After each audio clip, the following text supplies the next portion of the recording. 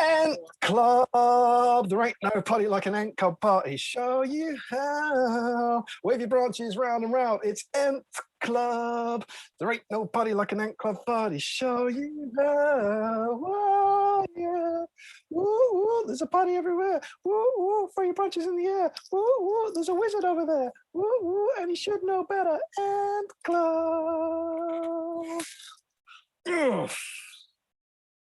Thank you.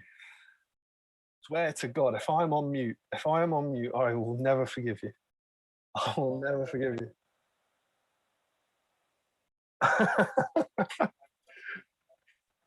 Well, that's the important one, if anything.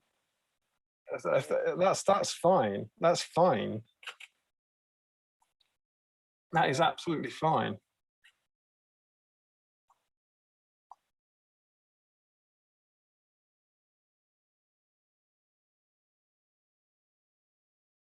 We're aware. Oh, I see. Of course, because they can't tell. Of course, they can't. I just realised Steve's frequently saying, everyone, that they can't hear you.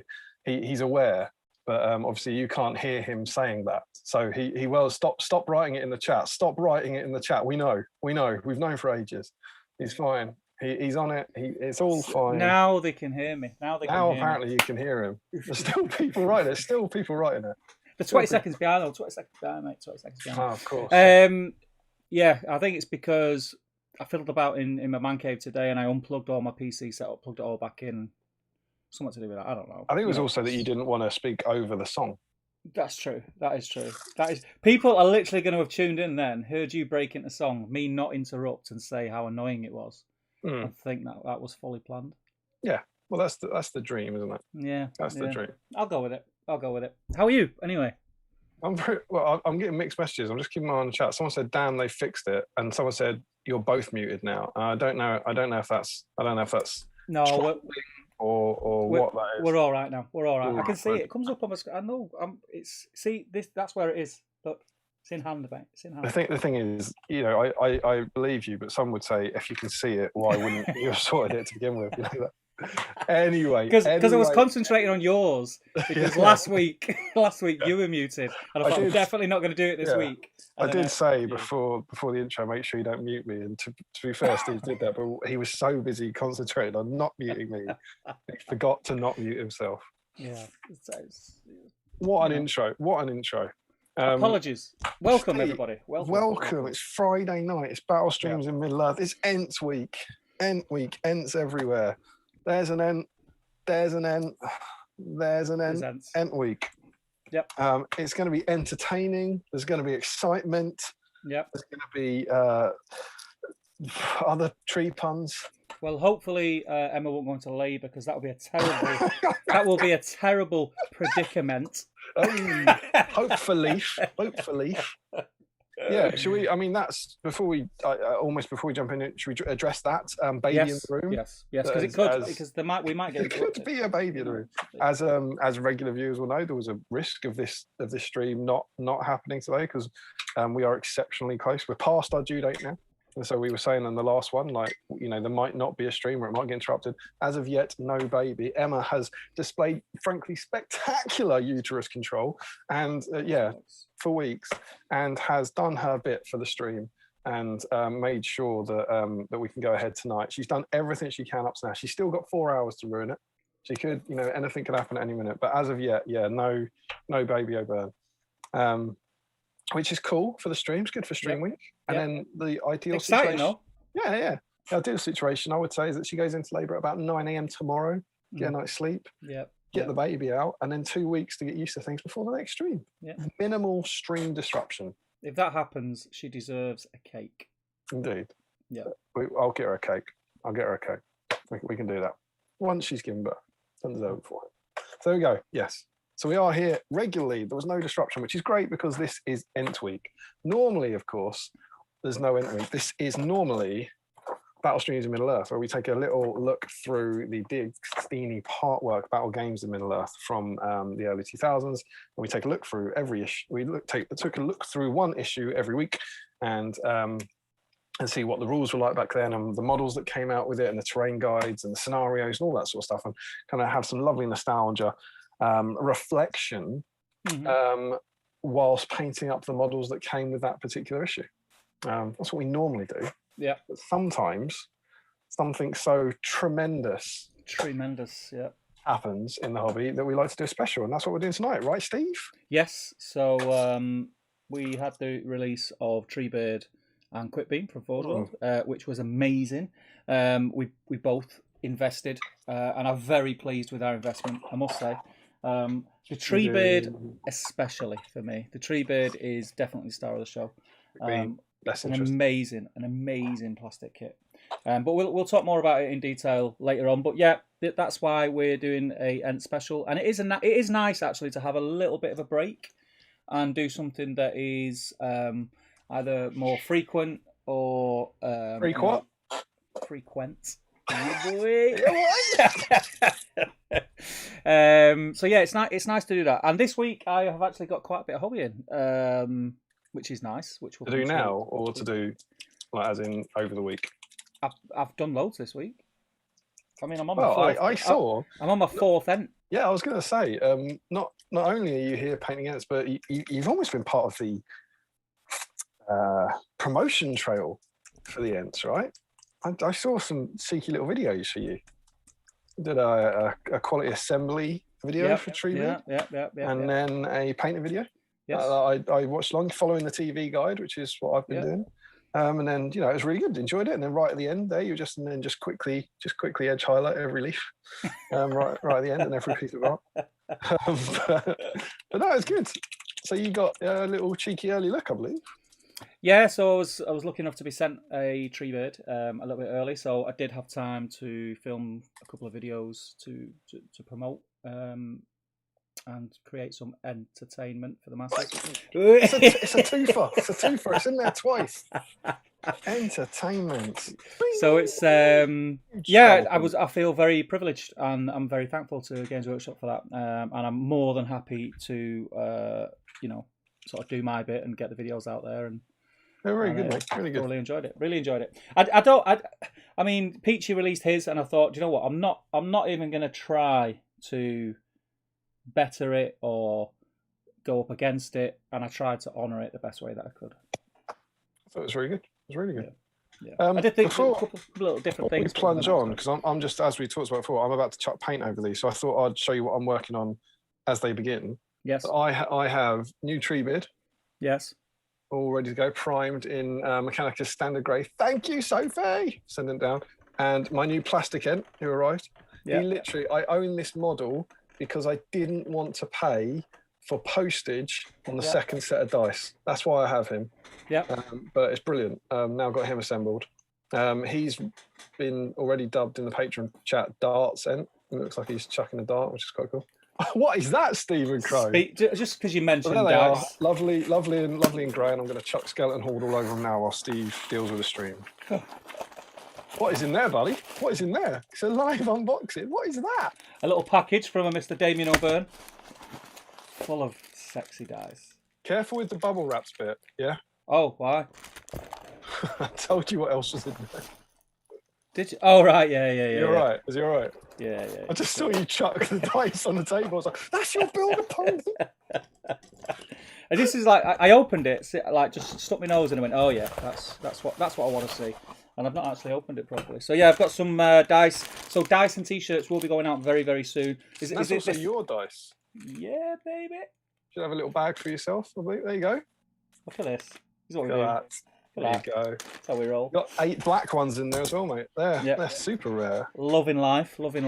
So yeah, anyone who is expecting a t-shirt and a double delivery of t-shirt and dice, they will be going out this week. So you should get those. You'll have them by the next stream. That's patrons of Valor or patrons of Legends. Yeah, and they do come with a caveat that they must be worn on every stream night. That's. Do you feel comfortable making that claim tonight? Yes. Yes. I feel that TTG and B-Sim are like this, mate. Well, the best part is. Yeah. In actual fact, I did get the t-shirt from out of the wardrobe, my B-Sim t-shirt, and iron it and everything ready for tonight, but time ran away with me and I was in here cleaning up and stuff like that, and because I'm actually filming in here over the weekend. I don't know if you can see. Got a fresh table there. I've been shopping this morning. Oh, I saw that. Is that the board? Is that the that's just worktop? Is that the worktop that was on there? Fold-out table. It's just a fold-out table. I thought there was some very fancy-looking kind of marbled worktop that I saw there. Was that right? What, in the photograph I posted this morning? Yeah, on the trolley. There was like a almost black and white. Oh no, that's polystyrene. Polystyrene. Yeah. You can't use that for a worktop. Job light, mate. Job light. Call yourself a builder. So I'm going to be filming over the weekend, and I didn't have time to put my other t-shirt on, but I'll save it for a fortnight. I have time to put my t-shirt. Anyway, we're getting behind. I think you're already painting, so we'll come to the what have we been up to and blah blah blah later on. And I'll jump in the chat because. Well, I also just thought, does it not make sense, given what we just touched upon the patron thing, to talk about the super exciting special things for the patrons tonight? So tonight, I mean, have you got it to hand? Oh yeah. Yeah. Yeah, don't worry, mate. I got this. If you want to be my glamorous assistant, that'd be amazing. Yep. So tonight, patrons, we are doing a patron giveaway. And I mean, amazingly enough, we had 2 new patrons today. So they just snuck in at the last minute. We do have a patron scheme which helps us sort of make all this possible, buy dice, t-shirts, camera equipment for series which are ongoing at the moment. Fantasy Fellowship, amazing. Fantasy Fellowship's only happening because of the patrons. Absolutely. Love that new video, by the way. Love that. It's right up my street. Oh, the appendices one. Yeah, love it. I think I prefer that. I think the main content. Do you know what? I think it's because it's been that long that I've just not heard people talking hobby to me. Yeah, it was really good fun. It's just very nice to sit and listen to 2 people talking hobby and being really enthusiastic about it. It's really nice. The main thing for me on that, we might well talk about this later, but that was recorded in October, so that that looks new to you, but to me that's absolutely ancient, and it was really weird going back to it. And we've obviously done a lot more since then, but it's cool. Yeah, it was really good. I really enjoyed it. Thanks, bro. But yeah, we'll come onto that later. But what was I doing? I branched off. What was I talking about? The patron scheme. Patron scheme. So the Patreon make it possible for us to create the videos that we create. So ongoing series like Fantasy Fellowship and future series that we may take on, shall we say. So yeah, if you're interested in helping the channel out, please do check out the Patreon page. It means the absolute world to us, and it just lets us be able to do stuff that we wouldn't normally be able to do. So we're eternally grateful for that. And if you are a patron, tonight we will be giving away not only one prize, not only one prize, 2 prizes. So one of our patrons. More prize. One of our patrons tonight will walk away with Damian. What are they going to walk away with? 2 of our patrons, surely. Oh, you're splitting it? Yeah, I think so. Right, you see. Is the mega giveaway or something? I'm all about keeping 2 people happy rather than one person. Okay, peace man. 2 patrons. 2 people, yeah, I reckon. I reckon. And it adds to the tension, doesn't it, as well? Oh, that's true. So 2 patrons are going to win tonight. We have 2 patron prizes. One of them is Damian.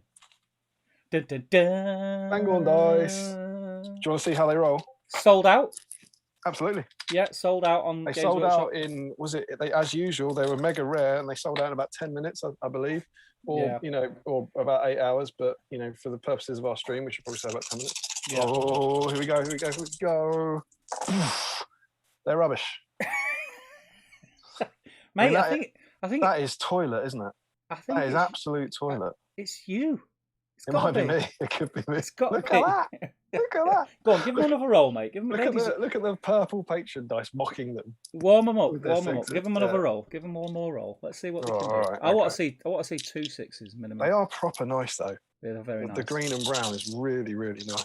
All right, here we go. You want to see 2 6s? 2 6s. I want. Do you know what, Steve? Because it's you, mate. I'm going to give you 3. Go on.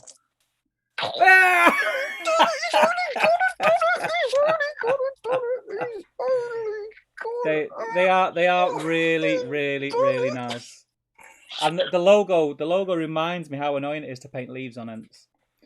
Really annoying. So one of our patrons will be winning the Fangorn dice set from Games Workshop, which Can I just stress, I've rolled mine there, by the way. I haven't opened yours.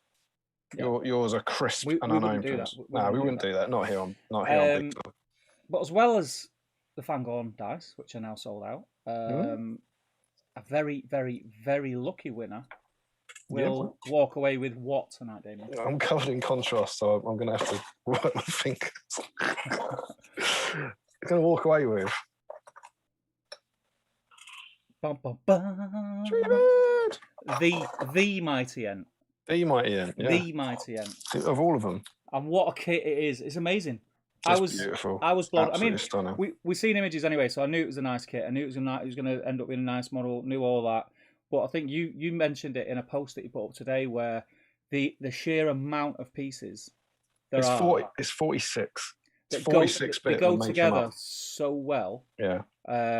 It's a work of art. There's no amazing green stuff on it. No green stuff at all on a 46 part monster. I can't understand it. It's crazy.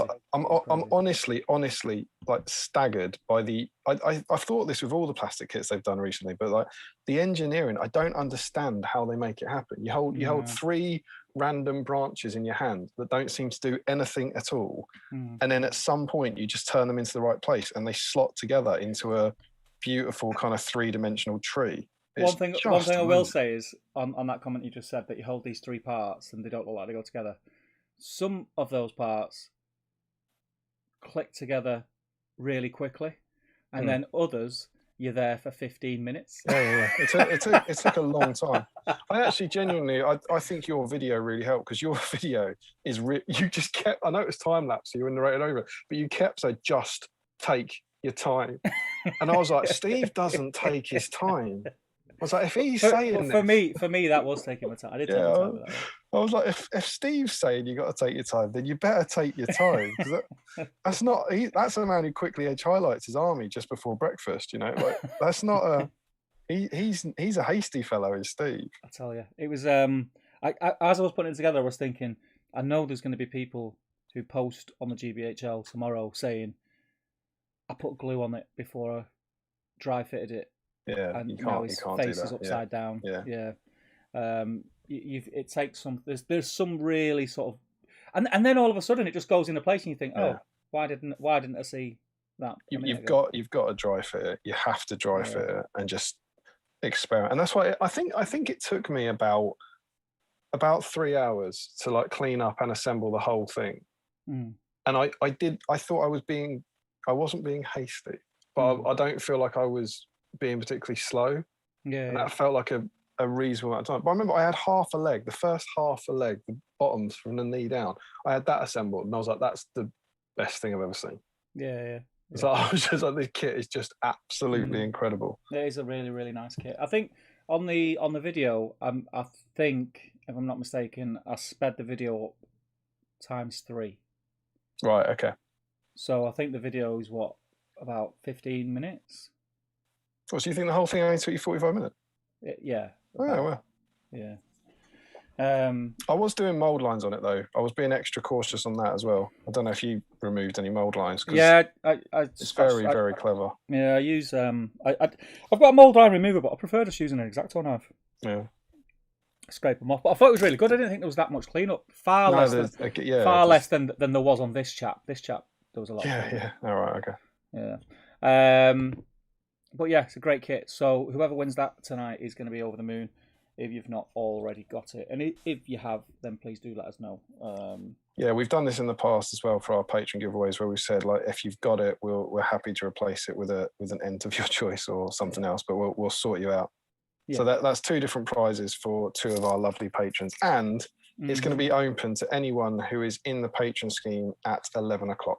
Yes, so there's still time. There's no pressure, but if you have been enjoying Battle Streams Middle-earth over the channel and you would like to join it, then join us. We'll keep an eye on that and we will add your names into the draw. And you could win tonight. It has happened before. It happened to Julian Hammond. Joined the patron scheme on the day and then won. I think that was one of the Christmas presents he won, I believe. Yeah, and then left. No, he didn't. And you also, like, we haven't really mentioned it, but possibly, I think what a lot of people say is the main reason is you get the community chat. It's just a Facebook chat. It doesn't sound that much, but It is just the coolest, most wonderful place to hang out, and we love that. And it's pretty much busy 24 hours a day. Yeah, absolutely. So I wake up in the morning. I mean, I get up early and I wake up early, and the chat's already started. Where does Treebeard's nose go? Does anybody know? Can anyone tell me? But yeah, it's really good place. I tend to read it more than I do actually chat in it. Like I'll just sit there and catch. If I've been at work all day, and I try and not check my phone when I'm at work because I'll get distracted. And I'll open my chat, and there's like 40 odd messages in that chat box, and I'll just sit, after work at home, feet up, and just read through it, and it's a joy. It's a joy because it is just really wholesome, positive vibes in there. It's great. Yeah. So yeah, that's worth the Patreon fee on its own, really. So yeah, good luck to Said the people behind the Patreon account. I think that has to be patrons who say that rather than us. It's worth double weight. Yeah, double. So that is our Patreon giveaway tonight. I am going to jump in the chat in a minute, and I'm going to fly through it. Trust me. But before I do, can I just say, as per usual, you will already know if you're a regular. But if you're first time in tonight, please do say hello in the chat. Just let us know. Say hi, first time in. I'm such and such from wherever you're from. And also, if you go on the Great British Hobbit League Facebook group, we do have a thread which is sneakily titled Battle Streams in Middle Earth Whip Thread, funnily enough. Whatever you're working on whilst listening to us waffle on this evening, if you post pictures in that thread, at some point this evening, we'll visit that thread and we'll get the pictures up on screen. And yeah, that's how you enter into the normal giveaway. You what? I seen it. Do what? What? Show you what? What? Enter. You said enter. Oh, did it? Oh, yeah. That's how you enter. There you go. The usual giveaway to win a one of these bad boys. Purple ones. Can we hang on. Not purple ones, you're drunk. Oh, black ones. Yeah, that's what I meant. Let's do it. What are we going to get, Steve? How many are you rolling? Just the one. Oh, just the one? Six, yep. Mate. 6, mate. Oh, does it count as a 5 on top of another dice? A 2, much better. There we go. Should have stuck with a 5, mate. Battle Streams in Middle Earth, black dice. Point might. Yeah, so you get the chance to win one of these very exclusive dice. Money can't buy these dice. If you are on topic, so if you are painting an Ent tonight, you will be entered into a draw to win a Battle Streams. You'll be what? Dice. You'll be entered. All night long. It's going to be long. All night long. But don't worry, if you are not painting an Ent, still please do let us know what you're painting, get the pictures up there, and we will, like I say, we'll come to it later on in the stream and have a look. So yes, say hello. Say assembling as well. Yeah, I'm not sure if you tell them, like, if you're working on your new tree. Yeah, working on it. That's fine. Yeah, we're that's what we're about. We're hobby, aren't we? It's not just specific. This is meant to be the kind of celebration of the new Ent stream, isn't it? So we're hoping that lots of people. We're hoping that loads of people are going to be working on quick beam or Treebeard or an old plastic or metal Ent or whatever you want, really. But if it's Ent based, but not Merry and Pippin. Not Merry and Pippin, unless they're on Treebeard, obviously. Yeah, you can obviously be working on them as well, but they won't get you in. Merry and Pippin get their time in the sun in a couple of months. Yeah. So that's how you enter, and that's how you let us know what you're working on. And it'd be great to see some of your work in there later on. Tonight, I'm going to quickly scan over our usual formalities. Tonight, I'm drinking Moretti as per usual. Damien, you have the 1 beer this evening, just in case. I do. I'm on my 1 beer limit. Just in case something happens. I may have to fly to a hospital. Yeah. Snacks wise.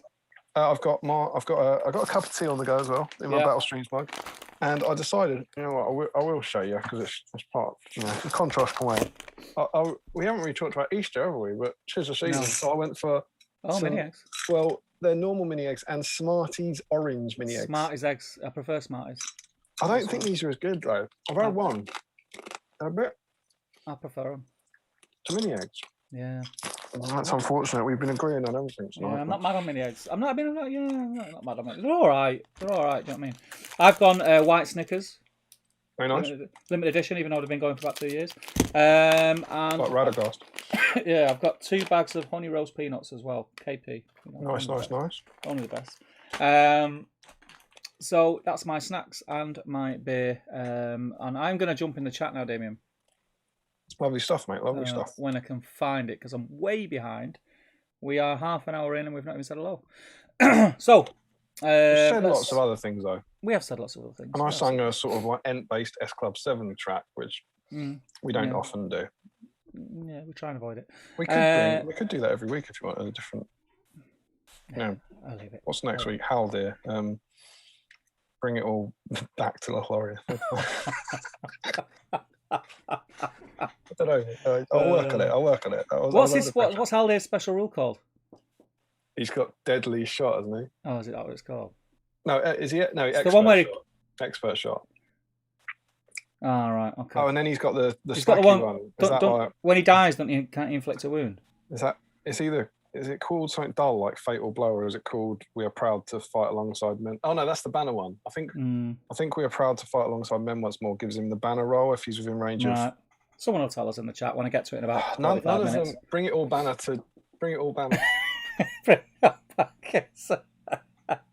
I was going to have a drink while you think about it. We've got 2 weeks. It's fine. 2 weeks. We'll think of something. Right, so Green Tree is in. He was first in. He says hello. Joe Holzman is in. Scott Newman's in. Dan Collister is in, as always. Dale White, one of our new patrons, is in. Welcome, Dale. It's absolutely amazing to have you. Hajinder Singh's in. How are you doing, Hajinder? Dylan Patel. Nathan T. Mr. Macklin's in. That beautiful, beautiful man. What a man. What times we are alive. Larry's in. We are lucky to live. Think how many thousands of people have lived in this world, not in the same era as Thomas Macklin. I know, it's a shame. It's a shame. Larry Miller says he's just started watching a 10-minute video because he knew that we were always going to be 5 minutes late. Rude. Remco says, evening lads, no Ents for me. Maybe in the Ent, I will buy one. For now, I'm here just for the entertainment. Yeah, boy. Yeah, Reese Taylor's in. How you doing, Reese? Max Mallison. This is up, guys. Aaron Garner's in. How you doing, Aaron? Zalfine Girl's in. Ashley Fisher's in. Frederick's in. Tremendous excitement. Yes, tremendous. Sadly, my tree bird is not there yet. Oh, that's Frederick, isn't it? Yeah, sorry, man. I'm going to apologise in advance. I have got. I keep burping. It's this. It's the Ent juice stuff. It does sound a bit when he burps. It sounds a bit Entish to me. I'm not going to lie. It does sound a bit Entish. I'm on theme anyway. I'm on theme. Colin Higgins, hey all, first time I've been on the stream this early. May be a bit hasty. Never too hasty, man. Never too hasty. Michael Brayer's in. Welcome, Michael. Paplock's in. Good to have you back, mate. It's been a while. Absolutely. E. Whitehouse is in. You wouldn't want to miss tonight's stream. Yes, Ian. Yes, Ian. Do you understand? Magnus Ripagutu, is it? Ripagutu Vaike, I'm assuming that says Magnus. Please correct me if I've just butchered your name, and I do apologise. Greetings from Norway. Painting supply markers for a Destroy the Supply scenario tonight. I'll get to Treebird eventually. Oh, nice. yes. Solid Ent puns. Oh, good. Al Mullins in, he says, even on no Ents for me tonight, but working on Gandalf the Grey. Good man. Paplock says, it pines me to say it. Yes. But I've had it with all these puns. Joe Kelly's in, says, good afternoon from the States. Hope everyone is doing well today. Welcome, Joe. Thomas Sherlock's in. Nathan T. He says, okay, enough is enough. It's not. Oh, okay. Well, I mean, given that these were all before we started talking, they're going to enjoy it in about 10 minutes' time, aren't they? David Sheridan, he says, what reseller says he's got a tiramisu. This is amazing.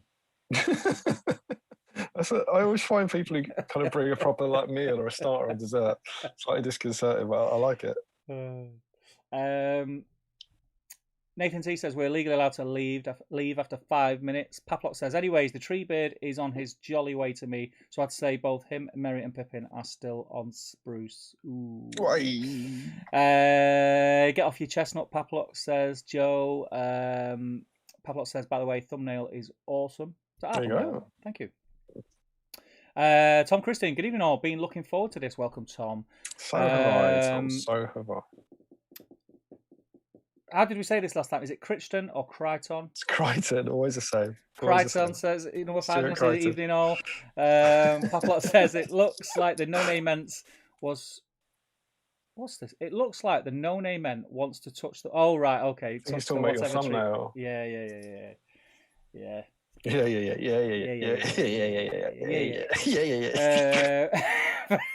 Frederick says, "Don't be hasty. A wizard arrives precisely when he should know better." And Pavlov says, "And Quickbeam is really shocked by this action." That's what I was going for. That's the look I was going for. Stanners is in. He says, "Evening all." Joe Kelly says, "52 people waiting and watching." I live and breathe. Attacks like these guys have trained well. These guys have us trained well. Green Tree says, "Cat here, Steve." Well, is everyone going to be screaming at the cat here? Steve, you're muted, mate. Aaron Garner says, "WTF?" Thomas Short, Steve is silent. Frederick says, "Steve is muted." Harry says, "No Steve audio. Sadly, we can hear Damian." Stop saying. That's because Harry wasn't born when S Club 7 were around, so he probably didn't know what was going on. Nathan T says, "Damian's background is the weirdest maternity ward I've ever seen." Crichton says, "Please stop." Dave says, "Speak up, Steve." Stanners is shouting at me, "Steve!" Exclamation mark, exclamation mark, exclamation mark, exclamation mark, "You're muted!" Exclamation mark, exclamation mark, exclamation mark, exclamation mark, exclamation mark. Frederick says, "No, Steve is on mute." Steve is on mute, says Remco. "Steve, you're silent, mate," says Thomas. "Steve, unmute, mate," says Jonathan Phoenix. This is when I was screaming, we know, stop. Mitch Romes says, "Evening all." I'm assuming that's Stu. Joining us live. Stu. Is that Stu? Yeah. It's definitely Stu. Is it Stu? Yeah. Unless someone's hacked his account. Yeah, because he's like me. He's got 8 accounts now, hasn't he? He's got about 17 channels. So all for tax reasons, I reckon. Yeah, definitely. Yeah, Stu. I believe it's the first time we could catch us live this year. So we're very happy to have you in, mate. Welcome, my friend. Frederick says, "Cat here, Steve." Keep saying it in the chat, says Stanners. Steve, start singing, says Jonathan Phoenix. Dave McSherry says, "Damn, they fixed it." Nathan C says, "You're both muted now, you rotten." Yeah, see. He's causing trouble, is that one. I'll go through all the stuff about not being able to hear me. Luke says, "Evening dudes and dudettes, Ent Club, big tune." It's a big tune. It's one of the biggest hits. Tune. Some of the biggest tunes. Dan Collins says, "Goes to show you should be careful what you wish for." Stanner says, "Stream is worse now. Just want Damian." Hey, come on. There we go. No need for that. I knew. It's always good to have Ben. We should give Ben a shout actually, because he was saying earlier that he was really annoyed. This was going to be the first stream ever where he's currently working on the thing that we would have been painting on. And then he was going to be out and he couldn't make it. But his plans changed to allow him to be in. It's an unexpected bonus for him. That's one of the best. Exactly. He's like loving life. Paplot says, "Fantastic hair, Damian. Who cut it in such a skillful manner?" It was my good lady wife. It was done for the last one though, wasn't it? Yeah. Yours is going to be. I've had mine cut again since the last one. Oh, really? Yeah. Embracing the. I'm wearing mine down tonight. Hot weather. So it was my good lady wife took the clippers to me. And she did a very good job. Cracking job, mate. She's all right, that one. She does all right. I mean, she won me over just by holding off. Absolutely. You know, she could have given you a crappy haircut. For the stream started building up, in the last few days, and I was like, I can't. But did she not take the opportunity, 5 minutes before stream, to come in and go like that to you, Damian? Well, we actually had the chat because yesterday was April 1st, right? And she almost kind of went, "There'll be no jokes about it." It's like it's not for me and you right now. That isn't funny because it's very, very real. And we kind of had a blanket ban on that. That could be a ruse. Could be a ruse. I mean, she could literally if she comes in tonight, she could be coming in to say you've left crap on the bed, or she could be coming to say we need to go to the hospital. It's really, there's quite a lot of tension in the room tonight. It's a good one. Thanks. Joe Holzman says, "Fiddled about in my man cave." Sounds like a euphemism. You'll never know. Dowie's in. Evening, gents. It's been a long time since I've caught one of these. Chaos begin. Just edited a video for the first time in a long time. Yeah, you've been a bit quiet, mate. You've been a bit like me, actually. It's probably just life, isn't it? Life's busy. Shout out to the Guardians of Wiltshire. Yeah, go and check them boys out. Paplot says to Stanners, the stream was bad with Stephen muted, but now it's Stephen worse. Hey, that's quite good. I like that. Fantastic tonight. Yeah. Dan says, Steve's wearing the wrong shirt again. I'm beginning to think it's deliberate. I know, yes. To be fair, listen, there's love. It doesn't matter which one I wear, there's love there. That's all I'm going to say. Yeah. It might be deliberate. It's definitely hurtful.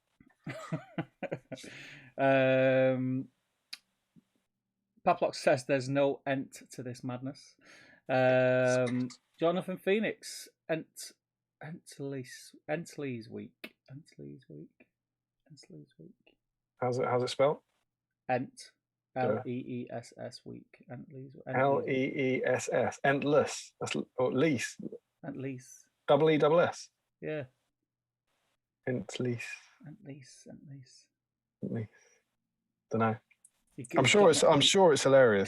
You got me there, Jonathan. You got me. Adam Davis says, evening to everyone. Nathan T, will there be an interlude? Wahey. Right. Could be a several-hour interlude, to be honest. Papot saying hello to Dowie. Frederick says, no ents here. Sadly, my tree beard is stuck in customs. Ooh, grim. Oh, the good news is that who was that? Frederick? Frederick, yeah. The good news is you might win another one that also won't be with you tonight. Yeah, that's true. I don't know if that helps. Larry says, great, I was afraid there'd be puns. At this point, I'm really sycamore tree puns. Sycamore tree puns? It's a good one. That's outstanding. That is a good one. It's even more outstanding. I've never heard it before. I don't think I've heard sycamore. Puns. Sycamore. That's like Tom Harrison's pun joke. That's next level. Yeah, I'd write that down. I'll write that down and split later. Throw it in a post-it. Dale Grove says... Look out for a top table video tomorrow morning. Yeah. What is it? The remix, the extended version of the painting guide is coming. Dale Grove says, good evening. I forgot to say. Sycamore tree puns. Dale says, good evening, gentlemen. Won't be on until later, but wanted to wish everyone a good start to the stream. Thank you, man. CB Miniature Studio says, good evening, everyone. Hope everyone is well. Paplock says, imagine not putting stream in this stream's title. Stream with a double E. Is that tree? I don't know. Well, it's got tree, isn't it? Yeah. It's not. You need to highlight. Double E. You need to do the capitals. You need to. You got to point these things out, like, to me. I won't say it. You won't see him. I'll miss it. Dexter says Estonian greetings, or clipping Mr. Treebeard out of his sprue as we speak, with a fang-on die in my pocket for good luck. Take your time with that sprue, my friend. Take your time. Look out for points 61 and 62. Yeah, we should say that if any. I know it's been fairly well publicised. If anyone is doing it tonight, there are 2 missing parts on the instructions. If you're using the paper instructions, make sure you download the revised PDF or ask someone. I've actually annotated mine, and they are on. Thought this might be handy tonight. It's on point 6B, which is Treebeard's right leg, is one of the mistakes, and point 8, which is Treebeard's right arm, is the other mistake. Yep. And it's basically that there is a part that on the diagram is already assembled.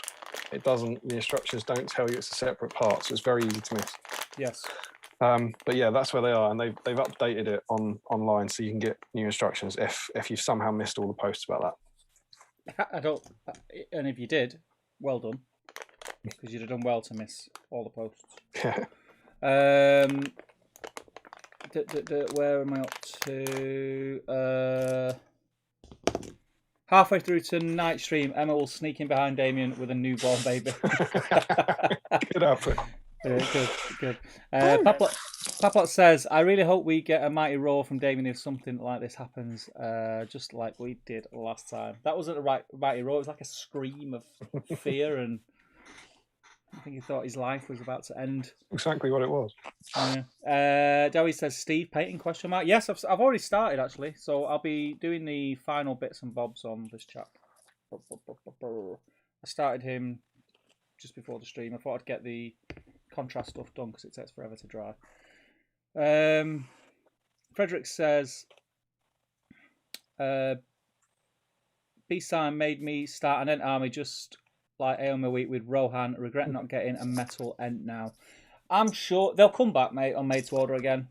I think we can safely say that. I think you'll probably be able to pick them up relatively cheap now as well because of the Made to Order. Yeah. Won't be like trying to get one 6 months ago. No. They were going for silly money, them ones as well. Like really silly money. Oh, I did mine. We haven't done a kind of what we did this week, but I had mine in that. I had the box. It's been sitting in cellophane for about 10 years, I think. Quite nice. I couldn't bring myself to throw the box away. And now, it's painted. Built, mate. Done it. Completely. Where are we? Jerry said, "What's happening, troops? How are we all? We're very, very well. Hope you are well." Joey says, "Quick dog walk, then I'll be back." Okie dokie. Found a video by some guy doing a Treebeard video painting like Warhammer TV, says Frederick. Belting video, that, man. It blurs the line between rip-off and homage. Yeah. It's a nod. It's one of them. He doesn't... All right, Squire. Paplock's,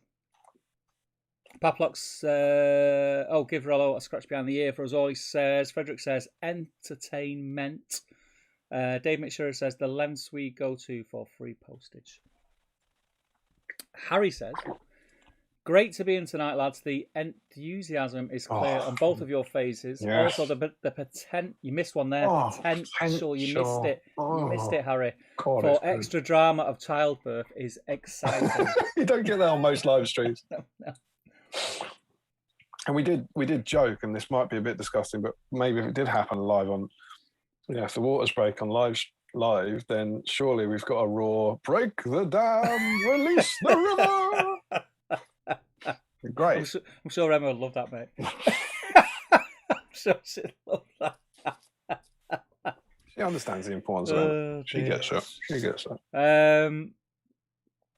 Paplot says, obviously, a child born during the End week will turn out to actually be Groot.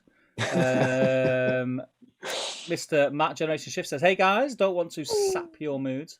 I ain't going to be able to with you quite yet. I walnut wait for me. I wish things could be different. Good. Yeah. But I'll be pine. Larry Miller says, I love that he's dropped in to say I can't be here, but here's a bunch of tree puns. Yeah, there's enough puns to. There's some pun credits. I'll keep you going. Yeah, that'll keep me going. Yeah. Larry says, "Is there a whip thread yet? Looking forward to seeing older Ents." Older Ents. Yeah, it's good. Yeah. It's good. It's gonna be a long night, mate. Dowie says, Paplot, turns out I went downstairs, shot the pup, and then he went back to sleep. Sophie Wilkinson. He's still here. He didn't go. The puns were too strong, but he kept him. Sophie's in. She says, evening all. How you doing, Soph? Sophie Wilkinson. I mean, I'm not sure who's involved in this, but we need to do a big shout out for the dice. The dice that didn't sell out. I mean, it did sell out, but hours later. Yeah. Awesome work to whoever was involved in that. Making sure that everyone got their dice. Wonderful news. Bit annoyed for us because we got an extra set because we were like, they're going to sell out, they'll be super exclusive now, we just bought them, so a bit disappointing from our point of view, but of course it's wonderful news that clearly whoever it is out there in the world, in the higher ups of Games Workshop, is listening, going, get them more dice. Yep. These people want dice. They love it. They want to buy them dice, just sell them the dice. Paplok says to Joey, lovely Pupper respects Masters free time. Mr. Dave Fredericks says, what up guys? Dave here. Lots of Ent business going on this week. There certainly is, and I've seen how much you've got on your desk. Do you see his Ent? Yeah. You see his tree beard? Oh, yeah, I did. Yeah. Dave's confirming when I hasn't seen. Go and check out. I think he put it in most of the groups. It'll probably be on the Shadow and Flame page, I imagine. But it's Treebeard the new Treebeard converted to be roaring when he sees what's happened to Fangorn. Oh, Ezra should know better. It's amazing. It is super cool. Well, Dave's super talented. Love Dave's conversions. Sexy as well. He is a little bit sexy. He is. Ian Whitehouse says, ain't that the truth? At a certain point, people are just They're not even puns. People are just literally changing words for end. Yeah. It's not like a pun anymore. It's just like totally changing. Just replacing words with the word end. I mean, I'm all for it. Dave said, it's almost a year to the day since I posted the Treebird April Fools. Who knew? Yeah, That's true. I was talking to Emma about that today. I was mentioning that. It's very, very funny that then we have it. That was the Hero Clicks Treebird. Yeah. That they've Nearly give me a heart attack. put onto a 60mm base and then put Warhammer Community in the top corner. Magnificent touch, the Warhammer Community bit. Naughty, very naughty. Very naughty, very naughty, very naughty. Crichton number 5 says, all these awful end puns tonight. We need to get to the root of this and just leave it alone. CB Miniature Bait Studio says, I think you got some dud dice. Yes, Damian always has dud dice. I don't know what it is, Damian. Is it the camera? Is it being on camera? Must be the camera. Yeah, must be. They get performance over Sophie says, I swear to God, Damien, if you tell the world those dice sold out in 10 minutes, I'm begging Rob to never ever do anything with Tariel ever again. Paplot says, Damien, the servant of Morgoth, was 666. That's true. That's true. That evil dice. Yeah. Larry says, that's an Oak K roll there. I was wondering how to phrase that. Dowie says to Paplot. Paplot says to Dowie, it's all about the usage of stroked. Any form of to stroke is plus 50 in lewdness. It's like a 1970s sitcom about a window cleaner or something there. I don't know what's on it. I reckon you could have been in that. I think I might. I could see you. I think I might have been the result of that. I could see you in Confessions of a Window Cleaner. What, love?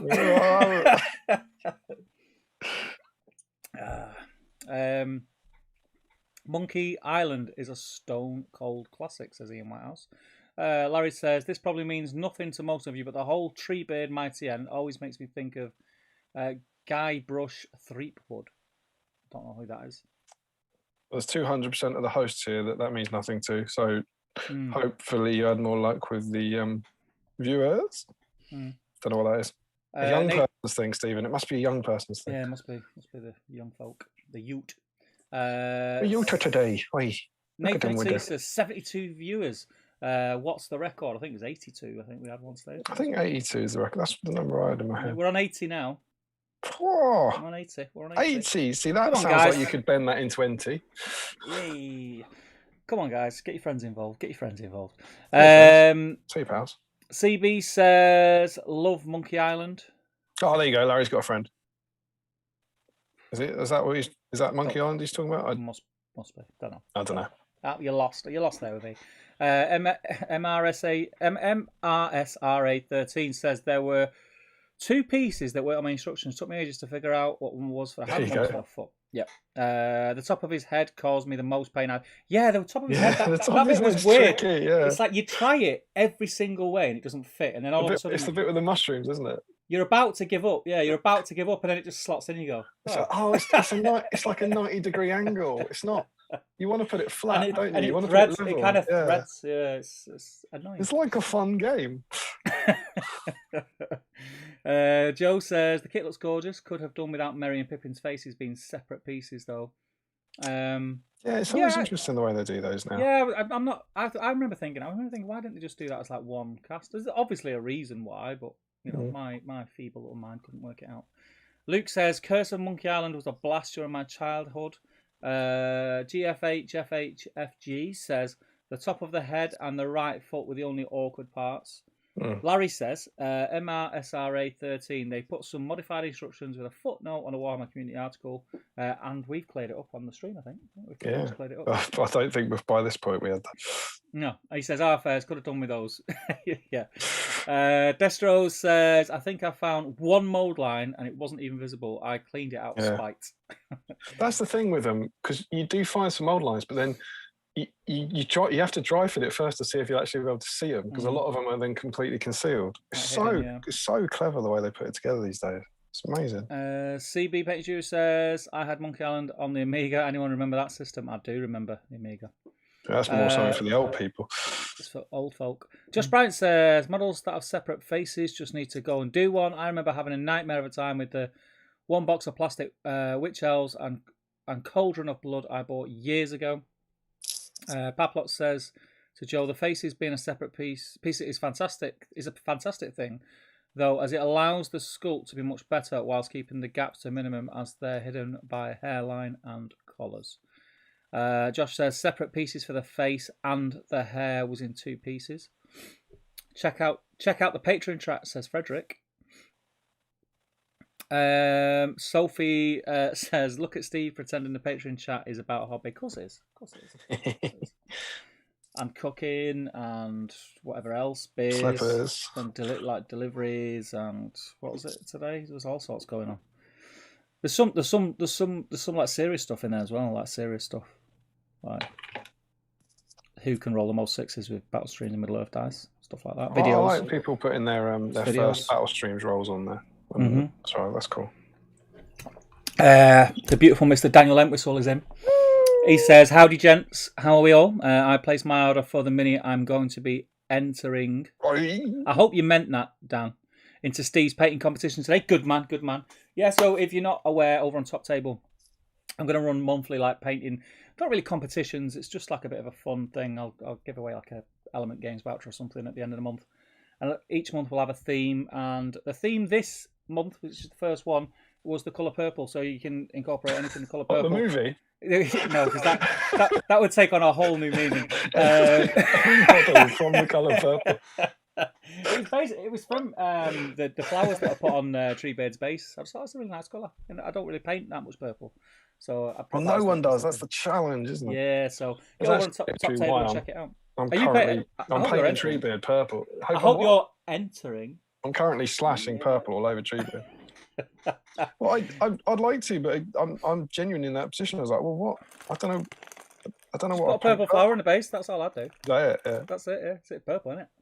Purple, isn't it? I'm unlikely to win. I shouldn't have said that in a stream with 83 people in it. 83? Is that? Oh, should we? Oh, it might be a record. I don't know. Well done. I feel like Larry knows. Larry will know if it's a record, but we won't find out for about half an hour. No. Ian Whitehouse says to Harry, can I check you have me as a Patreon? Your files never got added to chat. To Ian? Oh, no, he said it to us. Are you not in our chat then, Ian? Are you one of our patrons? I will rectify that this evening. Whitehouse? Yeah, is he in the chat? Well, this is embarrassing. If he's not in the chat, I'm quite confident he will have been messaged to say, you need to tell us which Ian Whitehouse you are. That's I know who it is, so I'm going to add him. On if you're not, that'll be why it is. Let me tell you, if you become one of our patrons and you're not added instantly, the reason is because we have to have spoke via Messenger to back to either me or Damian before when we put your name in, it comes up. Yeah, but it's also to make some people don't have. It's not obvious which one they are for their name, and so we can't just add the wrong one to the chat. So I always ask people to message us to say so that I can see which profile it is. Yeah, because I get it off the picture. But I've just added you in, so you are in now, my friend. Enjoy. Green Tree says would love the Treebeard as I haven't got my hands on one yet. Definitely worth being a Patreon. It's a great model. And the thing is, speaking of Dave being in the chat, if you have got it, you could try and copy Dave's. If you've got it already, you could just try and convert it. Do another one. Yeah, do it. Do another one. Stu says, I'm old enough to have played Monkey Island on the Amiga, Chris. How many patrons are there now, says Green Tree? That's 75. There's quite a lot. Like There's quite a lot.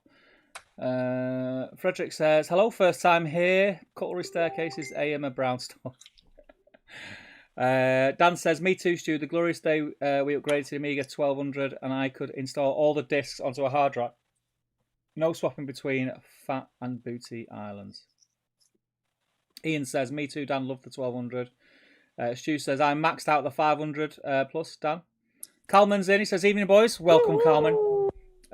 We'll actually, Calman, if you're still in, we'll actually be able to follow through on our agreement to get together and get a game in soon. So, we only planned it a year ago. But yeah, we're getting there. Looks like we have a little bit of light at the end of the tunnel. Getting there. Getting there. Frederick says, also, all the people telling you B-Sign dice roll toilet are fake news. My B-Sign dice roll just fine. Todd's Gamer Room, first time here. Hi from the USA. Welcome, Todd. Absolute pleasure. I hope you are not confused by us talking a load of gibberish. I wonder if you made it past the S Club 7 for a few hours. But welcome. More than happy that you have joined us in the chat. Sit back, enjoy yourself, my friend. Shannon says, Damian, I made Back to Treebird in time. Hey, I think that sounds like there's an end gag in there. Is that right? That sounds like I made Back to Treebird in time. I assumed it was to do with your song. No. Back to Treebird. Oh wait, it's not Bark, is it? Bark's it? Not. I made Back to Treebird in time. I made Back to Treebird. So maybe it's just a typo saying that he did make it back in time to do it. Maybe. I'm munching on nuts, so I do apologise. It's a wood joke, isn't it? Let me have a drink. These nuts are try. Got a nut stuck in my throat. Dan says we had a 500, 600, and 1200. Loved the Amigas. This Peter sounds Freeburn. like the patron chat now. This is what the patron chat. This is what you got to look forward to. Peter Freeburn, evening all. Tree puns out in force. Yes, they are, Peter. Peter Freeburn, is that your first time in the chat? If it is, welcome, my friend. Welcome.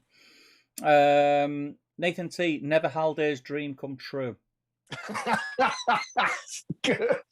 Never held a dream come true. That's it. Nathan smashed it. Oh, never held I can't believe. Come true. I can't believe that we are only there. That is great. Because we asked that question about an hour ago. Yeah, but don't worry about that. Worry about how good Nathan's answer It's solid. is. It's solid. It's a solid one. You know, everyone's due a good idea once in a while, aren't they? That is. Oh, I like that. Jake Winnett, howdy. The stars align for me to finally catch one of these live. Welcome, Jake. It's an absolute pleasure to have you. I keep getting all these. These are not like orbs, by the way, floating around my camera. It's dusty in here today because I've moved everything. It's a ghost, my friend. A ghost. Can you see the orbs? Can you see the orbs? Oh, are they the spirits of dead people? No, they're just dust particles with the light reflecting on them. Are you sure they're not dead people? Yes, I'm sure they're not dead people. Frederick says, let's fly through the chat. Starts Halday discussion instead. Standard. How their dream come I was just about to say, I hope this doesn't jump now. And what did it do? Bloody jumps. Right. Who said that? Frederick? Let me find. I believe so, yes. Let me find that. I'm trying to fly through. I'm trying. It's all right. We're golden, mate. We're all right. Found it. Tim McKnight saying hi, Tim. He says, McKnight. hello. I'm here while the toddler naps. Fingers crossed. Happy birthday, Tim. Tim's birthday. It was April the 1st. Happy birthday. Or was that April Fool's? Well, is it even his birthday? I bet he hasn't had that all his life, Steve.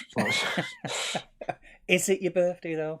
Is it even your birthday, though? Do you really birthday, bro?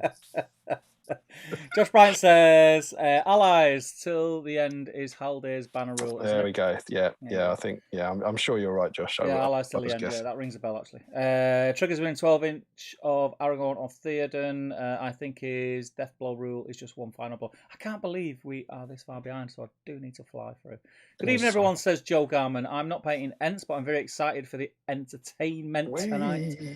Working on an old metal fell beast that I'm looking to put a conversion on. Nice. Make sure you get that in the Facebook. The good news is, Joe, you're definitely the first person to use the entertainment pun. I don't think he did. I just emphasized it. No. You're just changing. I'm allowed. I'm one beer in. I'm allowed. I'm one beer in. I love it. Oh, that's dead. When I start doing my deep dive into Tolkien's lore and stuff, this is going to get. I think people might be quite upset. You know, bring back the end puns and the S Club 7. That's good. good. That's good. It's tasty. Nice beer. Tastes like beer. I might crack on my beer. Have my one beer. Happy Friday, mate. Happy Friday. Cheers, man. This is definitely Damian? categorically. Oh, which way am I going? Am I going the other curtains? one. Curtains. Yeah, hang on. Let me put it down. Ready? Curtains, yeah? Yeah. 1, 2, 3. Hey. You didn't move your beer. I did. You just banged your other beer into it. Oh, for frig's sake. You ready? 1, 2. What bangs it on? You didn't say 3. You didn't say 3. It must be a southern thing that you actually wait till when you count to 3, you say this. Are you ready? Are you ready? What are we doing? Are we 1, 2, 3? On clear? 3. On 3. Okay, on yeah, 3. sure. All right, ready? got you. 1, 2, 3. There you go. I mean, you went too far, but always the same. I'm off to YouTube to watch it.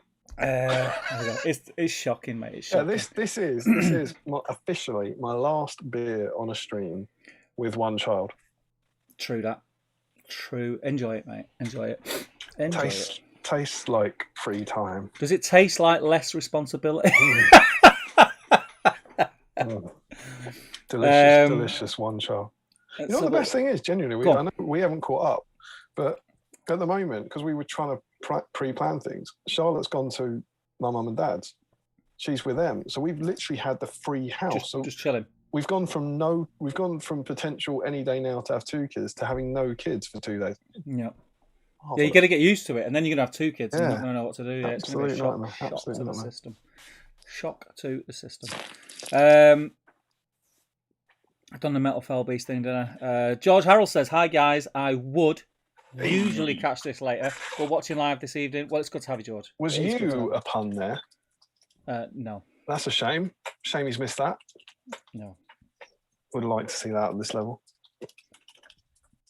I've got that Ent juice. Ent draft. Ent draft. That's the one. Yeah, Ent juice is something completely different. Get some Ent juice in. Oh, it's tasty.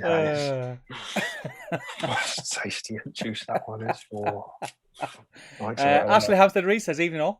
Great to hang out and hobby with you tonight. Sadly, I'm not doing any Ents, but I'm continuing with AMA. Keep up with the Ent puns. 78 viewers a moment ago," says Nathan T. I think it's a risk. It's Poplar tonight. Poplar, that's good. Poplar, I think that's the first we've heard of Poplar tonight. Says CB Minch Paint Studio. Nathan T. Help. Alternate Rohan Raw Guard shield colours. Already have green, red, and purple. Purple? Oh, shit.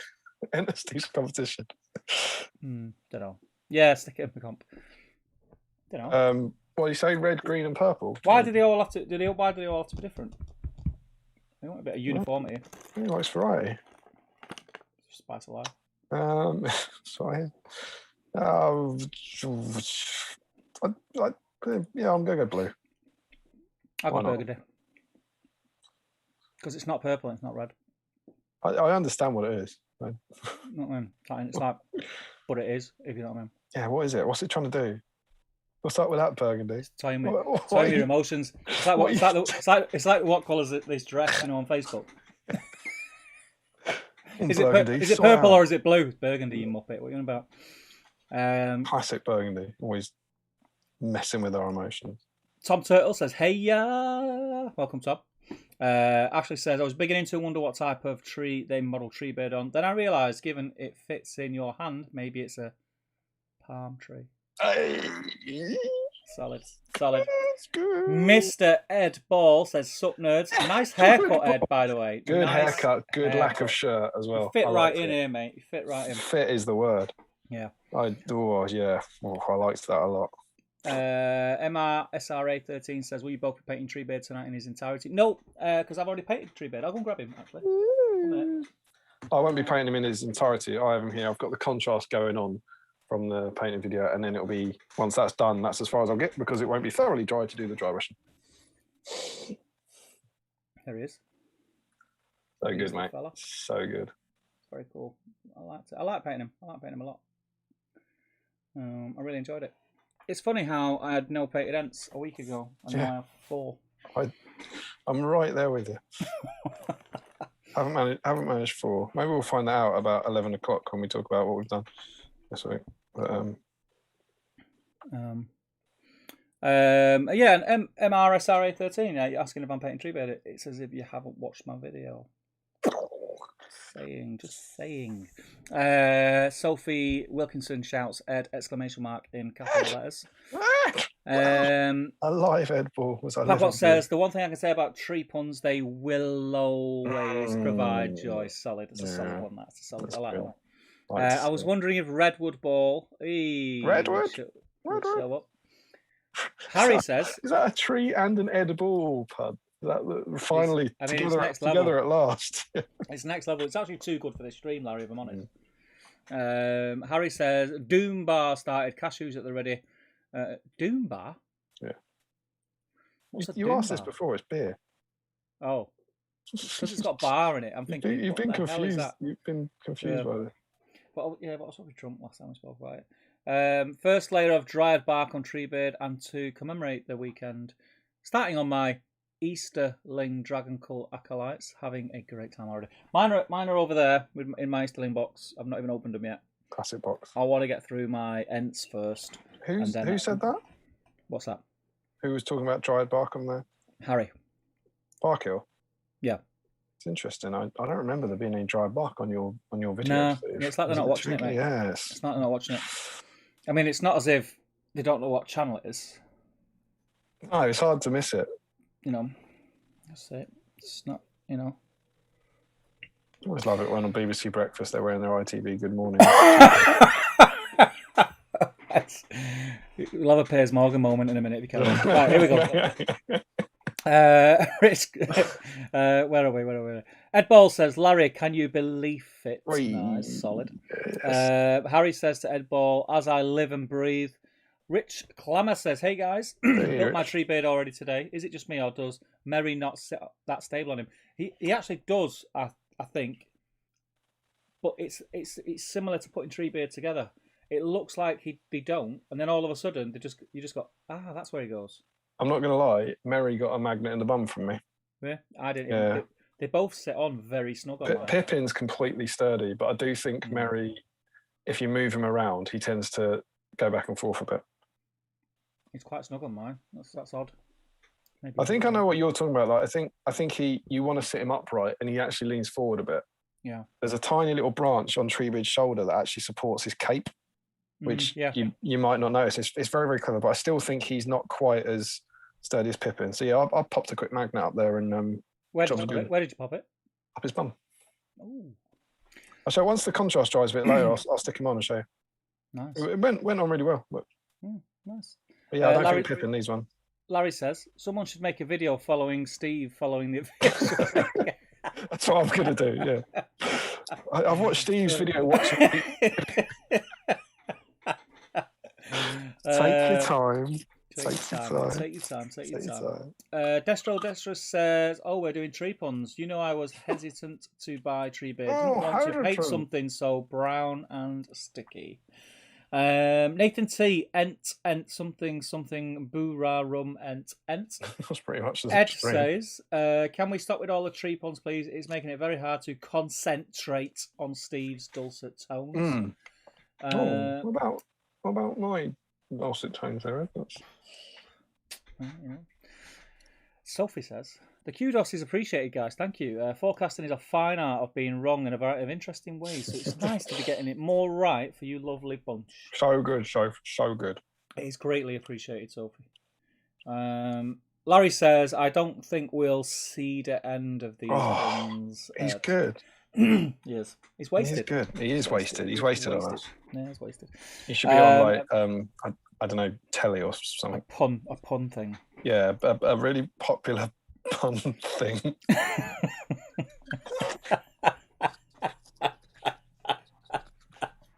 That's absolutely where he should be. That's absolutely it.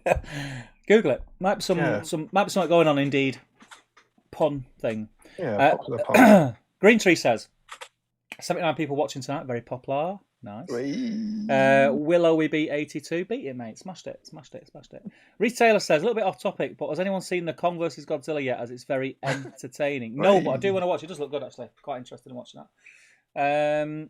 Did you Pay $15.99 to watch it, Reese. Solid. Oh. I did. Was nothing on Netflix, Green Tree. Ed Ball shouts 83. 83. We think might be It might be a record. A new record. I didn't even bring a party popper. I didn't bring a party poplar. Eric LF, long-time lurker and commentator, first time out watcher. You gents are the best thing on the tubes. Love the content. Boom. Thank you. I think, did you write a really, I'm think that username wrote a really nice comment on the latest Fantasy Fellowship video, I think, as well, saying similar. So thank you. That is lovely to hear. And it's great to know you're enjoying the content, and it's lovely to have you here. I mean, it's amazing that anyone enjoys watching us, but thank you, man. It's pretty mind-blowing. Happy Good Friday all, says Joshua Scosbury. Gandalf may have fallen, but he will rise again. A mix of religious views and middle earth. It's not on the third day, though, is it? It's the fifth day he comes back. I need a drink. It's always good to have, Jesus and Middle Earth together. Ed Ball, when he shouted 83 at us, yeah, he now says, AKA, yeah, 83. 83 is good. A tree. Dan says, purple flowers cheating. I bought bloody Forge model just to paint purple. Cheek. That's good. But Dan, if it appeases you, I will be painting purple on my acolytes. Very nice. I'm thinking purple and black for those guys. Steve looking bamboozled as usual. Yeah, boy. That's all right. So I don't think I'm too proud of. Yeah, man. I don't know what's going on. Let's blag my way through life. Crichton says 84 now. Did we hit 84? I didn't even realise. What a time to be alive. Fantastic. Eric LF says, Petty Mordor Orcs, for your information, started a bunch of battle companies during that specific stream and have a little backlog. Whoop. Log is good. Yeah, it's good. Right, it's I need to scroll, but every time I scroll, it jumps. So bear with me a second. Is it good? Oh yeah. It's jumped. That's the sound of it jumping there. Larry Miller says, I do actually have plans for two more tree beards. What are you going to do? Turn into Thorin? That's 3 beard. 3 beards. Calling it. And I'm quite certain as well. That's right. That's why Larry's done that. He's getting 3 tree beards, so you've ruined his joke in about 5 minutes' time. He's cancelling his order. Ed Ball says, Patreon, how does one join said scheme?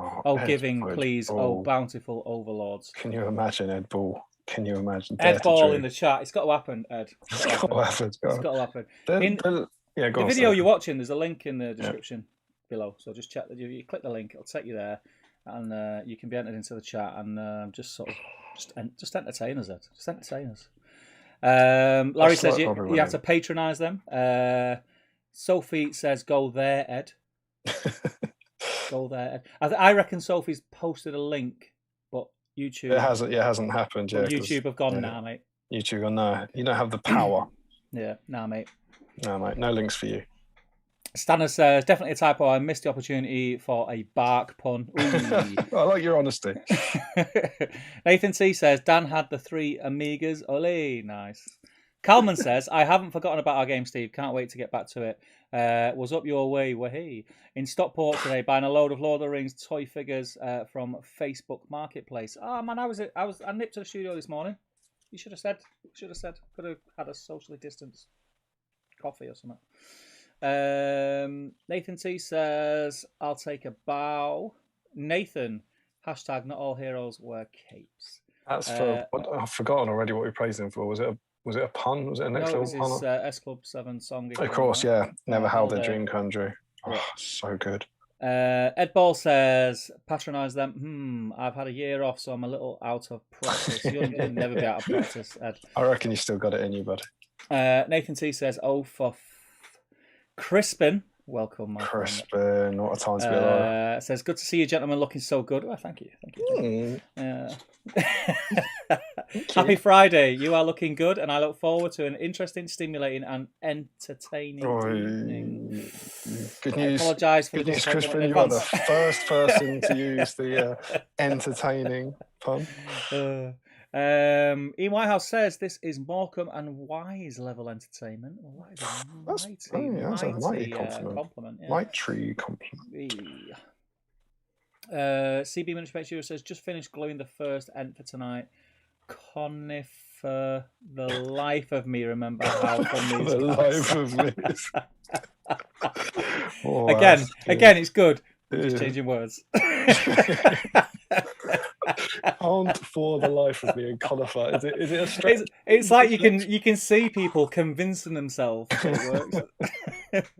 Ent juice makes you grow and grimace, says Nathan T. CB Miniature Paint Studio says, love how Damian shakes his paints behind his head. He looks like he's a Spanish dancer with maraca. That's become I do that intentionally now because someone said I always stare straight into the camera whenever I shake a paint on like early streams. So I do it for you people now. It's a gift. Keep it. Just don't say, do you like it when I look at you when you do it, and we'll be all right.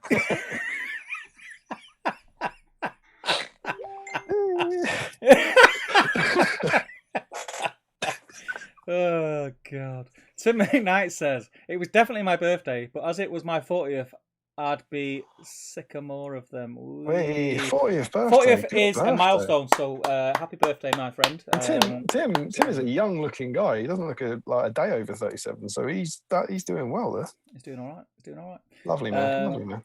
Dave says, I think we're all in for a good night. Nice. Solid. Hamish Gentles is in. He says, hello, chaps. Hamish, you're late. Where have you been?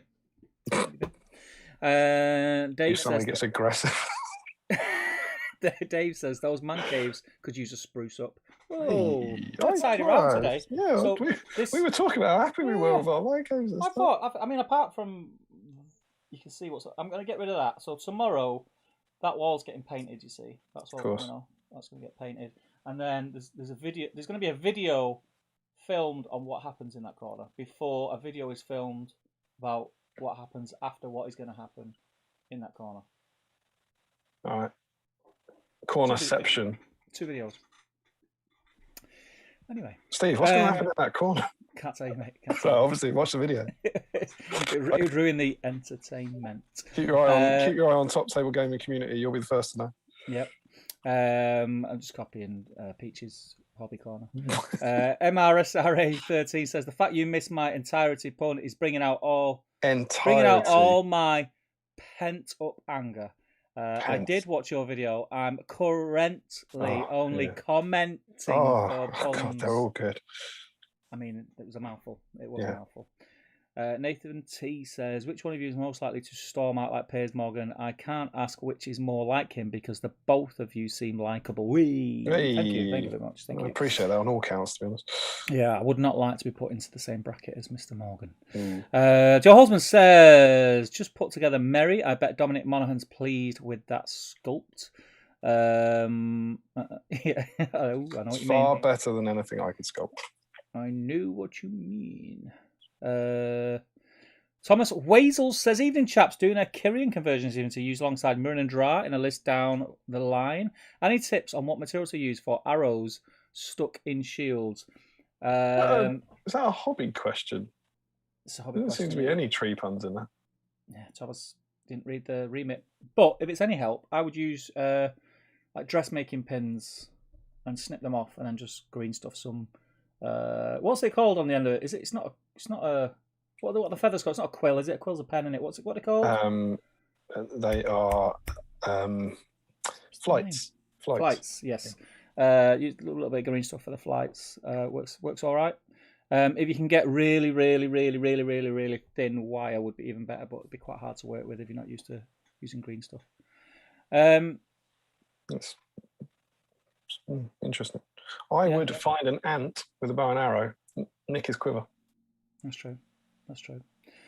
Reese, Damian, Steve, what do you think of the new Old Dane and Thorin? I was wondering if they would come out. I think they're amazing.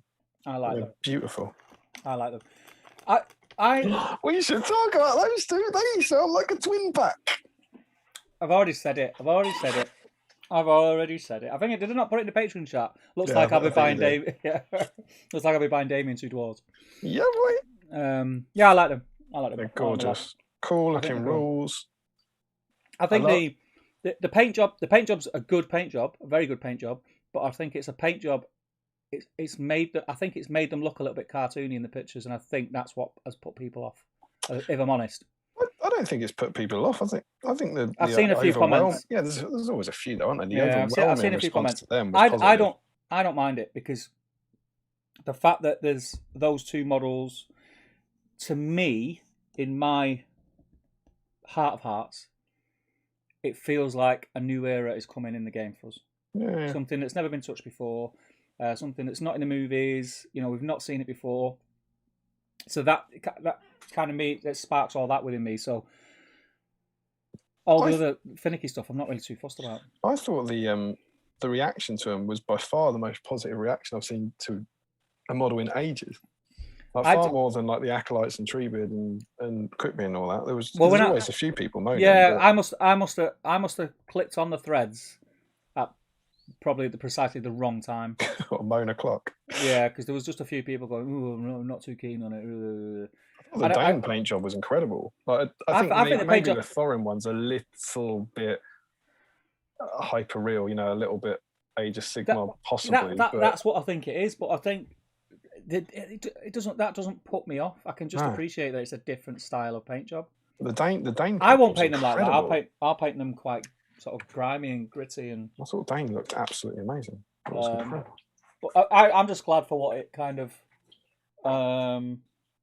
says. The rules are cool as well. Thorin's got a rule where he can, if he calls a heroic action and someone calls another one, he can change his heroic action. Can't everyone do that? No, it's really cool that he's got a unique rule. So it's good that he's got that. I think that'll be very, very handy.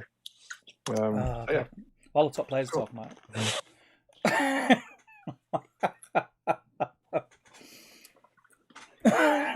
No, I think they're amazing. George, if you're watching, we're only pulling your leg. We're only pulling your leg. It was great. Do you know what? He took it. He held his hands up and he went, "I hold my hands up." Yeah. I got it wrong. Yeah. Which is quite rare on the internet. Let's be honest. It's quite rare. So a little nod to you there. It's very true. Absolutely. For anyone who doesn't know, me and Steve made a bet before about November time, October, I think, about when Treebeard would come out, and Steve said pre-Christmas and I said post-Christmas, and the bet was the next twin pack, to pay for the next twin pack. Do you know what my downfall was there? Making the ludicrous suggestion that Treebeard would come out before Christmas. No, I was right. But but let me tell you what happened, right? Let me tell you what happened. Okay, yeah, all right, yeah. There's a lot of people on the Tinterweb, right, who we're friends with. Yeah, all right. Some of them work at Games Workshop, and some of them like to see me being wrong. Some of them hate you, don't they? Yeah, you're so good. And they thought we've got him here. He stitched himself up. He stitched himself up, and they stopped the whole everything he had planned for Christmas. Yeah. They went, stop it. Delay the release. Stop it. Steve's better double pack from Forge World.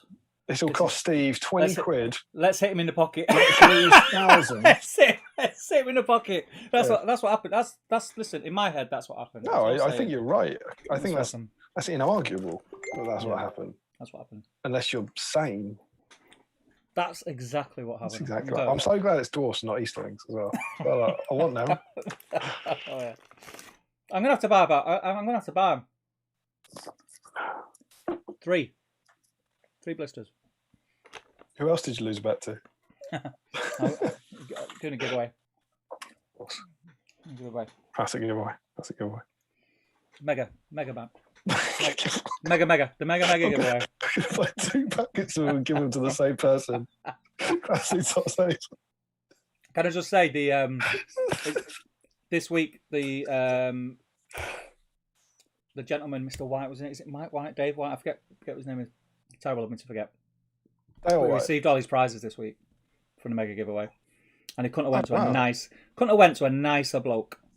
Him and his 2 sons are going to have an absolute ball with that. Genuinely, what did you do for shipping? I'm genuinely curious on that. Don't ask me how much it cost me to ship that, because it really broke my heart when I had to pay it. Yeah, I bet. But what? No. It must have been 2 courier, boxes, right? 2 boxes, parcel force.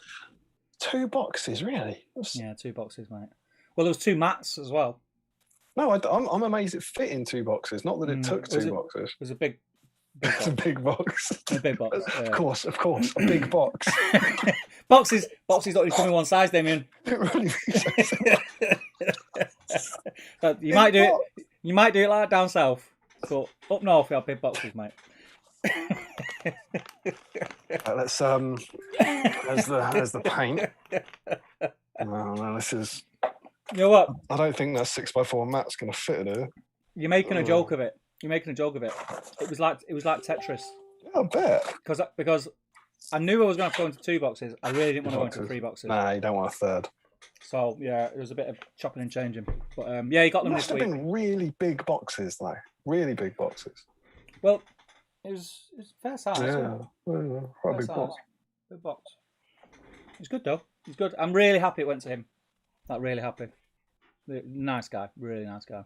You're literally you and him are the only people who think that. Everyone else is just unhappy that it didn't go to them. Oh yeah. No, I think anyone who yeah, it's weird that, mate. Anyone who knows him. Do you like it when I do it? No, not really. It freaks me out a little bit. Makes me feel a little bit ill. But yeah, well done to him anyway. Anyway, I need to fly through this chat, man. I've got 2 deep dives to go. I know. What time are we on for the first one? I think we said about 9:30. Jeez, it's gonna be a long night. It was Reese asking about the new dudes, wasn't it? Yes, in short, we love them. They're awesome, and they bode very, very excitingly and well for future supplements. Love it. Yeah. Larry says the trick is I have a tab of tree names up to work from. Harry says I ain't got any contrast paints, but you did a good job on the painting. It did leave, Of course, yeah. a comment on the assembly video, though. Sorry, I did leave. It was a deciduous watch. Nice. And yes, you did. Nathan T says, didn't bring a party popper. Are you worried the noise will start labour? Worried everything will start labour, Nathan. Al Mullins says, really enjoying painting my first MESBG mini watching the stream. Makes such a nice change from painting clones from Legion. Awesome. Peter Freeburn says, trio of tree birds. Nice. Yeah. Nice. Scott Whitefoot's in. He says, haven't got the tree bird yet, so I joined the Patreon in the hope of winning the Scott Whitefoot's become a patron? The lottery. Amazing. That's I got it, Scott. You don't have to put it in inverted commas what you meant. I know. That's amazing. I have to check in on that. Thank you. Nathan T says, that'd be good, wouldn't it? Yeah. Except to the patrons who have been patrons for months, they'll be fuming. Yeah. Nathan T says, a video of a video. Steve's gone full meta. Larry says, seems like Steve's cornered the market of videos about the corner. You're catching up, mate. You're getting close. Amy says, don't be so hasty, Mr. Crow. You are taking a very aggressive stance. Dan Collison says, I'm growing deeply worried about what's being filmed in that corner. A Stockport film. I am not in Stockport, my friend. Don't you dare. I mean, coming from Dan Collister, I know, who famously murders people, worried about your activity. AKA Dexter. I've lost my. Oh, no, just right. Fletchlings, says Joshua Bryant. Fletchlings? What was that in reference to? It's talking about the flights, or what I said were flights. Are they fletchlings? Yeah. Fletchlings, must be fletchlings. Oh, he knows his onions, Joshua, doesn't he? Yeah, he lives into all that stuff. Nathan T, it better be a live stream of the corner. Nope. Or sometimes flights, says Joshua Bryant. Joe Holzman says fletching. Dan Lear says flights are on darts, aren't they? Yeah, I know from darts. Joe Holzman says flights are in darts, isn't it? Stephen Devlin, even though I hope you're all hobbying this Good Friday. Yes, we are. I will be in a minute when I can stop working and start working on that. Joe Holzman says, I suppose darts are just tiny arrows, to be fair. Harry says, oh, sugar. Problem? Oh, sugar. It's jumped, mate. Right, it's not like we've been on mute for the last hour or something. As far as you problems, are not live. Is this stream? As far as problems go, jumping ain't the worst, is it? Harry says, it feels to me like a Warren Erebor supplement, which reminds me of a bet. Dowie says, yes. Dowie says, Steve, I did mean to ask Harry, did we agree terms? I honestly don't remember. I'm honouring the bet completely, but I can't remember if we agreed what the terms of the bet were, like what the prize was or whatever. What was the terms of war? Yeah, did we set a kind of twin pack or or whatever it was? Let us know. I truly can't remember. Dowie says, Steve, me, you, and Harry called it war in the north around the siege of Erebor. Did I call it? I can't remember. I ever did call it. Did I say that once? I don't know. Yeah, I changed my mind. Everyone said it once. So I'm not certain it's something that you were particularly screaming. You can't be certain. You can't be certain because I'm not even certain. It's not like when you were demanding that The Last Alliance was about to come out for 7 years. It was. That was another. That was another thing where they thought, let's prove him wrong. That's a great thing about futurists. They can never be wrong. It just hasn't happened yet. Nathan C says the response was overall good. I think a few people are wishlisting, which will mean moaning, but those people are foolish fellows. Cannot contain how excited I am for Dane and Thorin are best models ever in capital letters with a ton of exclamation marks, says Dan Collister. Yeah, they're so good. I think he's looking forward to them. Joshua Bright says, currently Amdur is the only model with a special rule that allows changing a heroic action. Hamish says, the way he shakes that paint pot, this footage shouldn't be allowed on YouTube. Sophie says, it's sweet that you think you're that special, Steve. You know I'm that special, Sophie. Come on. That's about changing the release schedule. I don't want to dampen your enthusiasm. That's what that's about, mate.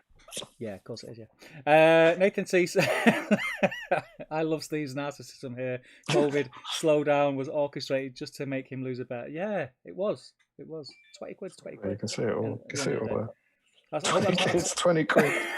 Imagine whatever higher ups do that, whatever managers at GW are setting that whole thing out on the schedule, and someone links over, yeah, but 20 quid's 20 quid. 20 quid, mate. 20 quid's a score, isn't it? Steve's got to eat. Man's got to eat, yeah. Carmen says, so pumped for the new Dane and Thorin. I've not been this excited for a new expansion yet. Well, Dane's, I think I'm right in saying Dane's Cal's favourite character. Well, certainly a huge one that he's very, very excited about. So I imagine that's mega news in the Steelsright household. He likes little folk with big weapons, though. Yeah.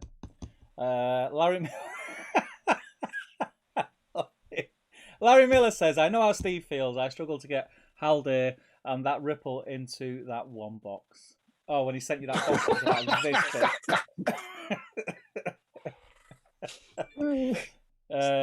Ed Ball says, Damian, sorry, I prefer your tones more sultry. It calms me more than Steve's sultry tones. Oh, thanks, man. So fickle, Ed. He's so fickle. Yeah. Oh, don't jump. Oh, it's jumped.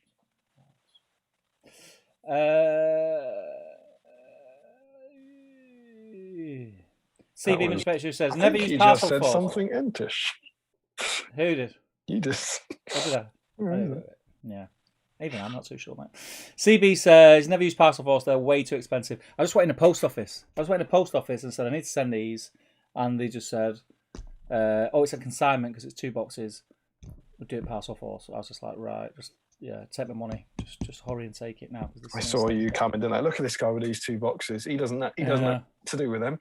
He doesn't want to take them home. Charge him anything. 2,000 a day, 10,000 a day. When they said it, I was like, oh, that stung.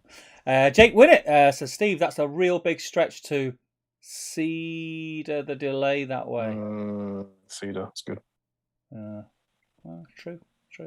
Ed Ball says, though Steve is due a good old lick soon. That's how we roll, mate. We have a thing. Nathan T, anyone that's creeped out by Damian's eye stare should sign up to Patreon. The off-week Zoom chats contain similar creepy stares with singing. Max Malus, first coat of contrast, almost dry. That's why I didn't do my contrast during the stream, because I knew that would take forever. What's the only downside to? Well, if you follow Steve's video, one way he does branch away from peach is you mix the contrast. You did all the contrast bits when they were wet, didn't you? But then obviously you have to let it dry for the driver. And I'm doing literally that now. I'm doing the same thing. And I'll do does this, Damien? Does this with the colours? Merge. Yeah, and it works well. Yeah, it does good. That's good. Oh God, I got a text from Emma. Max Malus says, first, on that one. It's fine. All right. Is it all right? Yeah, it's all right. No splash. No. Oh. Ed says, Damien, how can I get a copy of the world's best fanzine? I believe I'm missing issue 10. How can I do that, Damien? You can't possibly not know this. If you drop us an email on sbgmagazine@gmail.com, we'll get Tom Harrison, no less, will actually get it out to you. If you're only after one issue, Tom Harrison's posting single issues. I'm also, can I just celebrate? I'm up to date. I posted a bunch of magazines. Yeah. I have no SBG magazines to post for the first time since November. Feet up time. It's a glorious feeling. So if you've ordered from us prior to this week, your magazines are on the way. Nice. Great feeling. We're approaching 5,000, you know. That's mental, mate. We're somewhere around 4,800. That's mental. Crazy. Reseller says, what else do you think we will... I think you missed a word, so I'll fill it in. What else do you think we will see in the new book, Battle in Dale? Think we will get Bard's son and an Eastland character, but not sure what else. I mean, I think the I think there's going to be a bit. It's going to be a book, isn't it? So I think we're going to get a few new profiles. I think there'll be a couple more Easterling profiles, and yes, I think the fact that we've been teased the two dwarfs already. I'd stick another £20 bet on getting some more new good profiles and models. 20 quid, isn't it? Costs 20 quid. I think you would, because it's not here. I'm just trying to get my timeline right. He is. It's not. Is it him? I'm just trying to think in the timeline, isn't it? It's 60 years later, so it's not Bane, is it? I think it's Bane's son and his son, isn't it? Because it's Bane that dies. One of them dies and his son, but I can't remember if it's Bane and his son or if it's Bane's son and his son. If you think about the timeline, they're 60 years later. So it might, I can't remember the two that feature in it. I think it's Bane and his son. And what's his son called? Bard? Brand, isn't it? Brand, yeah. So it's either Bane, it's either Bane and Brand or Brand and I don't know, probably Bard or something. But it'll be, I'm it's a decent guess. If you get Dane and Thorin, you might get those two. I think that's a reasonable guess. I'd stick a score on it.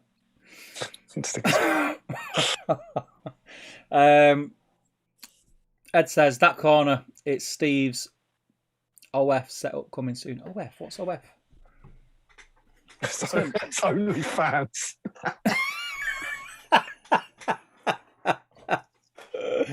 Oh dear. It's probably one of the only platforms I'm not on. CB says, metal, goddamn ents. Nathan T, a quick shout out for this week's Entmoot podcast. Damian was the second best guest, just saying. Oh, that was Nathan. I haven't listened to it actually. But yeah, Harry released the latest episode of his podcast. Go and check it out. Go Ent, check it out. Josh Bryant says, Bard's grandson, Reese. Yeah, hopefully a big Easterling character and King Brand and a Dale restored line to go with him. Maybe a Dale banner. Who knows? Nathan T said, did we agree terms? Damien pretending he didn't promise Harry a smile kit. Jake Winnett says to Ed Ball, only fir trees. Is that instead of only fans? It will be. Yeah. Perry Singers and he says, hi guys. Hi Perry, how you doing? Harry says, honestly, I can't remember terms. Twin Pack maybe. Couldn't even tell you which stream it was. We bet it. Sounds like he's backing out there, Damien, just saying. Julian Hammond says, evening guys. Looking forward to building my Ents and hope to paint it tomorrow. Harry says, and Dowie is right. We all agreed on Speak Friends stream at the start of the year. I think we convinced you, Steve. Maybe. A lot's happened. We need to get back on and do another one. Joe Kelly says, speaking of Legion, Steve, do you remember when I said on a past TTG chat that I was getting tempted to dive in?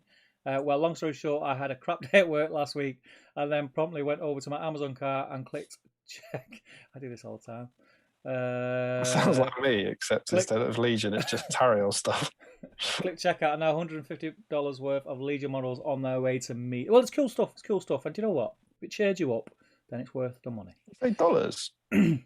Yeah. Does Joe live in America then, does he? Yeah, he said it before. Oh, that's interesting.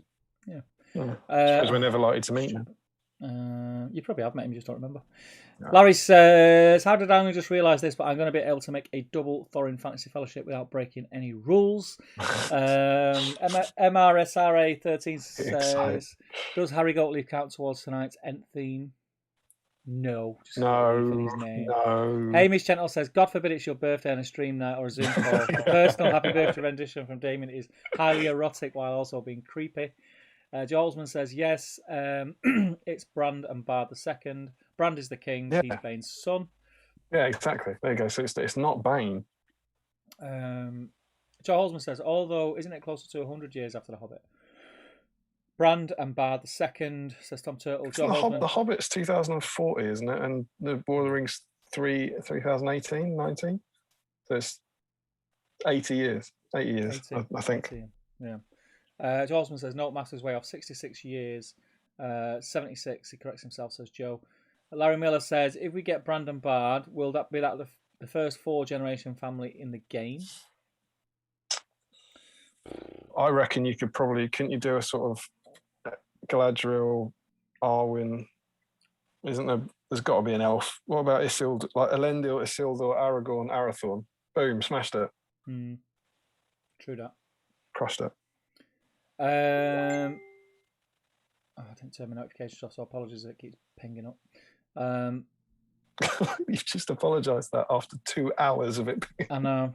Frederick says, think we'll probably be able to play Gimli as part of our Erebor army with the new supplement. And Reese says, Steve, if we get Blue Wizards, I will buy you a pack, mate. Make it a bit less painful when you buy Damian, a Dane, and a Thorin. Cheers, buddy. Tom Turtle says, reference upcoming supplement, was looking through the Eastern Kingdoms list and noticed multiple references to the Dragon Emperor in fluff. Possible Anarian style hint. Ooh, who knows? Could be. Joshua Bryant says, I think so. I don't think we even have a 3-generation family yet. I mean, I just smashed this in your face, guys, in your face. Nathan T says, generic comment to make Steve fly through the chat less hasty. That's brutal. Hamish Gentle says, don't we have Thrain, Thror, and Thorin, though, Josh? Joe Achilles says, Darren O'Brien, we met once. You're catching up, Steve. You're catching up on the chat, mate. Tom Turtle, do we reckon they'll repurpose Warriors of the Classic as War of the Ring era troops? Think it'll be great to get more use out of them, but the alternative wetter ones in the artwork look so sick. I really like those sculpts. I don't think they will. I saw some chat about this, but I think it's going to be Iron Hills, isn't it? Because they're not.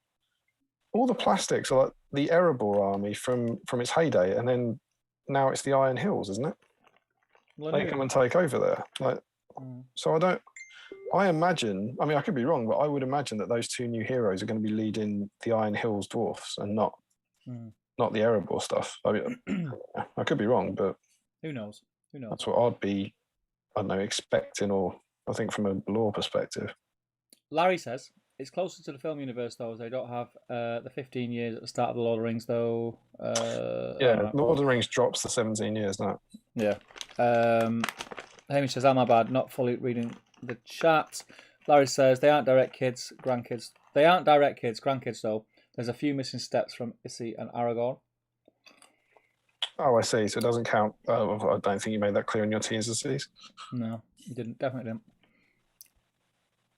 Thrain and Thorin is the current winner. I like that you said there's a few steps. There's a few steps missed in that. Joe says technically we've got Thror, Thrain, Thorin, and his nephews, which is 4 generations. True that. Oh, that's a good touch. I like that. Branched off and into sisters. Peter Freeburn says, should Defo get Gimli in it? Pretty sure his current Barn Expedition army slot has a for now comment in it. Oh, yeah, I think it does. That's a good point. Josh says, I don't think you can count Galadriel and Arwen since Calabrian is missing. And all the intermediate generations between Elendil, Isildur, Arvedurian, Arathorn second. Yeah, I forgot about the dwarves. Greetre says, flying through the chat for about an hour and a half now. I know, mate, but you know what? Boom, smashed it, caught up. Through it. Have you caught up with a comment that mocks your inability to fly through the chat? That is something else, mate. If that's the last comment, take that. In your face, Greetre. In your face, man. So, yeah, flew through it. You did fly through it, mate. So, good evening and welcome to Battle Streams of Middle Earth, everyone. This is our End Theme special.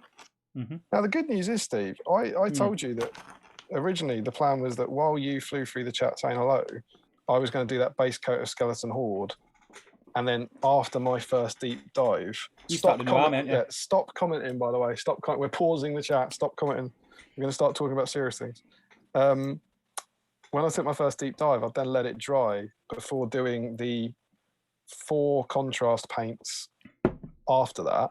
Yeah, I've now done 3 of the 4 contrast paints, so I'm well pleased with progress. So you've done a magnificent job there. Yeah, carried you there, mate. Carried you. Absolutely. But now the great news is I can't carry the stream for you now, but I can carry you. Yeah, boy. So I think what I'm happy to do now is I'm going to leave that there because I've literally just finished the 3rd of those 4 contrast paints on Treebeard. And I can jump into like the first of our deep dives, but I really must go for a wee. Oh, you're kidding me, aren't you? I've just put I'm sorry. paint on the palette. I'm sorry. Right, well, do you know what I'm going to do? Yeah, this is what I'm going to do. Check this out. I'm going to be a bit funky tonight. Here we go. While he's having a wee, I'll find the right one. Is it that one? Look at this. What? Zoom. We'll do that anyway. Let's have a look. He told you to stop commenting, but you may as well keep commenting now, otherwise it's going to be a really boring stream. I've lost my cursor. Flipping heck. There it is. There he says, in the article it said that Dane and Thorin Stonehell fit into the Erebor Reclaim list, so I think it's safe to assume Iron Hills Warriors. I assume it's Iron Hills Warriors they lead. Yeah, I mean their armor's exactly the same, isn't it? Just a different colour. With the caveat that they can't be taken with Dead Dwarf heroes from the Champions of Erebor. Steve says he has finished the chat as I hit enter. I know you're rotter. Right, okay, let me just get this on and then I'll jump straight back on. This guy, I only started about half an hour before the stream. And he's going to be done. And I'll have 4 ents done, which is awesome. Great face. Love that face. Josh says, just as you said you completed it, Steve Dewey. Yeah, I know. Hamish says, can they not carry the bones of the dead dwarfs in a holy relic type vibe? Maybe a banner of Damien's broken the dam. He has. Here he comes.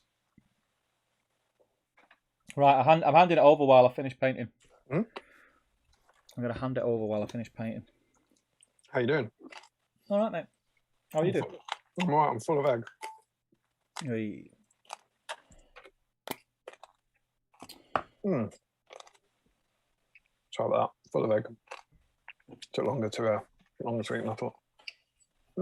Steve, would you like to hear some great news? What was it not broke? That is great news. She's having a fish finger sandwich. She ain't in labour. Great. Oh, I had fish finger sandwiches for tea tonight. You inspired her.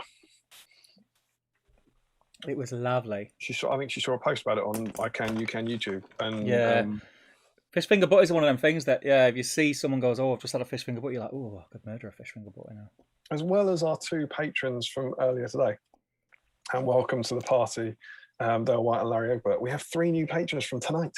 That's amazing. Al Mullin, Scott Whitefoot, and Edward Ball. Edward Ball is in. I live and breathe. But also, I'm just realising these are £5 patrons. They're going to get some dice, and we are running quite low on dice. Do you remember when we were ordering? We were like, yeah, that'll do us for 2 years. Yeah, we'll never need that many dice. Yeah, it's good. It's a good problem to have. So yeah, thank you so much to you guys. We will make sure that your names are in the draw for Treebeard and the dice later, which is super exciting. Did you do any more comments? We're up to date. Up to date, marvelous stuff. So what was the last one? Damien's broken the dam. Did we have that? Yeah, done it. I love the quick beam, awesome model. Harry says extraordinary stuff, not just Steve painting on stream, but Steve painting on stream. Indeed, he's painting in Ents. And then James Hogg says to you, man, that quick beam is looking great. Indeed, it is, sir. Thank you, man. So yes, as this is our Ent theme special, we thought we'd actually talk about Ents as well as saying hello. That was the main theme of today. So I've sort of gone through, and I've got 2 sort of deep dives. The deep dives we've done in the past have been quite popular. One, looking through the profiles. We can look through the history of the Ent profile, how it's been used in the game. So we're going to have a chat about that, and one about the lore and about the books and about Tolkien and that sort of stuff. So, what do you reckon? What do you fancy first, Steve? I think lore, mate. You want to go lore? All right. Yeah. So, what to reopen the comments, as it were? Feel free to comment about what you think about Ents. In the series and that sort of stuff. And I'll dive into the kind of histories and all that, and sort of see where they came from.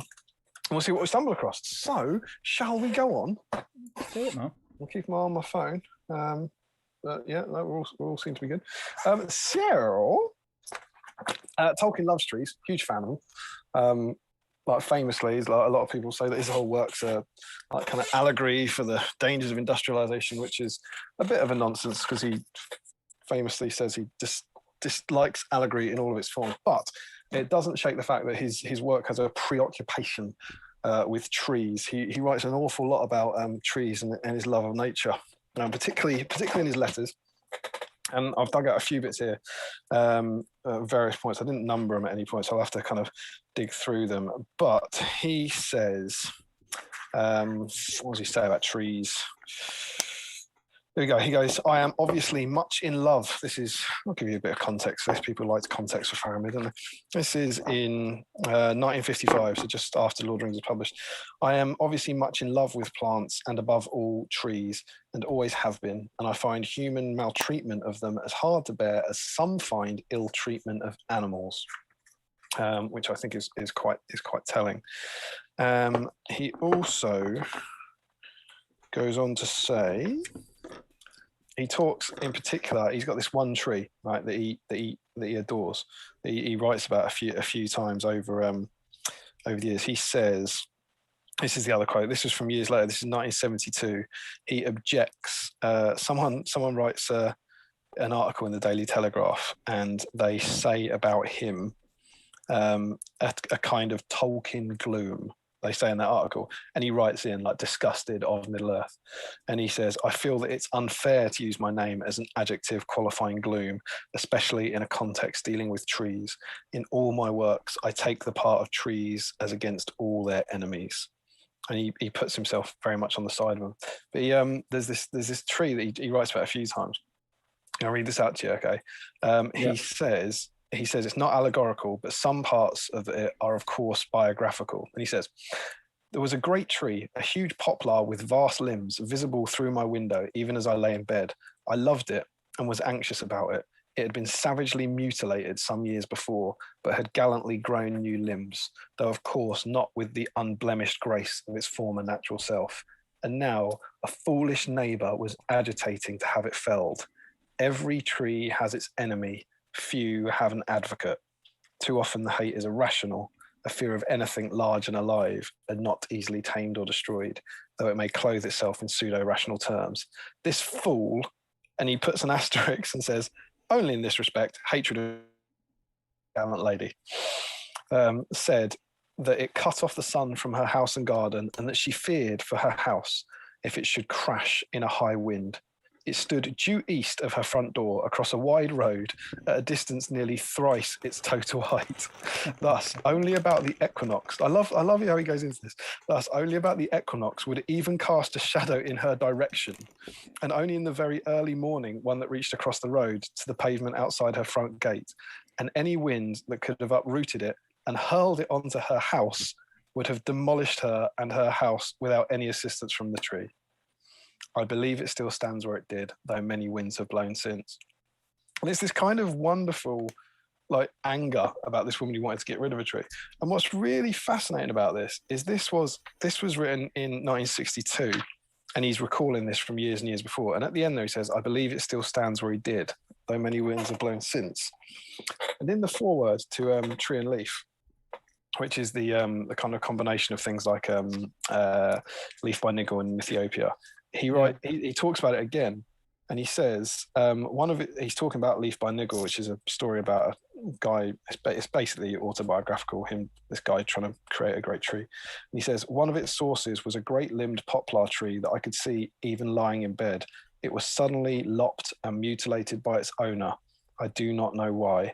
It is cut down now, a less barbarous punishment for any crimes it may have been accused of. such as being large and alive. I do not think it had any friends or any mourners except myself and a pair of owls. And he writes that in 1964. So it's the same tree he's talking about. And 2 years later, he says it got cut down. And it's not that it's been cut down into, and it's a really weird, it's a little psychological thing where it's sort of saying, was he lying in one, or did he forget, or did he sort of, was one of them a kind of dream where it didn't get cut down? But he's really sad, really, really sad about this tree that got cut down. I love that. It was cut down now, a less barbarous punishment for any crimes it may have been accused of, such as being large and alive. And what you get to see is throughout this, he writes an awful lot about the idea that trees are alive and that they have feelings. He often gives them feelings. He talks to them as having friends and being an ally of them. So he starts, in all his writings, he starts to like anthropomorphize trees, like really, really early on, which of course, leads to an ent, which is a massive anthropomorphic tree, of course. And there's a lot in that. And perhaps the most telling thing is a wonderful bit he writes about Macbeth. Here it is. So there's a bit in Macbeth where I can't remember quite what the exact line is, but the idea is that I'm probably gonna butcher the pronunciation of it, but it's the idea that the trees will march on Dunsinane. Is it Dunsinane? I think Dunsinane Hill, and there's a line in it where he says. There's a line in there that says something like, he shall never be, so it's talking about Macbeth, it says, he shall never be vanquished until great Birnam Wood came to high Dunsinane Hill, and it comes against him. And there's this prophecy made about Macbeth, and Tolkien loved that. He despised Shakespeare. He says in a lot of different places he didn't like Shakespeare, mainly because of like what he did for elves, how it cheapened elves and that. But he talks about this idea about Dunsinane, the Birnam Wood marching on Dunsinane Hill to kind of destroy him, and this big evocative idea that this forest would march on and come to life, and he loved that. And he writes, they owe their name, where is it? There you go. This part, he's talking about the Ents. Their part in the story is due, I think, to my bitter disappointment and disgust from school days with the shabby use made in Shakespeare of the coming of great Birnam Wood to Dunsinane Hill. I long to devise a setting in which the trees might really march to war. Because what happens in Macbeth is it's Malcolm's army, and they're just holding branches. So they're disguised as a forest. And he got really pissed off at that because he liked the idea that he wanted the actual forest to march. Yeah. The forest to really march, and then he got disappointed when it's like, oh, this isn't a forest march, and it's just a bunch of people holding up the trees, and it's a kind of metaphor. And there's a strong, you can see like these are all things that he wrote and he admitted in his words. It's like that's where they come from. He says that's why I wrote the Ents. That's why I created the Ents. I wanted to create something where it would really, really happen, where the Ents really, where the trees really could go and march and kind of get their revenge, as it were. And what you see, I think, a lot is this idea that people often say, oh yeah, nature's fine and nature's fun and all that sort of. It's cute and it needs to be saved, and he doesn't say that at all. I think what he wants is for nature to be angry and resentful and bitter, and like there's a lot of this where I think the Ents have kind of been kind of almost diminished in a lot of the adaptations into these fun, friendly, almost grandfather-esque creatures, and they're often not like that. Like in his original. In his original writings, he's trying to make this point that nature is dangerous, not that it needs to be saved, but almost like we need to be saved from nature. Yeah. And a lot of this comes from the very earliest stuff that you wrote about the Ents, where you wouldn't believe it, Treebeard is a baddie. Ooh. If you look at also one of the greater points about this is if you look in page 2 of the Lord of the Rings, page 2, Daddy Twofoot says. If they live on the wrong side of the Brandywine River and right again the old forest, that's a dark place if half the tales be true. Page 2 of the Lord of the Rings, you're being told how scary the forests of Middle-earth are. There's a warning straight away before you know anything else that the forests are a dangerous place. And very, very early on, when he starts writing Lord of the Rings, so this is about 1939, 15 years before it was published. The earliest mentions of Treebeard, right, come from Gandalf. And they're at Rivendell, and they've been separated just like before. And when he asks why, this is Gandalf, as Frodo wakes up, "You will soon hear all you wish to know," said Gandalf. "We shall have a council as soon as you are well enough. At the moment, I will only say that I was held captive." "You?" cried Frodo. "Yes," laughed Gandalf. "There are many powers greater than mine for good and evil in the world. And of course we know he was held captive by Saruman. And yet here I was caught in Fangorn and spent many weary days as a prisoner of the giant Treebeard." Treebeard is a naughty little ent. There's a bit more later on. He's a little bit naughty. Yeah. He's "Beware," said Gandalf, "of the giant Treebeard who haunts the forest between the river and the South Mountains." He's a baddie. He's absolutely baddie. There's a little text here. That's just a reference to it, where he's going to be a villain. Like Treebeard, the first version of Treebeard is a villain that is going to be a problem for the Fellowship. And there's a slightly longer quote here where Frodo gets separated. It's somewhere in the first half of Fellowship. It's never clear where this was meant to be. Again, this was written in 1939. And there's a single piece of manuscript that was written on the back of a Chaucer's, some sort of marking about Chaucer. You ready for this? What? "When Frodo heard the voice, he looked up, but he could see nothing through the thick, entangled branches. Suddenly he felt a quiver in the gnarled tree trunk against which he was leaning, and before he could spring away, he was pushed or kicked forward onto his knees. Picking himself up, he looked at the tree, and even as he looked, it took a stride towards him. He scrambled out of the way, and a deep rumbling chuckle came down out of the treetop. "Where are you, little beetle?" said the voice. "If you don't let me know where you are, you can't blame me for treading on you, and please don't tickle my leg." "I can't see any legs," said Frodo. "And where are you? You must be blind," said the voice. "I am here. Who are you?" "I am Treebeard," the voice answered. "If you haven't heard of me before, you ought to have done, and anyway, you're in my garden." "I can't see any garden," said Frodo. "Do you know what a garden looks like?" Bit of a sassy Frodo. Mm-hmm. "I have one of my own. There are flowers and plants in it and a fence around it, but there is nothing of the kind here." "Oh, yes, there is. Only you have walked through the fence without noticing it, and you can't see the plants because you are down underneath by their roots." It was only then that Frodo looked closer that he saw what he had taken for smooth tree stems were the stalks of gigantic flowers, and what he had thought was the stem of a monstrous oak tree was really a thick gnarled leg with a root-like foot and many branching toes. And this is the first image of Treebeard. And Christopher Tolkien says it seems very much to come from the old Trobbit rather than the new. And there's also this little line that Frodo meets giant Treebeard in the forest of Neldareth while seeking for his lost companions, but he is deceived by the giant who pretends to be friendly, but is really in league with the enemy. Mm-hmm. Cool stuff, right? It is very cool. Well, yeah, Treebeard originally, like the first anthropomorphic tree, was a villain. And of course, we get all sorts from him, right? Think what Mirkwood does to Thorin's company. The forest deceives them. Think what the old forest does. The first time, the first actual threat to their lives in the Lord of the Rings is from a tree. It's Old Man Willow. Old Man Willow, they kind of see the ring wraith before that, but the first thing that tries to kill them in the Lord of the Rings is a tree. And so Tolkien's, like, his message is the danger of the anger and the threat of the trees, like, of coming back, certainly. And there's a lot more. I think the movies, as with everything, the movies colour our opinion of it. And do you know how in the Ents kind of help out, right? Merry in the movie, the Merry and Pippin persuade them, right? Yeah. They don't want to go to war. And Merry and Pippin go, "Oh, go on," and then they still don't really want to do it.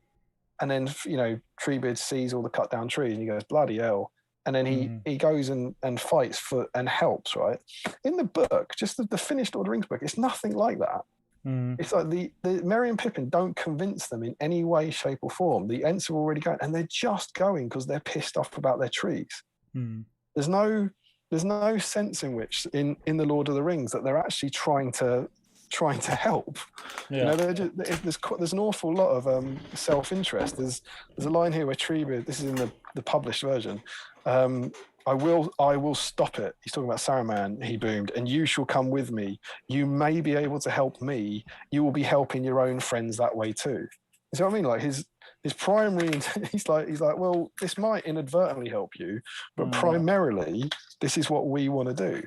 And he's not, there's very little in there about trying to kind of, from Treebeard, about actually trying to help the free peoples. You know, an awful lot of what he's doing is because the Ents themselves are pissed off and about roused.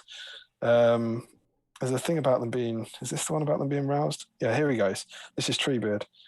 We Ents do not like being roused, and we are never roused unless it is clear to us that our trees and our lives are in great danger. And that's, you know, that isn't in the film. You know, it's like there's an element of kind of trying to help everyone out. Yeah. And they're terrifying. The descriptions of them are wonderful. Like, I think this is Merry or Pippin. One of Merry Pippin, he says, an angry Ent is terrifying. Their fingers and their toes just freeze onto rock and they tear it up like bread crust. It was like watching the work of great tree roots in 100 years all packed into a few moments. And then there's a line of next. I think this one's then Merry. I thought they had been really roused before, but I was wrong. I saw what it was like at last. It was staggering. They roared and boomed and trumpeted until stones began to crack and fall at the mere noise of them. Merry and I lay on the ground and stuffed our cloaks into our ears. And it's like this idea that, you know, I think from the, you know, they're quite cute in the Lord of the Rings still, aren't they? They're quite friendly and they're goodies, and I don't think that's what Tolkien writes at all, and I don't think that's what he's thinking. I think he was writing this kind of like angry forest, this furious forest that was, you know, it didn't care about what was happening with Aragorn and as a king. It cared about what was happening to, you know, Fangor, and it was that idea that nature does, like our world, nature doesn't give a crap about us. It just cares about itself. And almost the most selfish. People are going to hate me for this. They've all just bought Treebeard, and I'm saying he's an arsehole. But right at the end, Gandalf leaves him in charge of. He leaves Treebeard in charge of Orthanc, and then when they go back to him, he's let him go. You know, in the book, he's let Saruman go when they get back to Orthanc, and he says. Because he says, Treebeard keeps going, yeah, well, Saruman was there, and he was. And then Gandalf says, I observed, my good Fangorn, that with great care you say dwelt, was, grew. What about is? Is he dead? And Treebeard says, no, not dead so far as I know, but he is gone. Yes, he's gone 7 days. I let him go. There was little left of him when he crawled out. And as for that worm creature of his, he was like a pale shadow. Do not tell me, Gandalf, that I promised to keep him safe, for I know it. But things have changed since then, and I kept him until he was safe from doing any more harm. You should know that above all, I hate the caging of living things, and I will not keep even such creatures as these caged beyond great needs. A snake without fangs may crawl where he will. And he lets him go because he's not a threat to Fangorn anymore. Yeah. And then what does he go and do? He's sure as hell a threat. He scours, mate. He scours. He scours like you wouldn't believe. He goes and wrecks the Shire, and there's huge self-interest there. It's like him going, no, he's not a threat, and I don't really fancy keeping. He's like a little mouse. I don't want to keep a mouse locked up. Can't hurt me anymore. Off you go. And you can, you know, I think, what is it? Gandalf says, you may be right. You can imagine him going, oh, you may just be roll right. the one. Yeah, but this snake still had one tooth left. He had the poison of his voice, and I guess that he persuaded you. And so, yeah, so I think like Tolkien's trees are like, you know, this angry, furious, sentient force that are far more dangerous. And, you know, I think you get some of it in the film, but they're like a third, you know, you have good and evil in the game. I think the Ents are almost like neutral in a way. You know, there's in the movies, the hobbits had to kind of trick the Ents to see the damage that had done, didn't they? Pippin's moment, right? Yeah. He said, "Oh, just take us home, yeah, but we'll go this way." Yeah. But it's I find it really, really interesting seeing what he what he was going for with them originally. I've also got some things then that he wrote afterwards about Ents. Again, these aren't in any order, so I have to see What I was thinking about. Oh, that's it. He says Tolkien did a good. He describes himself as doing a good Gollum and Treebeard. He thought he did good Gollum and Treebeard voices, which I thought was quite fun. Those are the two. He says, I love this. I've recently made. He's writing to. Who's he writing to here? This is to Rainer Unwin's, the publisher, in 1952. I've recently made some tape recordings of parts of The Hobbit and The Lord of the Rings, notably the Gollum passages. I was much surprised to discover their effectiveness as recitations, and if I may say so, my own effectiveness as a narrator. I do a very pretty Gollum and Treebeard. Could not the BBC be interested? I love this. It's like, I've recorded me reading this book. It's pretty good. I could sell that. It's wonderful. But yeah, he was particularly proud of his Treebeard and Gollum, which is quite fun. What was this about Ents? There's got to be something on here about Ents. There's loads of stuff highlighting it. Oh, okay, that's about their good ladies.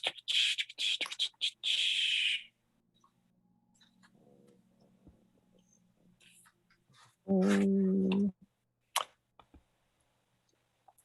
that was an interesting thing. Someone talking about there's a little biographical thing. Is there a bit of context about this? It's normally context at the start of the letters. Peter Hastings.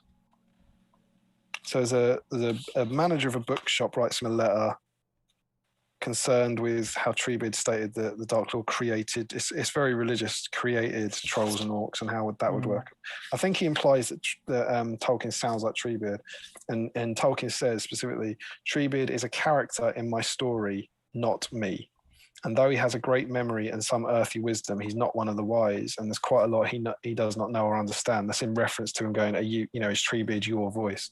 But he makes it clear he's not one of the wise. There's quite a lot he doesn't know or understand, and he admits he's kind of fallible.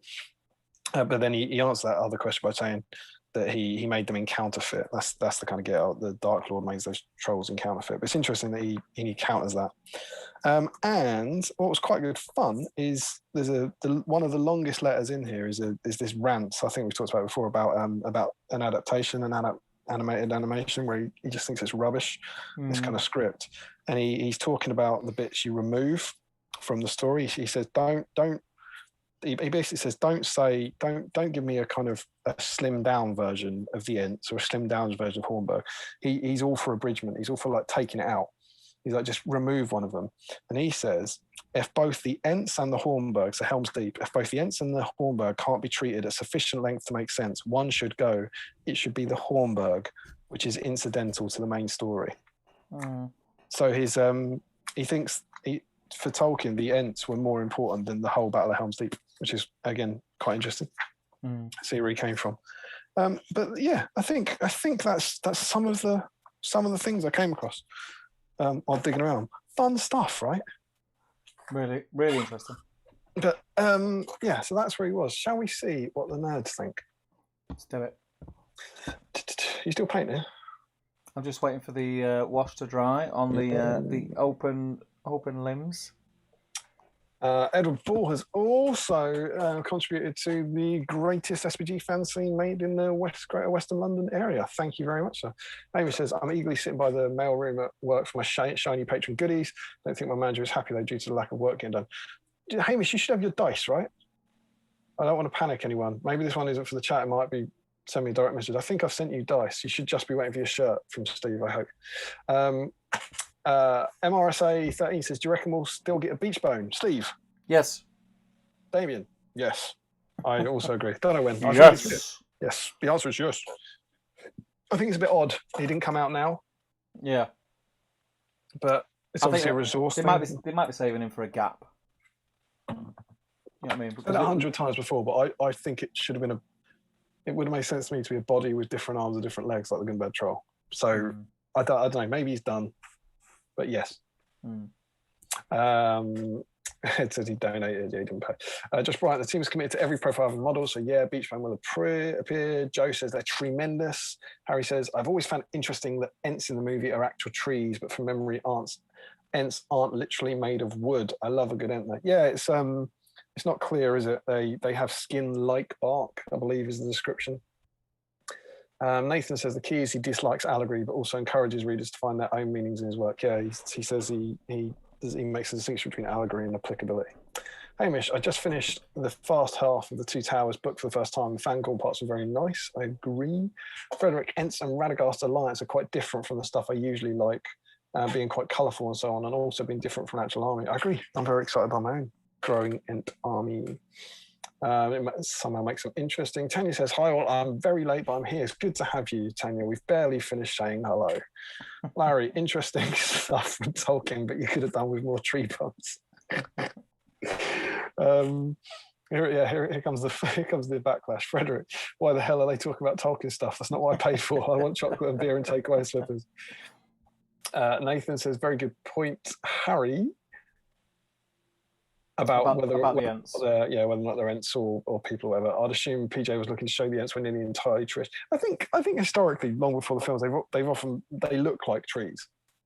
I think they said that in the bit, that passage you read, Frodo was describing a tree. They certainly look like trees, but they, I think they are different to the Huorns, aren't they? Hamish says, what do you think his point with some of the black-hearted trees was? It was because of the maltreatment they had received them. Yes, he says at one point, I doubt I'd be able to find it straight away, but there's a quote in there where he actually says he understands the old forest. He says, Old Man Willow, he says, I get it. He says Old Man Willow was only like that because of years of abuse from things that walk on two legs. And so he's like, I don't, he says something like, I don't sympathize. I don't condone Old Man Willow, but I sympathize with him. He was driven to being this angry, spiteful thing because the forest had years and years and years of abuse, which is kind of cool. Nathan says, I'm more annoyed at hearing it or knowing more details about it. And he's not sure about Shakespeare. Colin says, I've been rereading The Two Towers. The chapters on Fangorn and Ents have some of the most illustrative and evocative writing across the trilogy. Agree that Ents are a lot different in the book.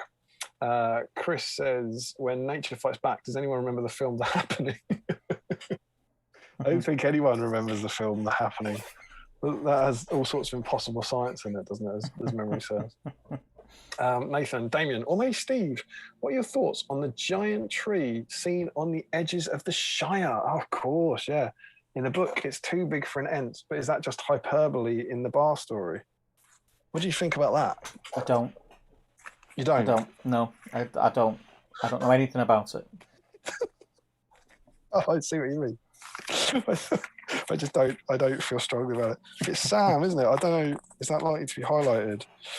Sam talks about saying, "Oh, what about these trees? Someone's seen them. Someone's seen them walking around on the edge of the Shire and all that." Is it around here?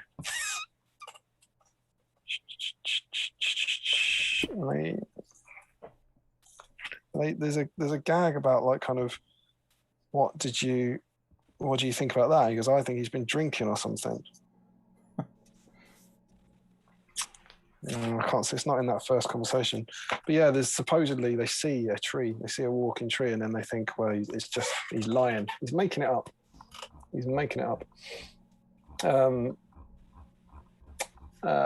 Yeah, so I think this is, I don't know, could be an Ent, who knows? Because they don't Merry and Pippin ask him about it, don't they? They ask if there's Ents over there, and he says, I don't think they know. Jake Winnett says, I've always read it as us sentients casting evil intent on beings with a wild mindset unconcerned with human notions. Yeah, I agree. Tanya says he's a force of nature, neither good or evil, just is. Yes, I think that's kind of where I'm coming from. Frederick says, Damien, is this baddie Treebeard stuff a hint that in your fantasy fellowship, Treebeard and Saruman will swap places? That would be cool. Maybe. Who knows? Maybe all that stuff's already been filmed. Nathan says the Ents have an odd parallel but differentiation from the Eagles. That's a good point. The Eagles are a bit tricky because they don't talk. You don't get as much of the personality, but they do have the same kind of thing where they're willing to help, but they're also a bit indifferent. They kind of look down their beaks at everything else, don't they? A bit. Yeah, the Eagles are a bit annoying. They're always like, no, well, we're not going to do any more than, in The Hobbit, we're only going to take you this far because over there men will shoot at us.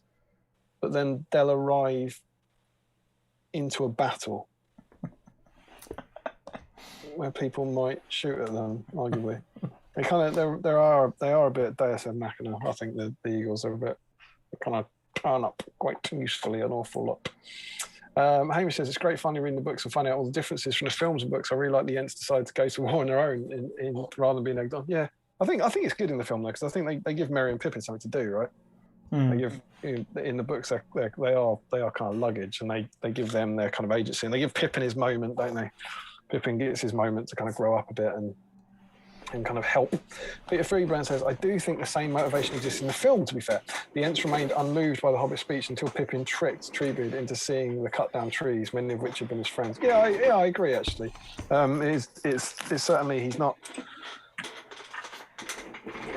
They are doing it to support, to help, to revenge themselves on it. There is a lot of self-interest there.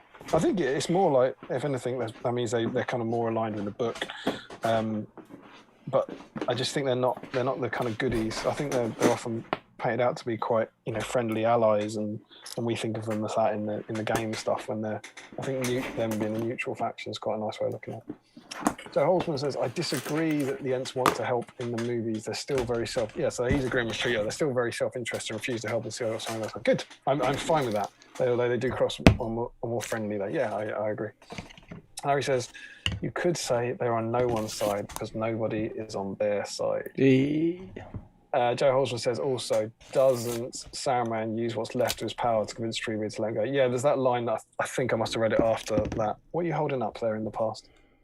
That Tufts? Oh, yes, it's my tough box. That tiny Ents. Tiny Ents, yeah. Cabbages, mate. Lots of cabbages, mate. Cabbages, absolutely. Did you enjoy that? I did. Credit where credit's due. He's tough, mate. He's tough. There's that line that where he sort of says Gandalf. Gandalf describes his last fang as being his voice. He says, I think he might have done you, Treebeard. I reckon he's done you, mate. He's done a number on you, you selfish tree. Josh Bryant, Treebeard's line in the movie, side, I am on nobody's side because nobody is on my side. It's perhaps more pertinent than we realise. Frederick, yes, the good evil thing in the game does not necessarily reflect the Ents properly in the game, but I also think the Army of the Dead should be different in that regard. Yeah, that's a good call. He says the dead should be treated as an evil army until Aragorn arrives. Imagine that's the sort of thing Larry would do. I don't know if you could use them as like an evil army and bring Aragorn into your army on turn 4. Suddenly they turn into good ones. But yeah, they are. There's talk of them terrorising the local area, isn't there? Josh Bryant, wouldn't you be quite pissed off if something under your care had been wounded so grievously as a Horseman? Yes, completely. I completely agree. I'm certainly in favour of it. It's when I'm trying to slightly reposition this idea that that there's a quite fluffy descriptions by a lot of journalistic sources about how we've got to save nature. Tolkien's point was we've got to save nature and we've got to stop being bad to nature. I don't think that's his point at all. I think his point is that nature's a terrifying, terrifying beast that would destroy us if it could. Nathan says, nerds. I am no nerd. I am a hobbyist. MRSA says, love that, Damien. Need regular Tolkien stuff. Yeah, who would have thought a fortnightly stream called Battle Streams in Middle Earth? Okay, this is a great idea, regular Tolkien stuff. Hamish says, yes, true, just the shit. Yeah, so Hamish is just went on the shirt. Cool, glad to hear it. Tim says, that was a really cool deep dive. Thanks, very interested to listen to more of that in the future. Yeah, I do it when it seems to suit when there's enough sexy, to say. I like it. Sexy. I like it. Joe Kelly says, interesting thoughts about Ents not being totally good. When you think about it, Tolkien's work is filled with conflicted characters. Yeah? Boromir, Denethor, Grima, Gollum, Leave.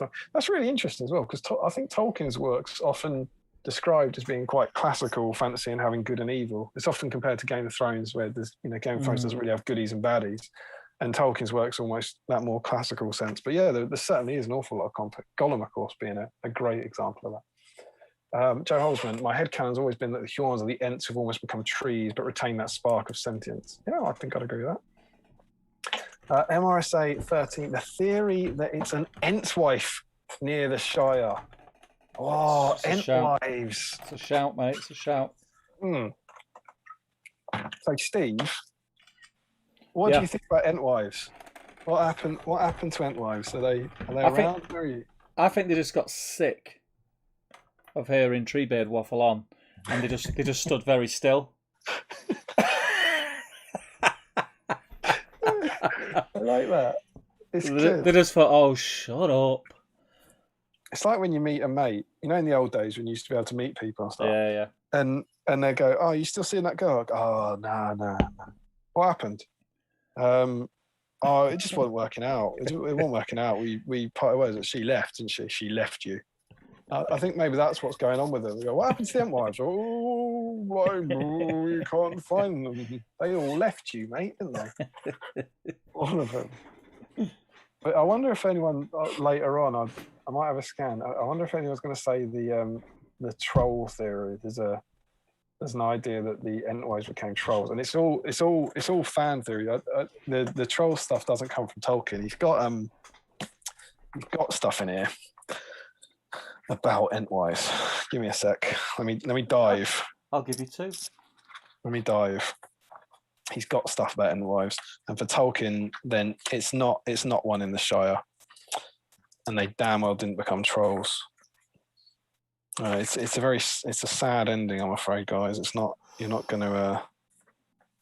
Oh, I forgot. I did. Oh, I missed this. This is one of the most beautiful. This is the most important part. God, I can't believe I didn't read this. This isn't about the Ent wives, but this is Tolkien writing in 1955, so just after the publishing. Tolkien, like throughout the whole thing, he's what I've always referred to as like a method author. He's doing like method acting, but for books where he pretends it's all real. He always said that I found he says he found the Red Book and he translated it into, he says this in the foreword, and he translated it into English. He wasn't writing it, he was discovering. And he says, take the Ents, for instance. I did not consciously invent them at all. The chapter called Treebeard, from Treebeard's first remark, was written off more or less as it stands, with an effect on myself, except for the labour pains, almost like reading someone else's work. And I like Ents now because they do not seem to have anything to do with me. I dare say something has been going on in the unconscious for some time, and that accounts for my feeling throughout, especially when stuck, that I was not inventing but reporting imperfectly, and had at times to wait till what really happened came through. There's a wonderful little insight into his thought process there, but particularly about the Ents. That he didn't make them up. Tolkien didn't invent the Ents. The Ents happened in history, and then Tolkien discovered them, which is quite good fun. Not about the Ent wives, but I somehow missed that earlier. I'm sure there's one more bit about here. It's the Gone Treebeard bit.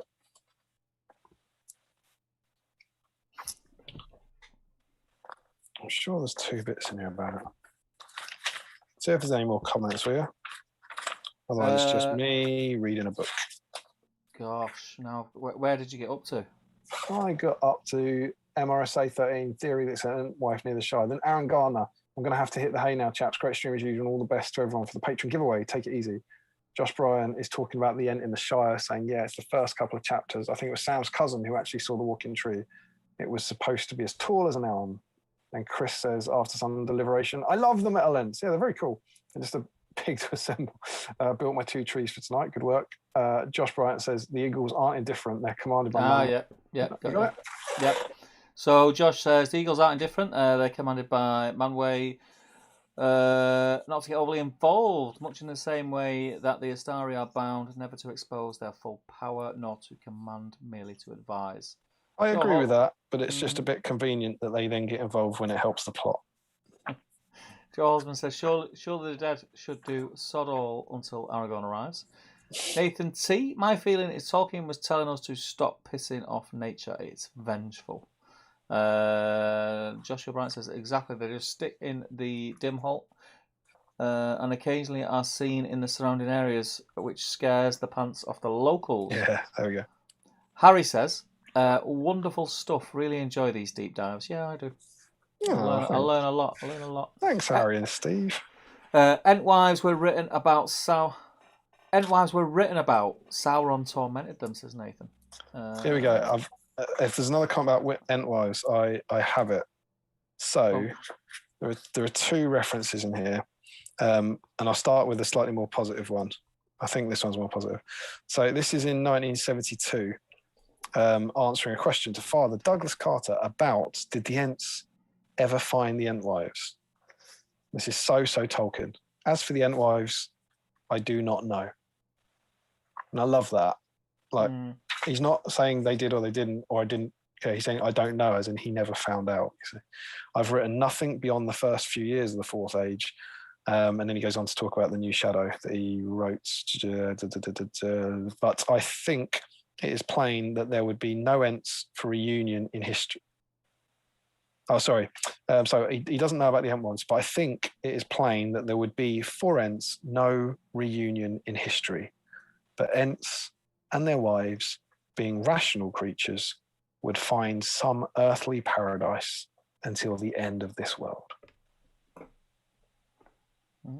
They go to heaven. They go to Ent heaven. Imagine that. That'd be the coolest place ever. And the slightly more, I should have ended on that. That's the good one. I did it the wrong way around. This one, I like that. He's going, I don't know, but they probably went to heaven. They're probably fine. But that's 72, 20 years earlier, 1954, someone wrote, so after Two Towers was published, someone reading the proofs, it must have been just before it was published, they had a number of questions. And there's obviously a reference to Bombadil. Bombadil has no connection with the Entwives. What may have happened to them is not resolved in this book. I think that, in fact, the Entwives had disappeared for good, being destroyed with their gardens in the War of the Last Alliance. When Sauron pursued a scorched... Bloody hell. Bloody hell. Bloody hell, Tolkien. When Sauron pursued a scorched... Filling up here, mate. Yeah, I know, right? And burned their lands against the advance of the Allies down the Anduin. They survived only in the agriculture transmitted to men. Some, of course, may have fled east, or even have become enslaved. Tyrants, even in such tales, must have an economic and agricultural background to their soldiers and metalworkers. If any survive so, they would indeed be far estranged from the Ents, and any rapprochement would be difficult, unless experience of industrialized and militarized agriculture had made them a little more anarchic. I hope so. I don't know. Doom and gloom. That was in the 50s, but then in the 70s, Ents and their wives, being rational creatures, would find some earthly paradise until the end of this world. Beautiful stuff. Beautiful stuff. Beautiful, mate. Beautiful. So yeah, the trolls thing, if you like the trolls idea, fine, but it's not from Tolkien at all. It's pure fan theory, the idea they turned into trolls. Nice. There's a few comments. Should we jump back in them last few comments? Wonderful stuff. Really enjoying the deep Larry dive. Miller there in Steve's Entwine box. Perry says Lord of the Rings Battle Games Middle Earth book 32 got Treebeard in it. MR SRA 13, yeah, their gardens were burnt by Sauron during the Last Alliance, I think, so it's sad the Ents will eventually disappear just like the rest of magic in Middle Earth. Timber Knight says, and the nappy's done, have a great weekend all, take care, man.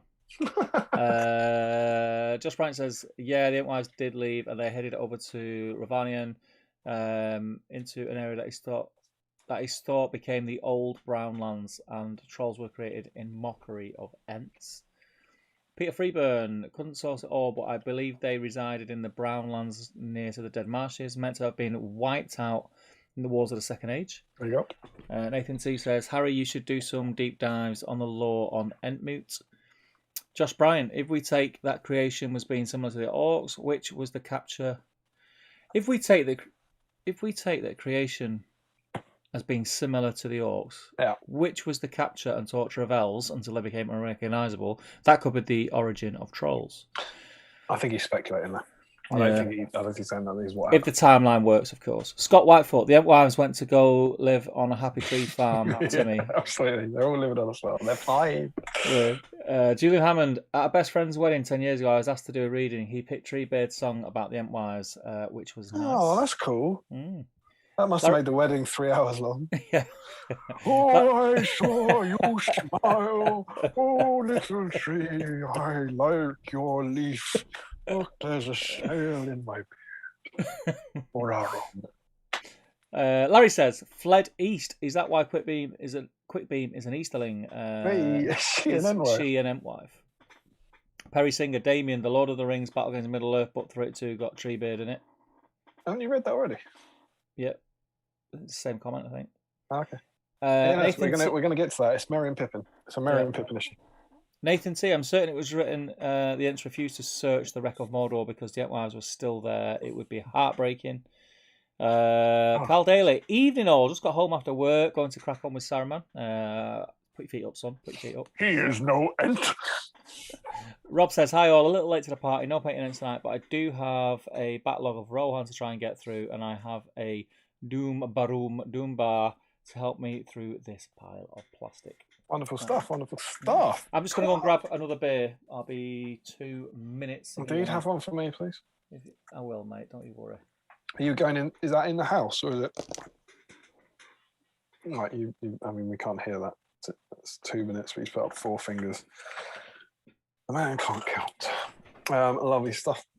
So, hold on. Whilst Tolkien never says trolls are made for Ents, doesn't Treebeard say anything about? Yeah, he says they were made in mockery of the Ents. I don't think he's meant. They're meant to be. There's the line in there that I think we just read out actually, where he's saying that it's an imitation. It's like, oh yeah, you know those Ents, yeah. Well, I've made these. I think that's certainly what Tolkien intended. I don't think the idea is from him that they were turned into them.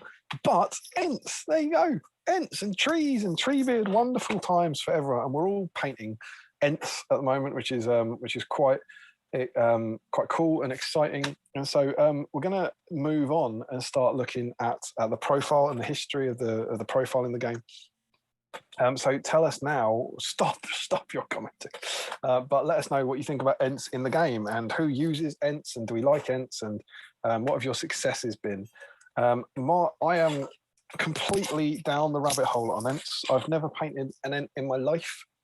Prior to about a week ago, I had no intention of them. I was excited about Treebeard. I saw this. I thought it was super, super cool. I was mega excited to get it.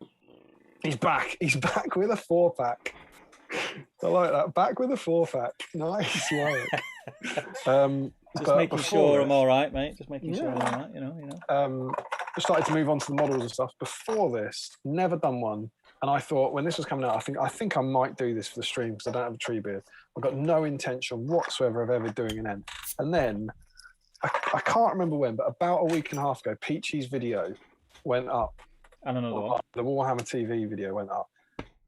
And I don't know what happened. I went, oh, could you? I don't think I've ever followed a Warhammer TV paint video before. And I looked at it, I was like, God, I could use that to paint an Ent. It's like, do you remember when it was first announced that Treebeard was coming out? Do you remember me putting a post on the Red saying, please, GW, do a painting guide because I've not seen one properly for an Ent. Yeah. And do you not remember when it came out? I was like, thank you, you granted my wishes or something. Oh, no, I didn't twig. That's what that meant. Yeah. And so, yeah, I was buzzing because there isn't many out there. A lot of them that are out there are just like is that the second time tonight we've proved that Games Workshop listened to you? Oh, yeah. I think that's I've got a direct line here somewhere, you know. They ask me for advice and stuff, you know. Yeah, of course. Who wouldn't?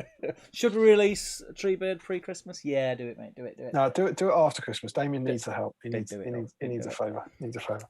But and I, honest to God, I was thinking at that time when this guy comes out, I might get him started on the stream. But honestly, I found this really quite intimidating. Like Ents, I was like, they're multi-part kits, they're big. I would just dry brush it and I wouldn't really know what I was doing with it. And I've got no intention of using it. I watched his video, Peachy's video, and it was the 9 minutes. I think Treebeard's finished in 9 minutes, and then he moves into Merry and Pippin. And 9 minutes after watching that video, I then went and spent 40 quid on paint on Games Workshop and dug out a couple of metal ents from my backlog and got them assembled. It was one of the most remarkable turnarounds I've ever had in the hobby in terms of like Great marketing.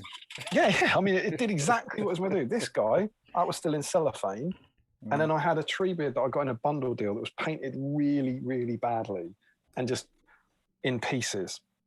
And I dug them both out. I want to say a huge thank you to Dan Collister.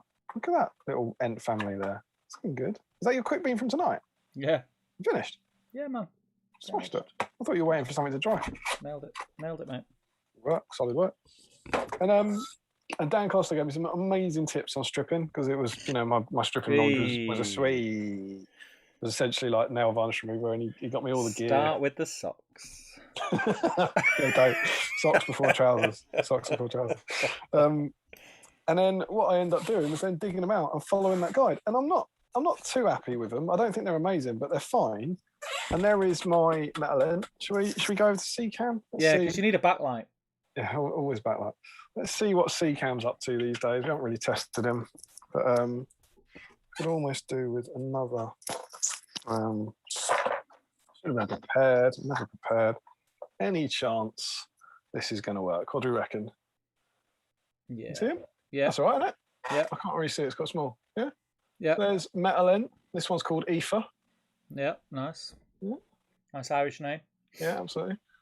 She's nice, but it's got her done. Lovely, lovely stuff. Ent wife. Ent wife. Absolutely. She's Ent's sister. That's Entcest. And then I got this one, who has been dubbed by our lovely patrons, Thrillent.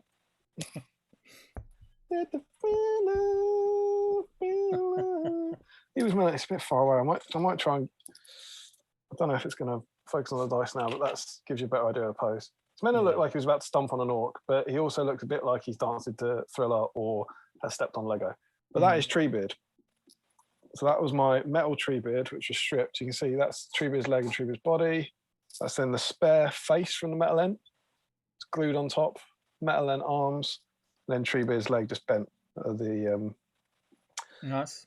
There's also a metal one made me pine for fine cast. And I was converting that and pinning it and everything. God, I wish this was fine cast. So I painted them up. So literally two models that were in my backlog would have been painted. This guy never ever would have been painted. Suddenly then done. I think 2 evenings. I think you do an evening, like you can. I think 3 evenings to do them all. Evening to build them, evening for the contrast, and then the evening for dry brushing and details. Unless you've got a hairdryer. Oh yeah, indeed. Yeah. I've got 2 ints. Smash Come down there. You went similarly down the ent hole, didn't you? Yeah, so it's a similar thing. Seen the tutorial, seen how it turned out, and thought, can't be that easy, can it? Like, that's pretty decent. Like, and I was really interested to see if it did work, putting the contrast over a grey base, which it did. It worked very well. I was really impressed with it. I changed a couple of little things, nothing major. I did different things on each end. But yeah, I really enjoyed playing with the contrast paints. Yeah, trying something different, and then hobby bingo ticked for me. Yeah, boy. Contrast paint. And then on the plastic end, I did it all exactly the same, just did it a little bit lighter. And then because it's like a silver birch, like I don't know if the camera will pick it up well. Like tried to sort of emulate that. It's not a great image, but the photographs are better. Try to emulate like silver lines across it, didn't it? Yeah, just like little lines. It looks pretty good. Pretty happy with it. So they all look different enough, but uniformed enough.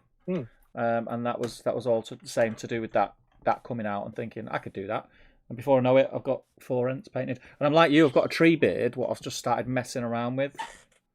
Ah, thrilling. So he's only got 1 leg at the moment. Get him dancing, mate. Get him dancing. He's got 1 leg. He's all over bits are just there. So yeah, I don't know what to do with him yet. I don't even know. I've got a spare bag of ent bits now. Looks like a tree pissed me off. Well, between us, mate, we'll have a decent little ent. Yeah, and it's like it's not quite battle streams because it wasn't the ent stream. It didn't come from the magazine. The ent stream came from the releases, but it felt battle streamsy to me. It felt like going and digging into your backlog and finding these models that never ever would have got painted. Now, God, done. And then these guys, as I said, I need the Cygor brown, which is the last contrast layer on them. That needs that on them. Get them done now. So 2 more of these will be done. You know, obviously, God knows what Baby's going to do to this, but you're going to try your new dry brushes. Yeah, well, exactly. As I said to you, we still have, we're kind of catching up now. But thank you very much to Mr. Stephen Crow. Sexy, aren't they? Yeah, very nice. Series D dry brushes. Very soft. The D. He's using the D. Because what happened was when I painted them on the metal models, it didn't look like Peachy's finished version. And I thought, well, one of 2 things could be at work here. Either Peachy's a better painter than me, or my brushes are crap. So I was like, well, I need to buy some expensive brushes because it can't be the first one. Obviously. So, I picked these up. Thank you very much, Mr. Crow, for sorting me out on that.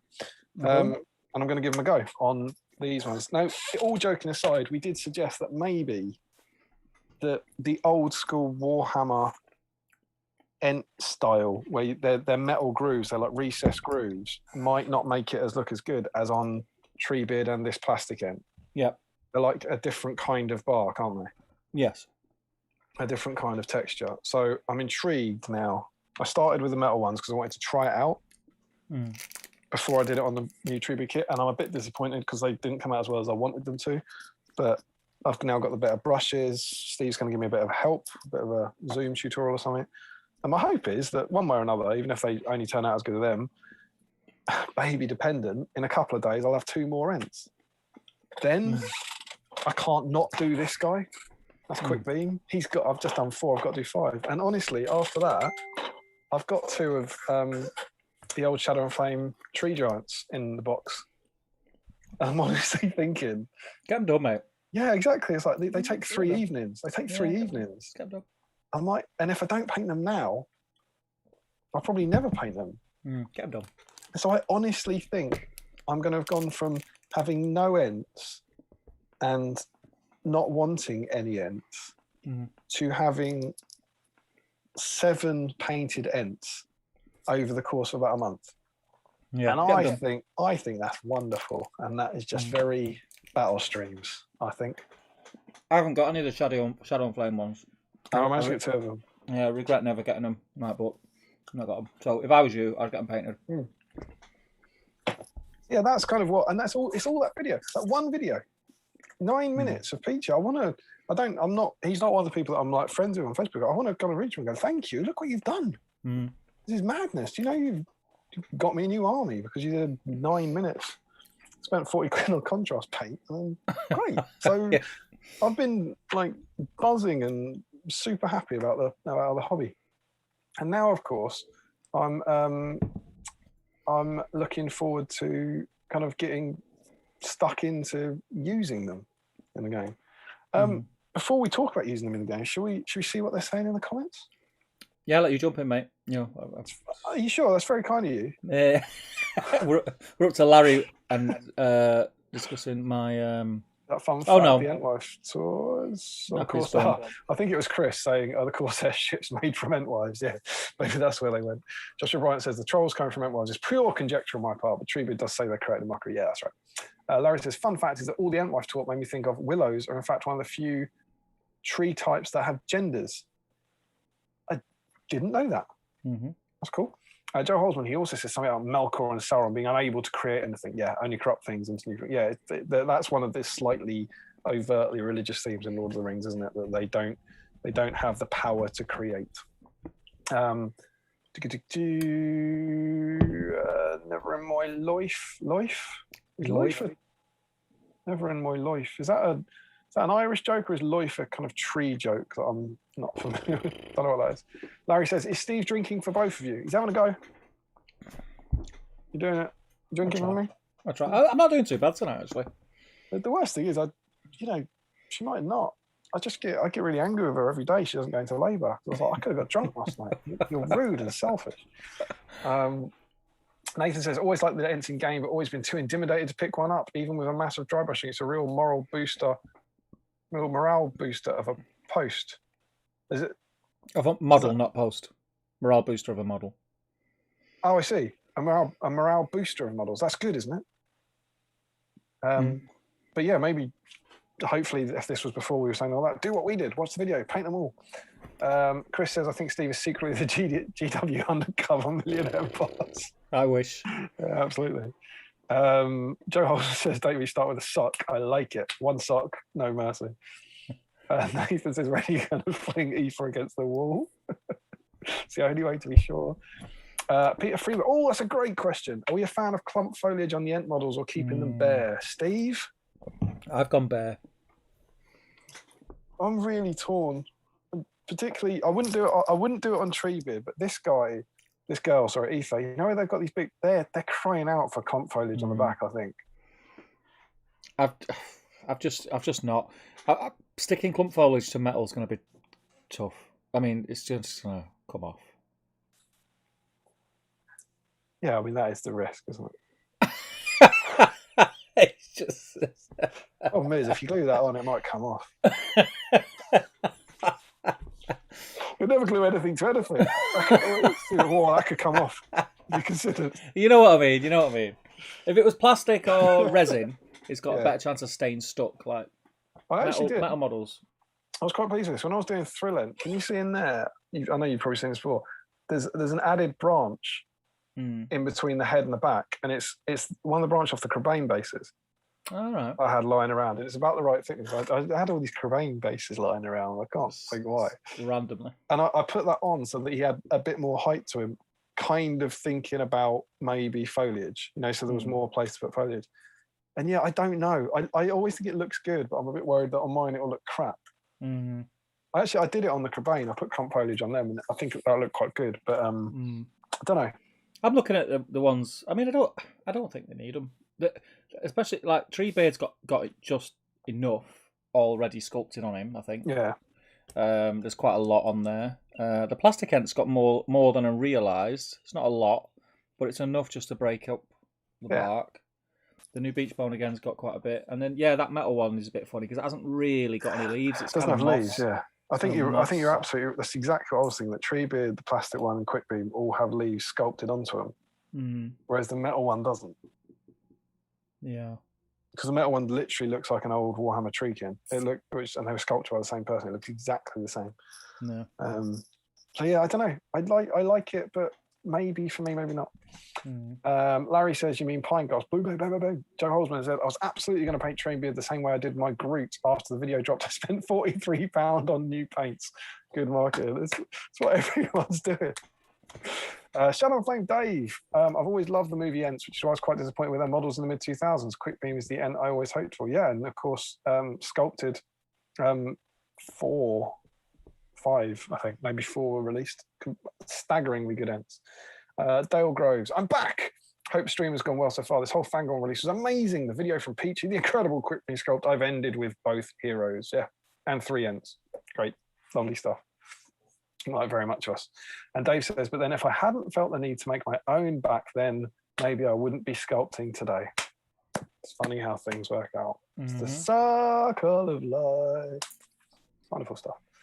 Nathan says, do we get bonus points on the next Mordor Orc Week if it's the 2-handed axe one chopping into a converted Treebeard? Yeah, why not? Sharon Flame says, looking forward to Beachbone coming out eventually. I'm going to use him as Beachbone because this one, Beachbone's really angry, right? He gets all the re-wounds, and he looks, if you can get past him looking like he's dancing, he's meant to look angry. He's meant to look stumpy. So he's going to, in the absence of a official model, he's going to be my Beachbone. Nathan, I'll let you jump in, mate. I've gone blind again. That's in reference to you saying, yeah, you jump in. Tanya T-Bone says, 7 Ents, is that not a Throne of Skulls army? Yeah, it absolutely is. I think 7 Ents is about 1,100 points, but 2 of them wouldn't be allowed because they're non-GW models, but could easily get there. I think you'll see, if Throne of Skulls happens, you're going to see a lot of Ent armies there. Yeah. Darling Rosemary, late again, clearly not a wizard. Larry says, any willow you see is either male or female. I'm not sure if you can tell unless they're flowering. That's cool. Nathan, the problem is with clump foliage, you can't go bare with an axe. Reese Taylor, love the lore behind the Ents and Tolkien letter. Thanks for sharing, Damien. Geezer, no problem. Beef eater buddies for life. And Harry says, you'll see in the whip thread later, I've done my new tree beard with clump foliage. I really like it. We will certainly be having a look at that. We'll have a look at that in a minute. Indeed. So we're past the 11 o'clock deadline for the patrons. We've got patron giveaways. We've got the profiles to go through. Such good fun to come. Fun. What do you want to do? I think we should just jump in the Facebook now because I think that's going to be a longish segment. Such a good segment. Much segment. So yeah, in terms of commenting, guys, keep telling us about Ents on the table, using Ents, what you like about them, and that sort of stuff. I'm gonna get this up now. I need my keyboard, which I put over here like an absolute pleb. So make that big.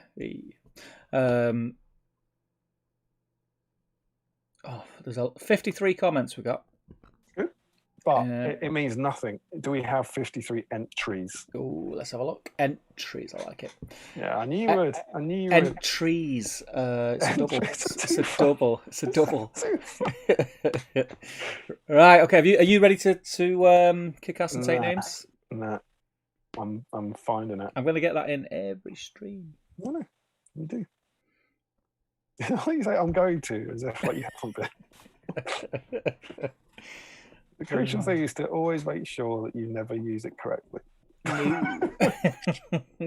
You've continued your 100% record tonight, which is delightful. I have found your thread. Is Joe Holzman kicking us off? Am I reading that right? Yeah, with his Kit Kat chunky Easter egg that he's broke into way too early. The Easter Bunny will not be impressed. That is a strong start. I don't know how he got that. The Easter Bunny... He's not even been, mate. He's not even left... On Saturday night. He's not even left work yet. Joe Holzman, the Easter Bunny? Could be. He's cute and cuddly. You know you've got a good egg. It's just bigger than an ant.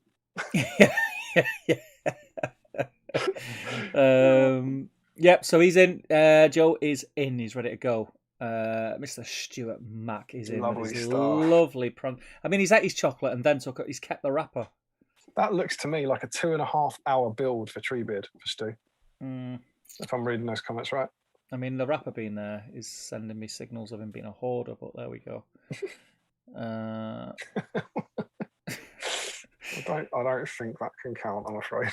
And he's built Treebeard and Quick Beam in the background. Al Mullin, no, that doesn't count. That is a weed. So yeah, call that a tree. Yeah, a tree. This is a tree. Dylan Patel's in. Lovely. Good man. Look at the dice. There's patron dice. There's Fangorn dice. There's an Ent special. It's like a treasure trove of battle streamsness. Glorious stuff. Glorious stuff.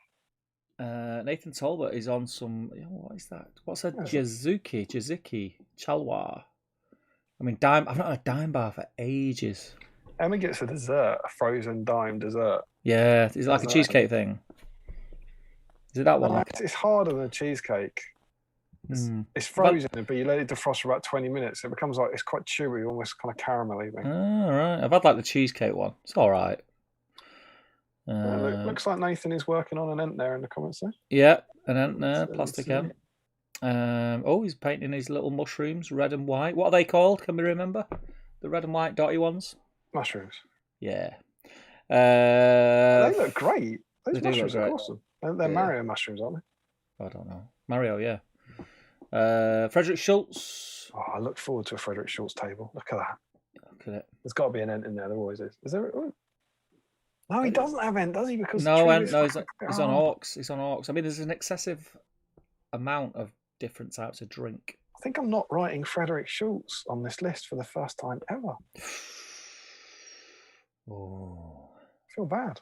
And then Dan Collis is very clean, very, very clean. Look at the size of that bag of pretzels. That's a big, or it could be a small desk. It's bigger than his computer. It's a big one. Need a Father Ted. These are small and these are far away. There's no Ent there. I know every model in Dan Collister's backlog, and there's not. Yeah, there's no Ent. Max Bolterdrill is in. Yeah, loving it. Jonathan Phoenix is in. That is a nice collection of Ents, my friend. Looks like a homebrew one on the left as well. John. I think that's. Oh yeah, I was trying to work out if that was an ent in front of a tree on that tower, or if that was all the ent. I think you're right. I think that is all original ent. Phoenix. There's some lovely ents there. The metal one does look a bit out of place these days, doesn't it? Yeah, it's a bit small. George Harold, no tree bird, unfortunately nice. No, Royal Guard. James Ari. Look at that. That's a conversion and a half. Yeah, what is that? That's the new one. It's the new one. Yeah, it's wonderfully the new one. Converted. Two-handed. It's going two-handed, mate. Two-handed. That's awesome. That is awesome. Good work, James. It takes some nuts, that, mate. It does. It takes some nuts. I applaud people who are converting these. I mean, Dave's got two, so he's got ents to spare. He's got backup. Yeah. Tom Christian, he's in. Nice little dead orb on the base. Every time I see Quickbeat, he looks like he's sneaking around someone. I thought this a minute ago. You know, Stuart Max photo. He looks like he's trying to get across the shot before he takes the picture. Or he's being left out, and he's going, "Do you know? Am I involved in this?" I think you'll find I'm the most expensive ent. Hello.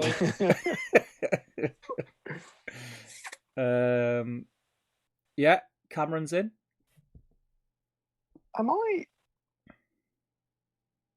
I right in? I don't want to take credit for this. See that box? I'm sure Cameron wrote earlier. It is him because he had that box. He wrote that he was putting his ents away. He was saying that, like, I'm not going to have time for them to have projects. They're going away. And I put a comment on there going, mate, they take 3 evenings each. Get them all out. You could have the army done in 2 weeks. And has he done it? This is awesome. He's doing it. He's doing it. He's on it. He's doing it. He's on it, mate. He's on it. Well, I'll take credit for that, whether it was me or not. Take it, mate. Take it. So Cameron's in. Colin Higgins is in. First layer of contrast down. Unbelievably good kit. Couldn't agree more. Is that new tree bird? Oh, yeah. Great kit, yeah. Luke Johnson is in. That's a good egg. That's a good looking table. It's a good egg. It's a good cup. Luke Johnson. So what we got there? We've got brewdog, cup of tea, chocolate egg. What's in the what? Oh, is that that's the metal ent out of that box, isn't it? Yeah, metal ent, yeah. Nice looking green stuff there. Yeah. Michael Haskell missed the remit. Expecting Necrons. Could be further away, Michael. Could not be further away. He was gonna. I thought he had he like had a tree bid, and he said, "I'm not gonna start my tree bid until 12:01 or something." And I was like, "Just start it an hour earlier, mate. You'll be in the stream." There was something like that. Michael. Though, he's probably had about 16 glasses of red. He's half cut. He's wasted. It says a lot when you're saying that. You're wasted. Wasted. You're wasted, mate. You're wasted. Stephen Ryan. He's got a few cream eggs there. He's ready to go. And there's a comment. There's a reply where he's put some pump foliage on. Very on topic. Yeah, so that's good. I think my comp foliage is dark on that as well, so I think that always puts me off. I should get some lighter stuff. I mean, Dave Frederick's just showing off now, isn't he? This is going to be like a whole family event. Look at that. Dave, to be honest, that post could go on here or I Can, You Can Cook, and it fit in equally on both pages. It's like, just like nonchalant, like, just green stuff in tree bird while cooking a stir fry. You know how I roll. you know how I roll. Scout with one hand, cook with the other. It's looking good though, man. I love that conversion. That angle on it. It's incredible. Yeah, it looks awesome. Nice really, work, really good. Really good. If you're worried, Dave, just drop us a message. If you're left with 2 little branches left and you don't know where they go, we'll sort you out. Put them in the bin and sculpt them himself. Yeah. Don't need it, mate. Don't need it. Josh is working on Easterlings, Amdur and his Easterling banner. They look pretty cool then, mate. Very, very cool. I like the green. I do like the green. Green looks good on the silver. Very different. He's got a home-baked apple cake. Tasty. Very nice. Not into apple, but there you go. Julian Hammond, Plastic Ent. I thought I'd make this before I attempt tree bit. It's like saying I thought I'd eat this apple before I grow and cultivate an orchard. It's like, they're not. I thought I'd try and apple chew it before. But that said, I will, as much as Treebeard's far more complicated, I preferred assembling Treebeard to the end. I hated assembling that thing. Yeah. Like where you're trying to pose it and balance. I said this on the Patreon chat, where you're trying to balance like the thigh bit and the knee bit and the foot I thought it was horrible. Glue and activate you need, mate. Yeah, but that wouldn't help with what I'm talking about. I was like talking about like trying to test out poses. Oh, right, okay. When Blue tack, mate. Yeah, you could. Yeah, blue tack is the answer. You could do that, but the blue tack was like in a drawer, you know. Well, obviously, then you're not going to go in the drawer. Why would anyone do that? Why would you do that? You just struggle, wouldn't you? Right? What would I do? Just sob my way through. So yes, look at that foot. Julian's in. Peter Freeburn. Assembling Treebeard, just 1 foot. That's the point I got to, and I thought this kit's amazing. Yeah, like genuinely, it was when I'd finished that bit of the leg. I was like, this is incredible. Peter, have you at that stage stuck that foot to the base? Because if you have, great regret. If you have, yeah, huge regret. Think Pretty Woman where she goes huge. Huge. Like that. The amount of regret you will be suffering is very, very strong. Dale White is in. Oh, Palace Guard are getting a bit uppity with that end. Sticking a thing where it shouldn't be stuck. He looks that end's looking a bit sassy. Yeah. I think he's looking a bit going, no, you reckon? You want to give me with the spit? Al Mullin. Gandalf's looking pretty cool, mate. First ever MESBG match. Yeah, it's crazy. Lovely stuff. Chris he's on these two of the old school ents, nice, and there's a white chocolate egg in the background, half eaten. He's holding up the metal end.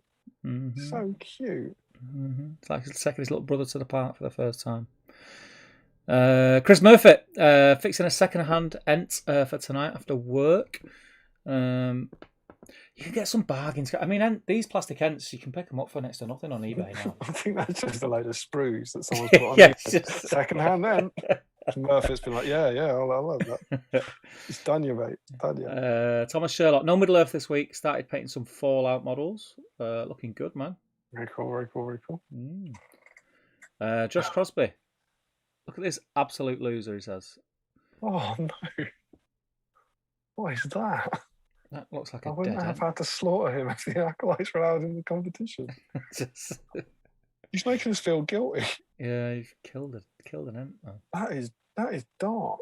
Is that the old Citadel Wood base? No, I don't think so. It's different. I mean, shape. He's in. That's an ent. Yeah, it's an ent. You're in, mate. You're in. Oh, that is dark. Yeah, it's a dead ent. Colm's in. It's sad to say. Treebeard. Look at the sprues. Look at the amount on the sprues. That's not just like building a plastic end. 1 hour in, one leg down. That's how I felt. Because when I assembled the first foot, I was like, time for a tea break. This is taking a while. Yeah, it does, but yeah, it's worth it. The glorious moment when you've got the body, the head, the 2 legs and 2 arms, you just go, and it makes it's really quite. It comes together like just dead quick at the end. Tim Garlick's in. Many ents.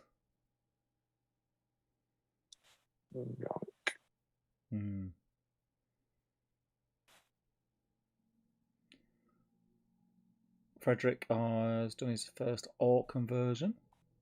He says, I think he's about the metal one. It was quicker to assemble. I love that. Can is my camera on the screen? Yeah. No. Do you want me to do it? Well, if it's not a huge problem. I mean, it never bothers you in the past, so. Yeah, you're on now. But these instructions for the metal end. It's like, do you see these 10 bent bits of metal that look identical? Or just stick them together? I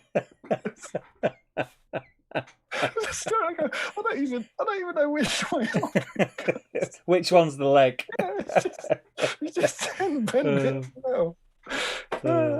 It really tickled me. I'll start with this before I assemble tree bed because it'll be easy.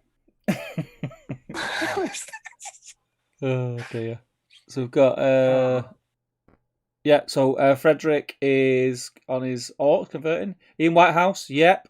Using a wine bottle to prop it up against whilst he's gluing it together. John Kent. Yeah. Ben Stanley. Oh, good work, Ben. Nice Go on, lad. Go on, lad. Go on, lad. Go on, lad.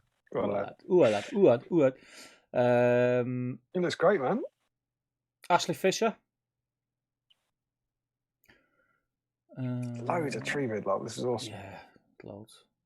Update from Chris. Metal Ent and Plastic Ent built.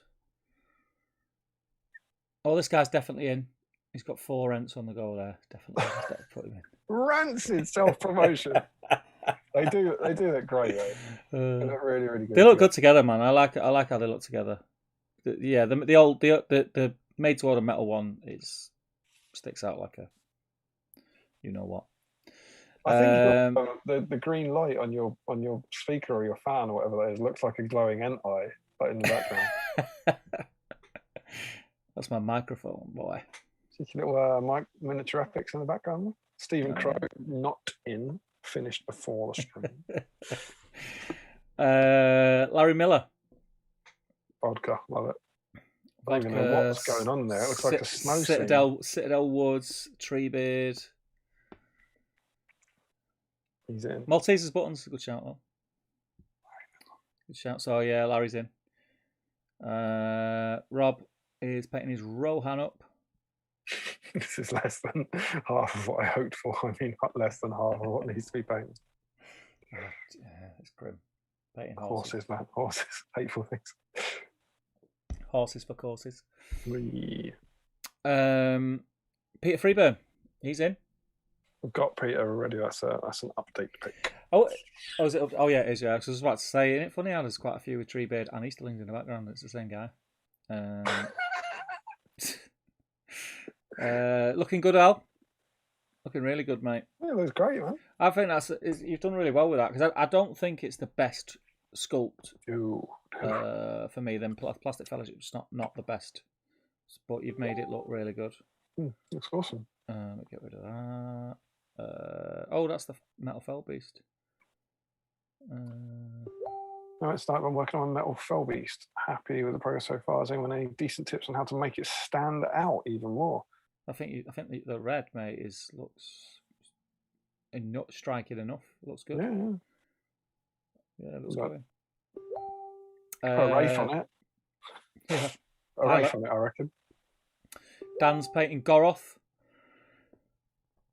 And literally at that moment, I'm sure it's unrelated, but I just had a notification on my phone from Dan Collister saying "Nice." Nice, yeah. It's like timed perfectly with it. He's pleased with his own work.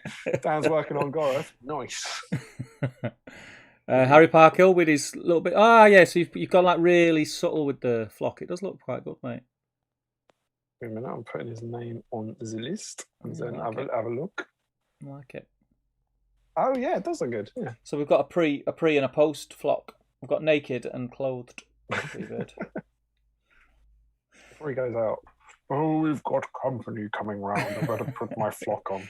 Cover your berries up, Treebird. Carl's painting up Saruman. Different approach. Looks good, mate. Interesting colour choice. Purple and black always goes well together. What he's doing with that, do you think? Very nice. Many colours. Harry's busy tonight. He's painting up his Easterlings. Tis the season. Mm-hmm. How many did you get, Harry? I got 6. I think he got 6. He said they were horrific to assemble. Oh, don't say that. Another orc from Frederick. Nice. Remco, also on orcs. Looks good, man. Like the shield. A bit of off-topic orc love going on here. Yeah. Yeah, they look good together, Remco. Oh, nice. Purple skins for entering into your composition, I believe. Yeah, boy. Yeah, boy. More orcs from Frederick. Tom Turtle. 3 Easterling heroes on the table tonight. One of them being an Ents. That's a really cool pose for that, and I think I like that. Yeah. Todd says these were all broken in a move years ago, and now they've come out. He's put them all together. That's what we're talking about. That's what we like to see. That's what we like to. We've got Todd Egbert. Is that either related to or the same person as Larry Egbert, who was one of our new patrons today? I don't know. If so, Todd, you should have had a message from me on Patreon, but let me know because we need to add you to the group chat. Yes. So if that's you.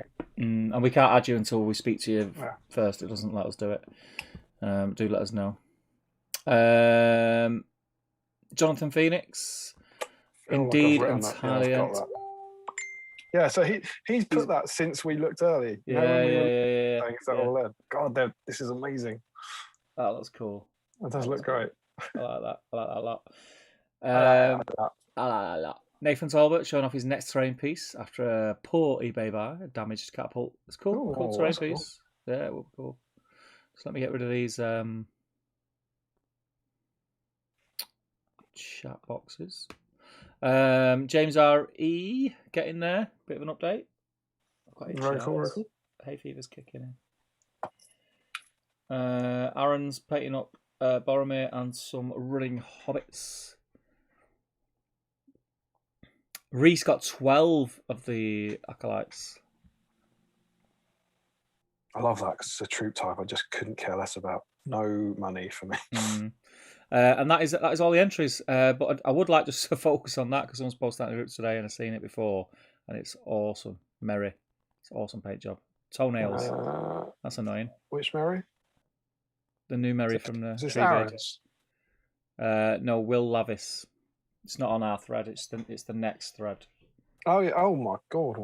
That's incredible. It's beautiful. Face is beautiful. It's got painted toenails on it just to annoy me. It's great. Great picture. So that is all the entries. How many have we got, Damian? Will Lavis is one of our patrons, and he actually upgraded his pledge today. Oh, mate, you are a legend. You'll be getting some dice as well. We have 29 entries. 29 entries. So nice. I'm like mad. Did we go up to 46 or did we go up to 36 with Sam? 43 with Sam. 43. I think 29 is pretty good for a monster. Yeah, it's good. And of course, it's not over yet. So there you go. Well done to everyone for getting involved. That's awesome. We are. I mean, it's getting on. It's 10 to 12. I think what we'll do, we'll run the competition. What's it? 12:30? Should we say 12:30? Yeah. So 12:30. And then we'll close it. So if you are working on an Ent and you're watching this stream now, get your picture of what you're working on the whip thread on the Great British Hobbit League, and you'll be entered into the prize draw. There'll be what? Entered into the prize draw. There'll be what? Talking of prize draws. I was asking you to say Ent. But... Entered. Shall we? Should we make a couple of patrons really happy? Well, we can't yet. Oh, Steve. The glorious news is we have new patrons. And they have to go in as well. Such is life. Do you ever get a shiver? Sometimes? Yeah, sometimes I shiver. Yes. I just got a shiver. Is that what?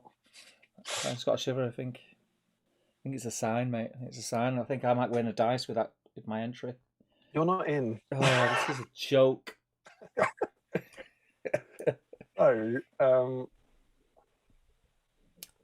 just need to find this now. We've had another patron. Reese has joined us. So we've had 4 since the start of the stream. Legends. Well, some. No, Fortitudes and Valids, man. Oh, let's pop these in. What's that gone?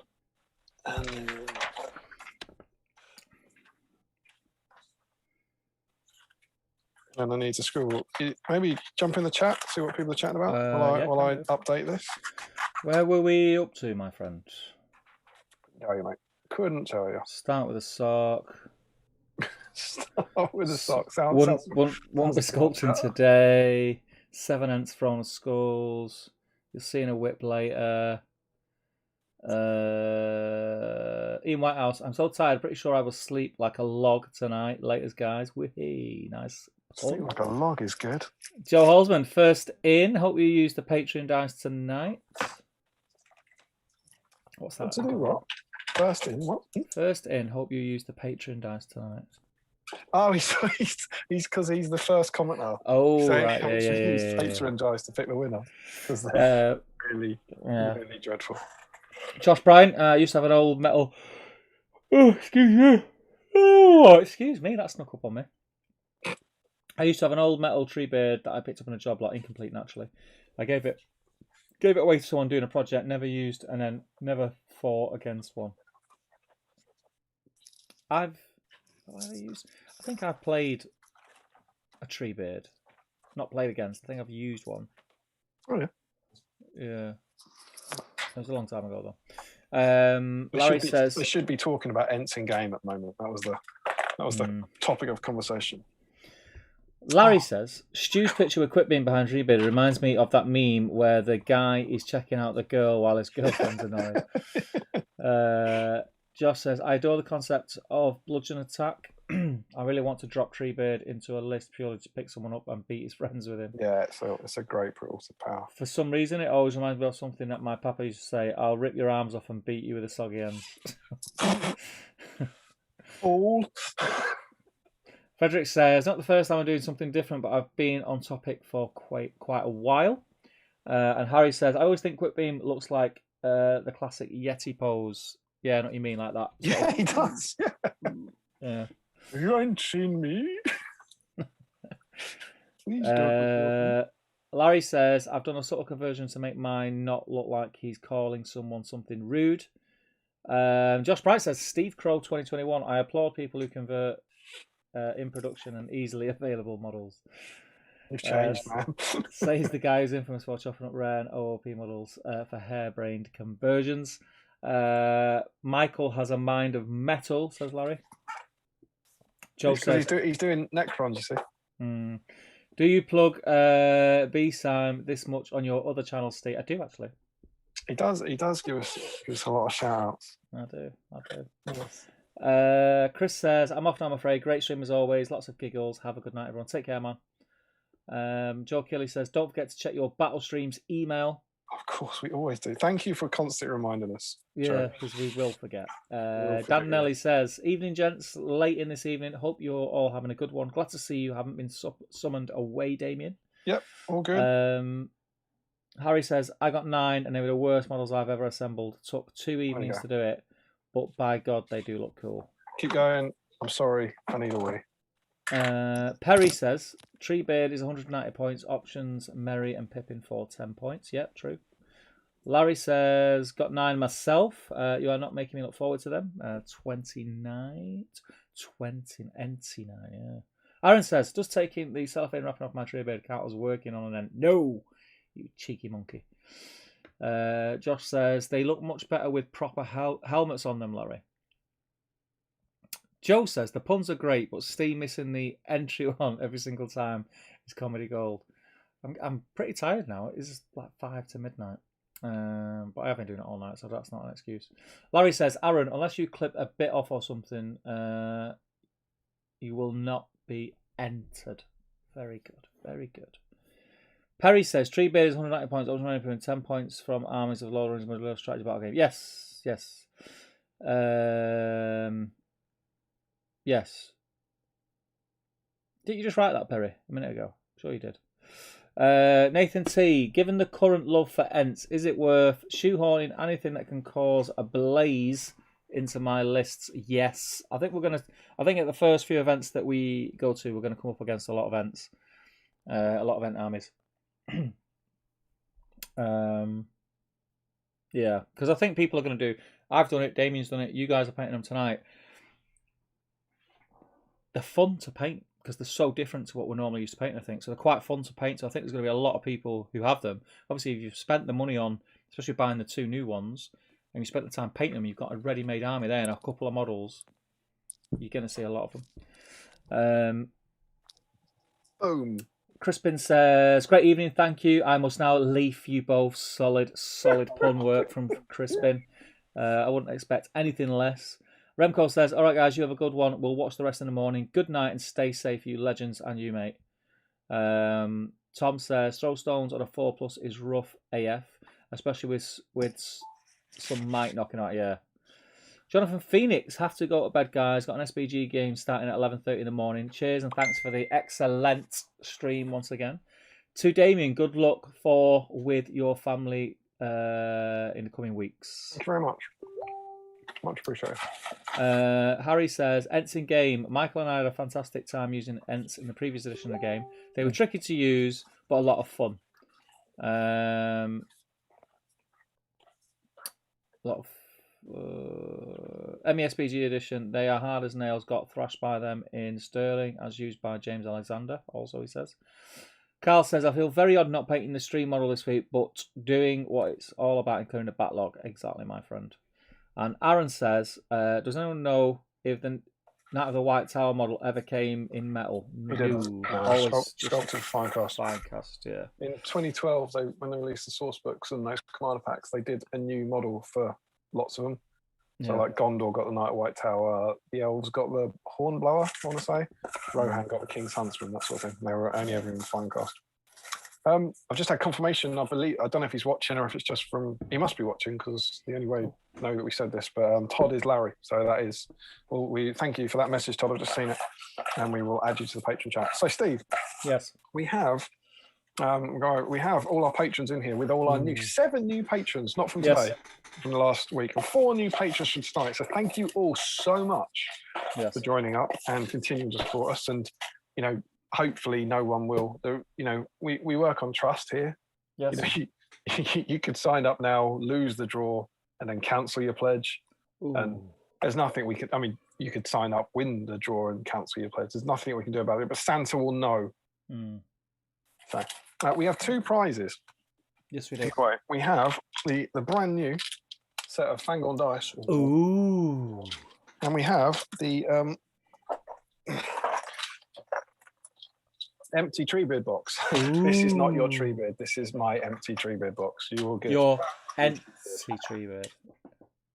So, as ever, if you're new here, we have a very, very clever way of picking the winner, which is they're all in here, and Steve will direct me around the box. Yeah. I will direct Damian around his box. Okay, so let me put my feet up because I like this bit. I need to get comfy though. Steve, hang on, I need a beer as well. There we go. Yeah, obviously, I'll go. Steve, the big question. Yeah. What are we giving away first? Dice first. Dice first, straight in. Dice all right. First, yeah, dice first. So, down, forwards, backwards, towards you, left. I can't believe you've changed from forwards and backwards towards you to left. Well, when I said forwards and backwards, it looked like you went left and right. That's because forwards and backwards aren't. So forwards would be towards the camera. It depends where I'm going. This is like the front of the box to me. Oh, right. See, you're doing it wrong. Okay, so do this. Can you hear those patrons? I'm tickling the patrons. Pick and drop. What lots? Do you want lots? Yeah, just a generous amount. And then twist like that. Twist, right? Yeah. Twist. And okay. Pick one. Okay, I have one. One. Pull it out. This is for the dice, people. This is for the dice. It's a new name. Is it? It's not a new name. It's just... I don't believe it. It's not a new name. It's a new name when he got put into the draw. It's Julian Hammond. Hey! Julian Hammond. He's loving life. He's loving life. And also, this is proof. You can win more than one. We don't expunge you for the record. Julian Hammond, outstanding work. Congratulations. I thought that was a new patron on it. Well done, Julian. Well done. Let me make a note. Julian is smashing the prize draws. Big roller, mate. He's a big roller. Yeah. I don't know is he in tonight? I'm not sure. Yeah, he was in, wasn't he? I feel like he might have gone to bed. I'm not sure. Dice. Good work, Julian. Well done, sir. Well done. But that's not all. These Fangorn dice will be yours. Yeah, so now it's the big one. Lives in the UK.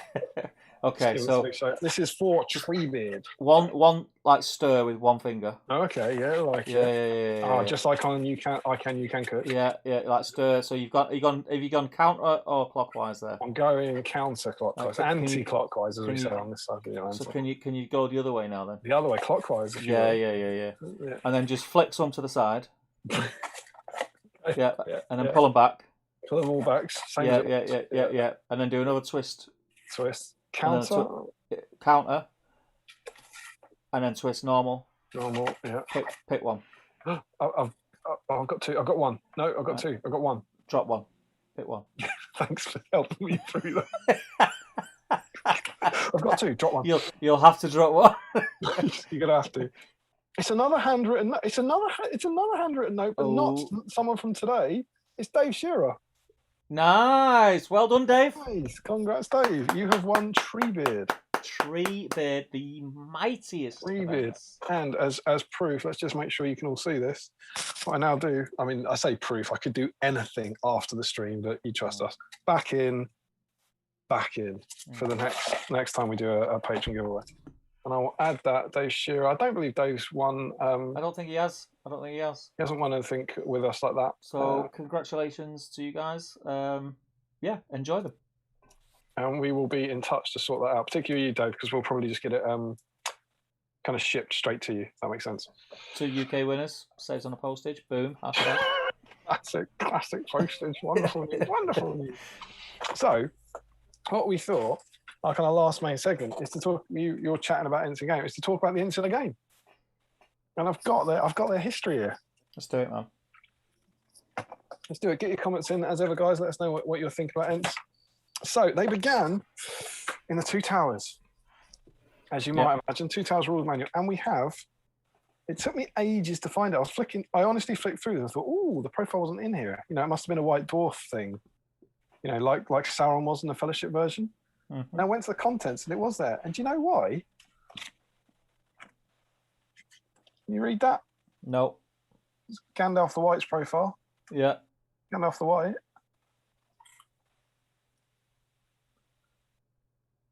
Treebeard. There he is. That's what Treebeard gets. So the very first version of Treebeard, he's 140 points. Big time. 3 might, 6 will, 3 fate. Yep. Standard. Strength 8. Defense 8. 3 attacks. 3 wounds. Courage 7. Fight 5. Fight 5. Fight 5. Fight 5. Fight 5. As I live and breathe. Fight 5. Fight 5. Now this is, bear in mind, this is obviously written before they've seen the film. I guess they've read the scripts or whatever, but they hadn't seen the film at this point. So fight 5, still strength and defense 8, but fight 5 for Treebeard. Who knew? His special rules were terror, and he also had breakstone. Enter powerful creatures with iron-hard limbs that can smash apart stone, just as tree roots can crumble rock. When attacking fortifications, including doors, stone walls, towers, or anything else that has batter points, Treebeard counts his strength as 10 and attacks as 6. So that's crap. It's really great. You wander along and you pass a house and he just goes nuts at the door. Dives that door. I mean, this is amazing. Strength 10, 6 attacks. Great in a siege. Of course, trying to replicate the Saruman, but not all that. So 140. What do you think of that? 140 points. Fight 5. Fight 5. Fight 5. Problem, right? And also, let's not forget this, as most things were, the first versions. This is pre-monsters, so he's got no brutal power attacks. So there we go. That was the very first version of Treebeard, and no picture of the model because obviously I'm sure they were embargoed for that. So, fair enough.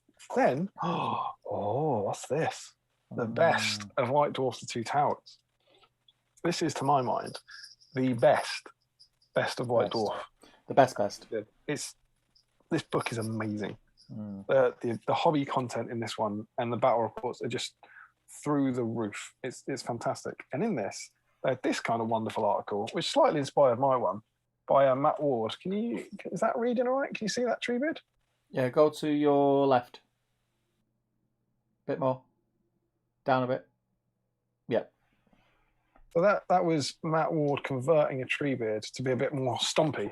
Yeah. and it's a conversion article. But then after that, check this out. So this comes out sometime between the Two Towers book and the Return of the King book. Yep. He converts loads of Ents. There's a kind of 2-page article about turning the Treebeard model into generic Ents, right? And then he writes an article saying there was just one problem: no rules. So he has to make rules up for Ents. Better yet, as an additional treat for all the Ent huggers out there, I've also managed to wrest the new rules for Treebeard away from Alessio, who at this precise moment in time is busy writing the Return of the King's rules manual. You'll notice the chief change in Treebeard is the increase in his fight value. After watching the Two Towers, we simply could not allow this mighty Ent to lose drawn combats to a cave troll. Presume the cave troll was fight 5 at the time. And so we changed them accordingly. And so now we get Treebeard 170 points, gone up by 30. He's now fight 8. Yeah, big time. Big time. Strength 8, defense 8, 3 attacks, 3 wounds, courage 7, which is 1 more, I think. Is that a point of courage? 3 might, 6 will, 3 fate. Still got breakstone, so still great against doors. Still got terror, and he now has throw stone for the first time. If an Ent does not move at all, he can rip a suitable rock from the ground, and in the subsequent shoot phase, he can throw it. It works exactly like a crossbow with a range of 18 inches and a strength of 10. And then again, if you're still pissed off at buildings, if the good player wishes, this rock can be hurled at a castle wall or another building. It nominates a target point. In anger. Yeah, you can smash a wall in. So what do you think about that? Which one's better? 30 points more to chuck rocks, 3 points of fight, and a point of courage. Yeah, I think it's worth it. Yeah, he's just very expensive, isn't he? All day long, mate. All day long. And then, perhaps then, perhaps more exciting, we actually get the profile for Ents for the first time. These are fight 7. Obviously, this comes from having seen the Two Towers and seeing them go a bit mental. Strength 8, defense 8, 3 attacks, 3 wounds, courage 6. So same as Treebeard, but they are fight 7 instead of fight 8 and courage 6 instead of courage 7. 100 points. Same breakstone rule, same terror rule, same throw stone rule. They also have the rule tree-ish. Tree-ish? Yeah, it means they're a bit like a tree. Ents are slow to act in the affairs of others and are difficult to rouse until a threat becomes clear. To represent this, at the start of each turn, the good player must roll a dice to see if the Ent has become sufficiently roused to act. If the dice roll is if the dice roll is less than the current, you paid 100 points for. Yeah, I was just about to say, I'll buy that for 100 points, even though I might not get to use it all game. Tree, mate, you've got a tree. You've seen how many times I roll a 1. Yeah, I know. You would be screwed. No, that's what you want. You'd be good. You'd be good at these. You want a Battle Streams dice. If the dice roll is less than the current turn number, the Ent has awoken and may act as normal. So to awaken then at the start of turn 2, you've got to roll a 1. You'd be amazing at this. And turn 3, you'd have to roll a 1 or a 2. If the Ent does not awaken, it may take no action, although it will still fight if attacked in close combat, and it will automatically awaken if it's attacked. You wouldn't attack it, would you? That's a weird rule. So let's just be clear. By turn 4, you've got a 50-50 chance of getting your Ent into action. I don't like that rule. I can't imagine many people do. It's all right though, because it's only 100 points of your army. Yeah, that's all. Yeah. So I can imagine reading that going, Ents, oh, that's amazing. That's amazing. What? Well, that makes them absolutely unusable. But there is, I wanted to make sure we mention this at least once, that there is a fun thing at the bottom, different types of Ents. Yeah. Which is something that doesn't exist in the current rules. And you could buy one of these. And they all have a points cost. And what I love about this is they actually explain how this works. I don't know if people couldn't add up back in 2003, but it says, if you want to customize your Ents, simply pay the additional points and make the appropriate changes to your roster. You may only choose one of the following upgrades for each Ent. Fine. Fin. Done, right? No. For example, an Oak Ent would cost 25 points more, but has his strength and defense increased to 9. As no other changes to his profile are listed, the other characteristics stay the same. Thanks for that. Finally, you should make a record in the notes section of your roster. Yeah, okay, I get it. So I pay the amount of points here, and then the things that happen underneath that happen. Right, I see. But Birch, 10 points. I won't read the fluff on most of these, but I think this one's important. Hailing from the parts of Fangorn worst affected by Saruman's machinations, Birch Ents burn with hatred for the tree killers and are already roused into a fierce rage. Oh. This rage can often prove to be self-destructive. The Birch Ents will often charge off in pursuit of an enemy, giving no thought to their own safety. Steve, what do you think the Birch Ent rule does?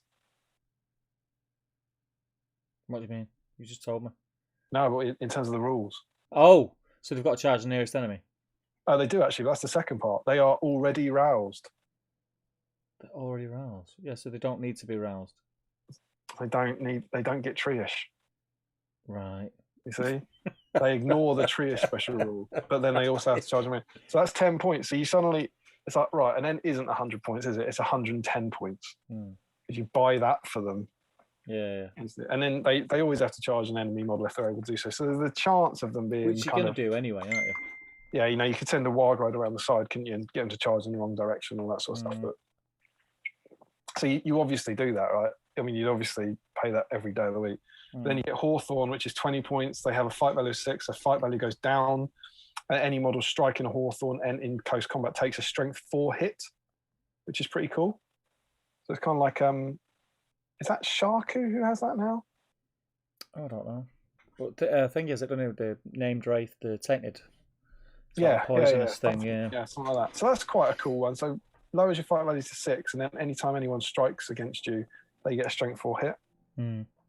Probably not worth, I don't know. You got to pick your favourite, right? Fur, 10 points.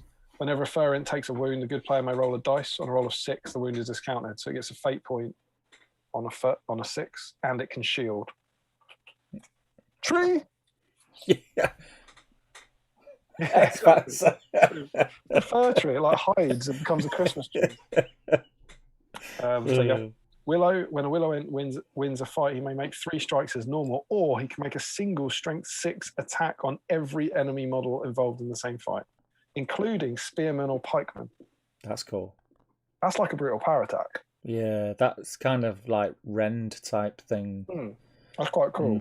So if you get trapped and they put spears on you, you can hit everyone. Yeah, because that's the thing you're going to do against Ents if you try to kill them. You're going to surround them, aren't you? But you would know. It's not an option, would you? What kind of Ent is that? Willow? No, just the 3 models. Yeah. Do you want to put any spears on that? No, I don't. Beach Ents. This is meant to be quick beam, I think, which is ironic because it's beach bone. Beach Ents move 8 inches and have a fight value of 8, so they get +1 fight. But that's an interesting one. They're frailer, so they only have strength for defense of 7. That's only 10 points. So 8-inch move, fight 8, but only strength for defense 7. Could be interesting, or like if the enemy forgets, because how many times does that? People always say, with the Orc Scouts who get the 8-inch movement, you can catch people out. Speedy Ent. Yeah. Boom, smash. Boom, Ent in your face. I think that's probably quite a good change. Oak, they have a strength and defense of 9. Pretty good. Damned English Oak. In addition, Oak Ents favour fighting with huge swinging blows. So in game terms, they can choose to fight as if they had a 2-handed weapon. Oh, that's a winner. That's the winner, mate. Is that the answer? That's the yes. There's a choice. It's not Burley. You get -1. What's the answer and why is it Oak? You still get -1 to your duel though. I don't care. That's Oak. I don't care. So it's defense 8, mate. It's Oak. Defense 9. Strength for defense 9. It is the most expensive one. It's 25 points. Yeah, you're not bothered about losing the fight. What do you think do you think you would? Oh, what, you think you'd always go 2-handed because you wouldn't care if you lost the fight because you'd defense 9? Yeah. And the last one is Ash. Every time an Ash Ent is the target of an enemy magical power, he can resist as if he had 2 points of will. That's good. Pretty cool. That's every time, not just he's got 2 points. Yeah, that's quite cool. So it's just roll 2 like dice. Fortify Spirit. So what do you reckon? You got to pick one of them. Oak. Yeah. Oak. You know your Oak tree probably won't move for about 4 turns. Right? Yeah.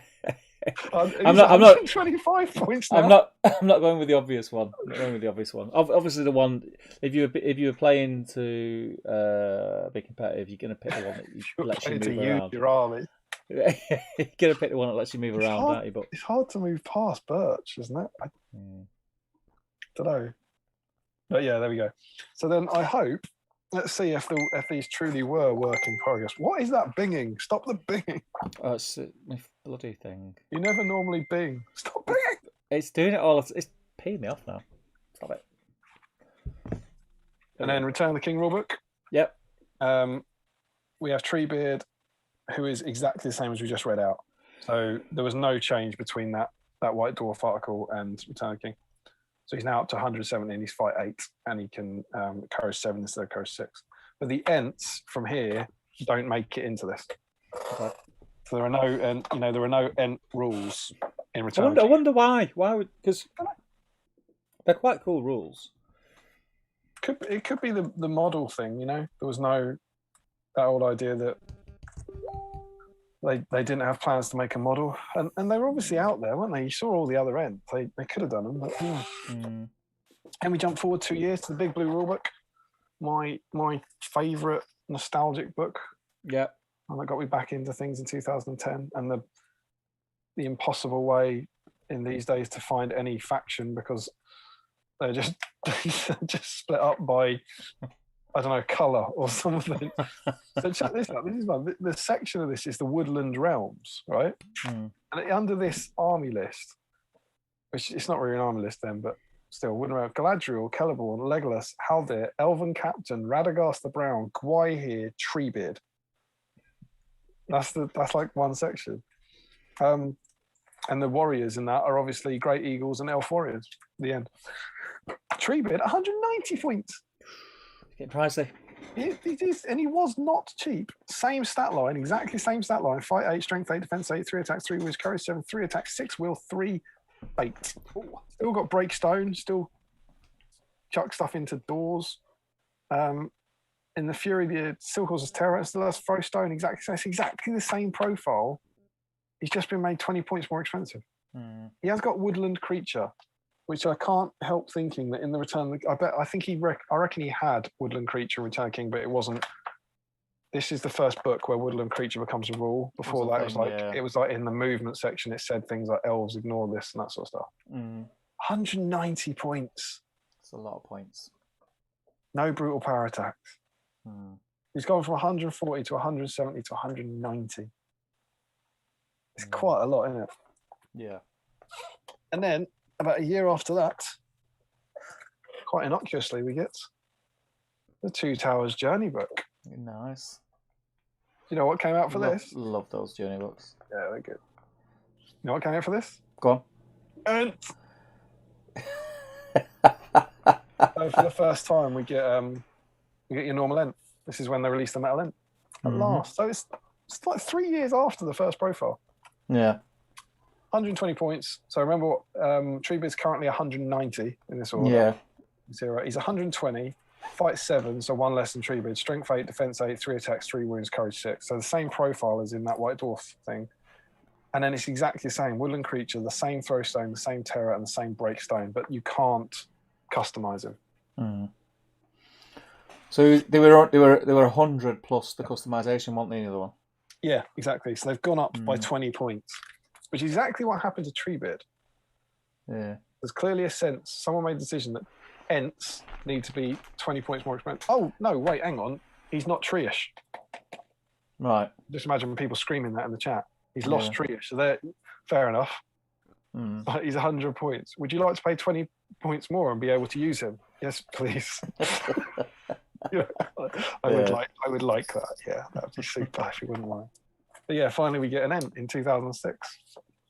Then it's a long wait to 2012 for the Free Peoples. Boom, boom. Let's see how they did in this. And this at this old point, school. Yeah. Well, I mean, it's less old school than the previous. Yeah, it's less old school, but this is more new school. New school, old school. And they are moved into the Wanderers in the Wild. Who knew? And this list currently has Tom Bombadil, Golbery, Treebeard, Gwaihir, Garbury, Garn, Bilbo Baggins, Banterbrust Took. This was the way it was for. This seems insane to me now, but this is the way it was for 9 years. Great Eagles, Ents, and Woes as Warriors. Treebeard, 190 points, exactly the same. Fight 8, Strength 8, Defense 8, 3 attacks, 3 wounds, Courage 7, 3 Might, 6 Will, 3 Fate. Exactly the same. Terran Woodland Creature, Break Stone, his breakstone's got worse. In what way? Each strike against a target with batter points is doubled as if it was trapped. So no, it's not got worse. They just reworded. You know, it used to say he went up to 6 attacks. Yeah. They've changed that now to it's 3 attacks doubled. All right. Different. Still. Oh, how can we change this? How can we make it fresh? Let's freshen this up. I don't want him to have 6 attacks against doors anymore. Can we have? I just want him to have 3 attacks. Would the doors count as trapped? Yeah. Never noticed this before. Do you know what those strikes are? What strength they are? They are res loved at strength 10. Strength 10? Oh, res loved. They're not resolved. Oh, res loved. Never noticed that before. Res loved. Classic Ents. Bit of Ent love there. And yeah, sorry, stone. So that's kind of the. So that tree beard has stayed the same from 2003. He went up. He went up to fight 8, didn't he? Yeah. In the Return of the King edition in 2003, and was the same here, but he was just 20 points more in terms of rules.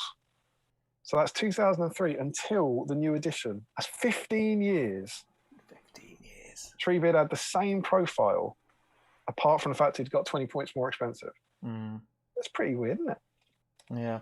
Never really used to see him a lot. And also at this point, bear in mind this, early 2012, he's got the monster keyword, but monsters meant diddly squat. And that was a really interesting change. That when these came out at the start of 2012, being a monster didn't mean anything. And the Ents, 120 points, they're the same. Fight 7, strength 8, defense 8, 3 attacks, 3 wounds, courage 6. That's exactly the same. Terror woodland creature, break stone is the same, and throw stone is the same. So again, they didn't change at all from the 2006 books. So they then, it's 3 years. So they Ents and Treebeard stayed the same for 15 and 12 years, respectively. Until I suppose we should actually say that a year after that, the Hobbit rulebook came out, which gave monsters brutal power attacks. Yeah. So that then made them significantly better, I think. Yeah. Because again, we talked about this probably in the Hobbit stream, but prior to that, every one of those Ents was just charged by a single guy. Yeah. Just every single turn, fed to Jeffrey. And in here, in Fangorn, we get Treebeard. There's 190 points, the same points. His stat line is the same. His stat line hasn't changed since 2003. Fight 8, strength 8, defense 8, 3 attack, 3 wounds, courage 7, 363. That's amazing, isn't it? He now gets specific. If it ain't broke, Damian, don't fix it. Indeed. He now gets specific actions: strike, strength, and defense. Terror, throw stone, which is the same woodland creature. He loses break stone. They get rid of that rule. They gain the bludgeon. Brutal power attack. Select one enemy model in the fight to be picked up by the Ent and become the bludgeon. If the model is a cavalry model, the rider is picked up and immediately dismounted. The model cannot be a monster. Select another model in the fight for the Ent to hit with a bludgeon. Both the target and the bludgeon suffer 1 strength 8 hit. If the target is slain, the Ent may pick another target and repeat the process again. It can be done repeatedly until the Ent fails to slay a target, or there are no more eligible targets to choose. It's a cool rule.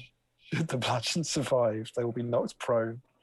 And I love the last line. Note the Ent may keep using the bludgeon even if the bludgeon is slain. I think it's just a soggy bag of meat. It is a cool rule. Yeah, it's a cool rule. I haven't played with it, but I would want to use it in every single combat, even if it wasn't the right thing to do. Yeah. I would just want to keep smacking things.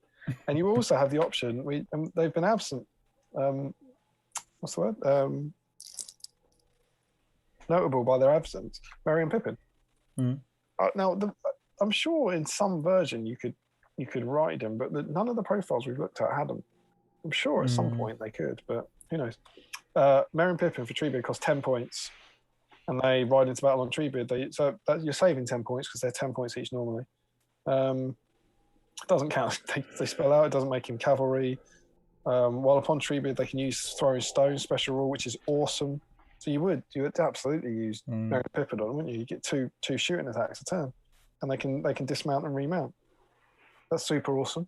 Mm-hmm. So he got a big boost in this version. He's obviously a hero legend. He got bludgeon. He's the same points. He got the option for Merry and Pippin. He got some good heroics. And then the Ent is exactly the same. Again, the profile's unchanged, which I find really interesting. 120 points in the same stat line. They get exactly the same special rules, but they get bludgeon as well. Mm. Kind of mad, right? So they're they've had some special rules, but their profiles and their points costs haven't changed for either of them since 2005. Yeah, it's a long time. It's a long time. Like you say, though, if it ain't broke. Of course, they got an army bonus, which is don't be hasty. Ent models from this army this game, the fearless special rule, which is great. Additional, pretty good courage anyway, but still good. And they're completely unaffected by any magical powers or special rules that would prevent them from moving or move them against their will. And they're completely unaffected by Nature's Wrath and Wrath of Brunin. Release the river! So that makes them awesome, right? Yeah. Suddenly the army bonus was incredible, I think. Like really, really good, because Immobilize was dreadful for an Ent. Yeah. Which brings us to the war in Rohan.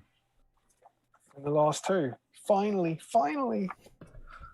I think genuinely people have been crying out for these since 2005, 2006. Got Quick Beam and Beach Bone. Quick Beam, 140 points, 20 points more than an Ent. 3 might, 1 will, 1 fate. So that's a good improvement straight off the bat. Yeah, for that points increase. And he's the same profile, but he's got 8-inch move. So fight 7, strength 8, defense 8. So you can move 2 inches. I mean, that's amazing, isn't it? You'll always do it. Yeah. And he gets Heroic March. So you can bring Heroic the last March of the Ents. So you can bring Heroic March into your army. So for 20 points, 3 might, 1 will, 1 fate, 2 inches of movement, and Heroic March. It's a given. Yes, please. Yeah, it's a given. Yeah. And then Beach Bone, 160 points. He's fight 8, so he goes up and it goes up. So he's 40 points more than normal. Goes up a point of fight. 3 might, 1 will, 1 fate.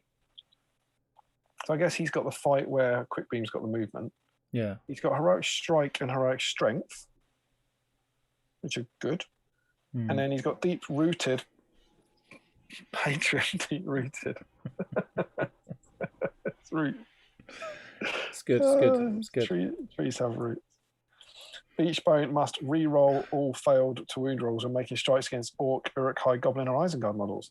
In addition, he must always charge an Orc, Uruk, High Goblin, or Isengard model if able to do so.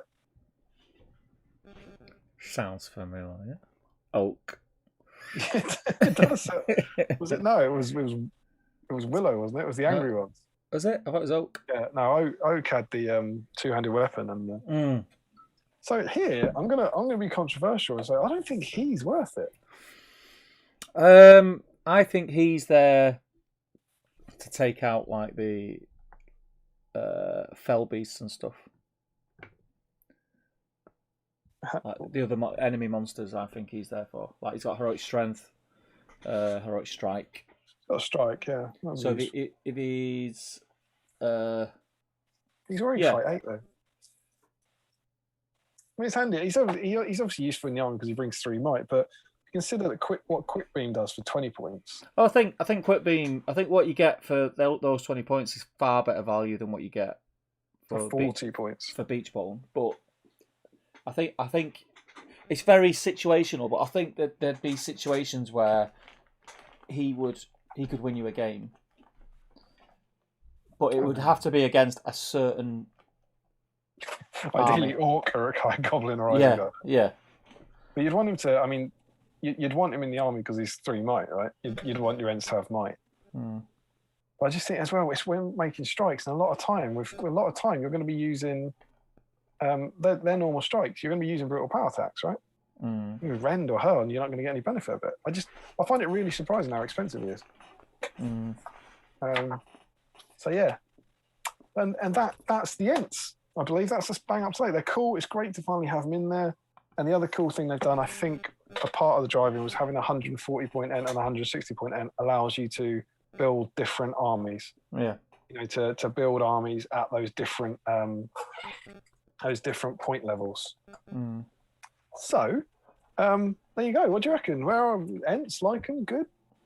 Yeah, I mean, when the Warren Rohan book came out and we got those profiles, I can remember being really keen and really thinking, do you know what, I'm gonna do a little Ent army, and I was just waiting for the models to come out, and now the models have come out and we've painted them up except for Beachbone. Yeah, it's I'm gonna give them a go. I'm definitely gonna give them a go. Yeah, I'll give them a go. Yeah, if I'm ever allowed to play the game again. Yeah. Yeah, I think it's good. I think it's good that you've got the option. You've got different options now. Yeah, there's not a lot of them, but I don't think you need that much. There's enough. There's enough there with tree base profile, beach bones, quick beams, and then the standard end. So I don't think they're never going to be top tier because of the only having 4 models and not having the same maneuverability and stuff. But I think between the army bonus and the fact that you've now got access to 9 might, I think they'll be fun to play against. But when you're playing with them, you'll feel like you've got a chance in a way that you never used to. Yeah. So it'll be cool. But they look great, don't they? Yeah, they look awesome. Do you want to jump in the chat? I'll see what people say. Yeah, let me get my screen back up. Where were we up to? Do you know? It's just before the comp, wasn't it? Yeah, definitely before the comp. Night of the White Tower, come out in metal. Yeah. Preemptively, can I say on behalf of the entire community, congratulations to Damian and Emma on the first B-side baby. Thanks, Nathan. That's very kind. Larry says he might have been new for when the Finecast box came out. Let's talk about that. Night of the White Tower. Yeah. Nathan C. And we're honoured you've chosen the name B-Sime.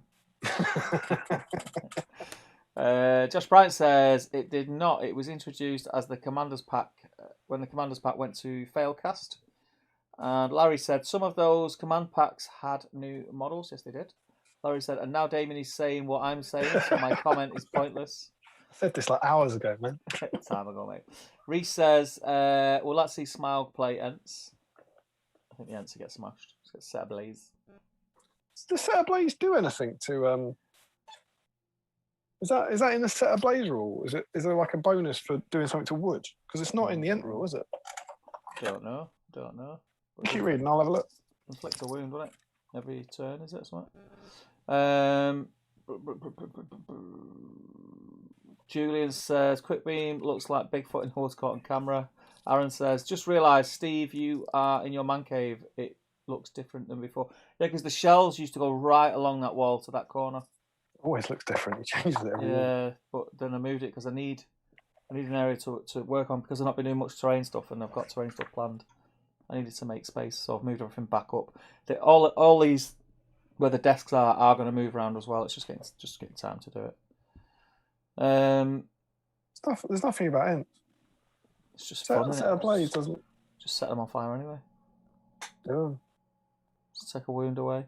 A turn. Yeah, I mean, let's be honest.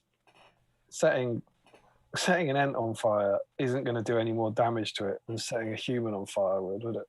You know? Well, they have to. They have to stay still to put it out or something and roll a 6 or something. You try staying still when you're on fire. And there, mate. They have to. They must either lie down and then crawl 1 inch or enter a water feature. Enter a water feature. So yeah, you see. So setting them ablaze would be handy because they can't. You don't want to be charged by 6 Ents, do you? No. Yeah. I don't know. It's late, mate. It's late. I don't know. It's just you don't want to be charged by 6 Aragorns either. Set them ablaze. Is it? I'm sure at some point there was fire used to do more to Ents, didn't it? I might actually be. Do you know what? I might actually be thinking of a Warhammer. I think a Warhammer Tree Man used to have a rule about fire doing more damage to it. If it hit by a flaming attack, it took twice as many wounds or something like that. I think I'm thinking of that. Maybe.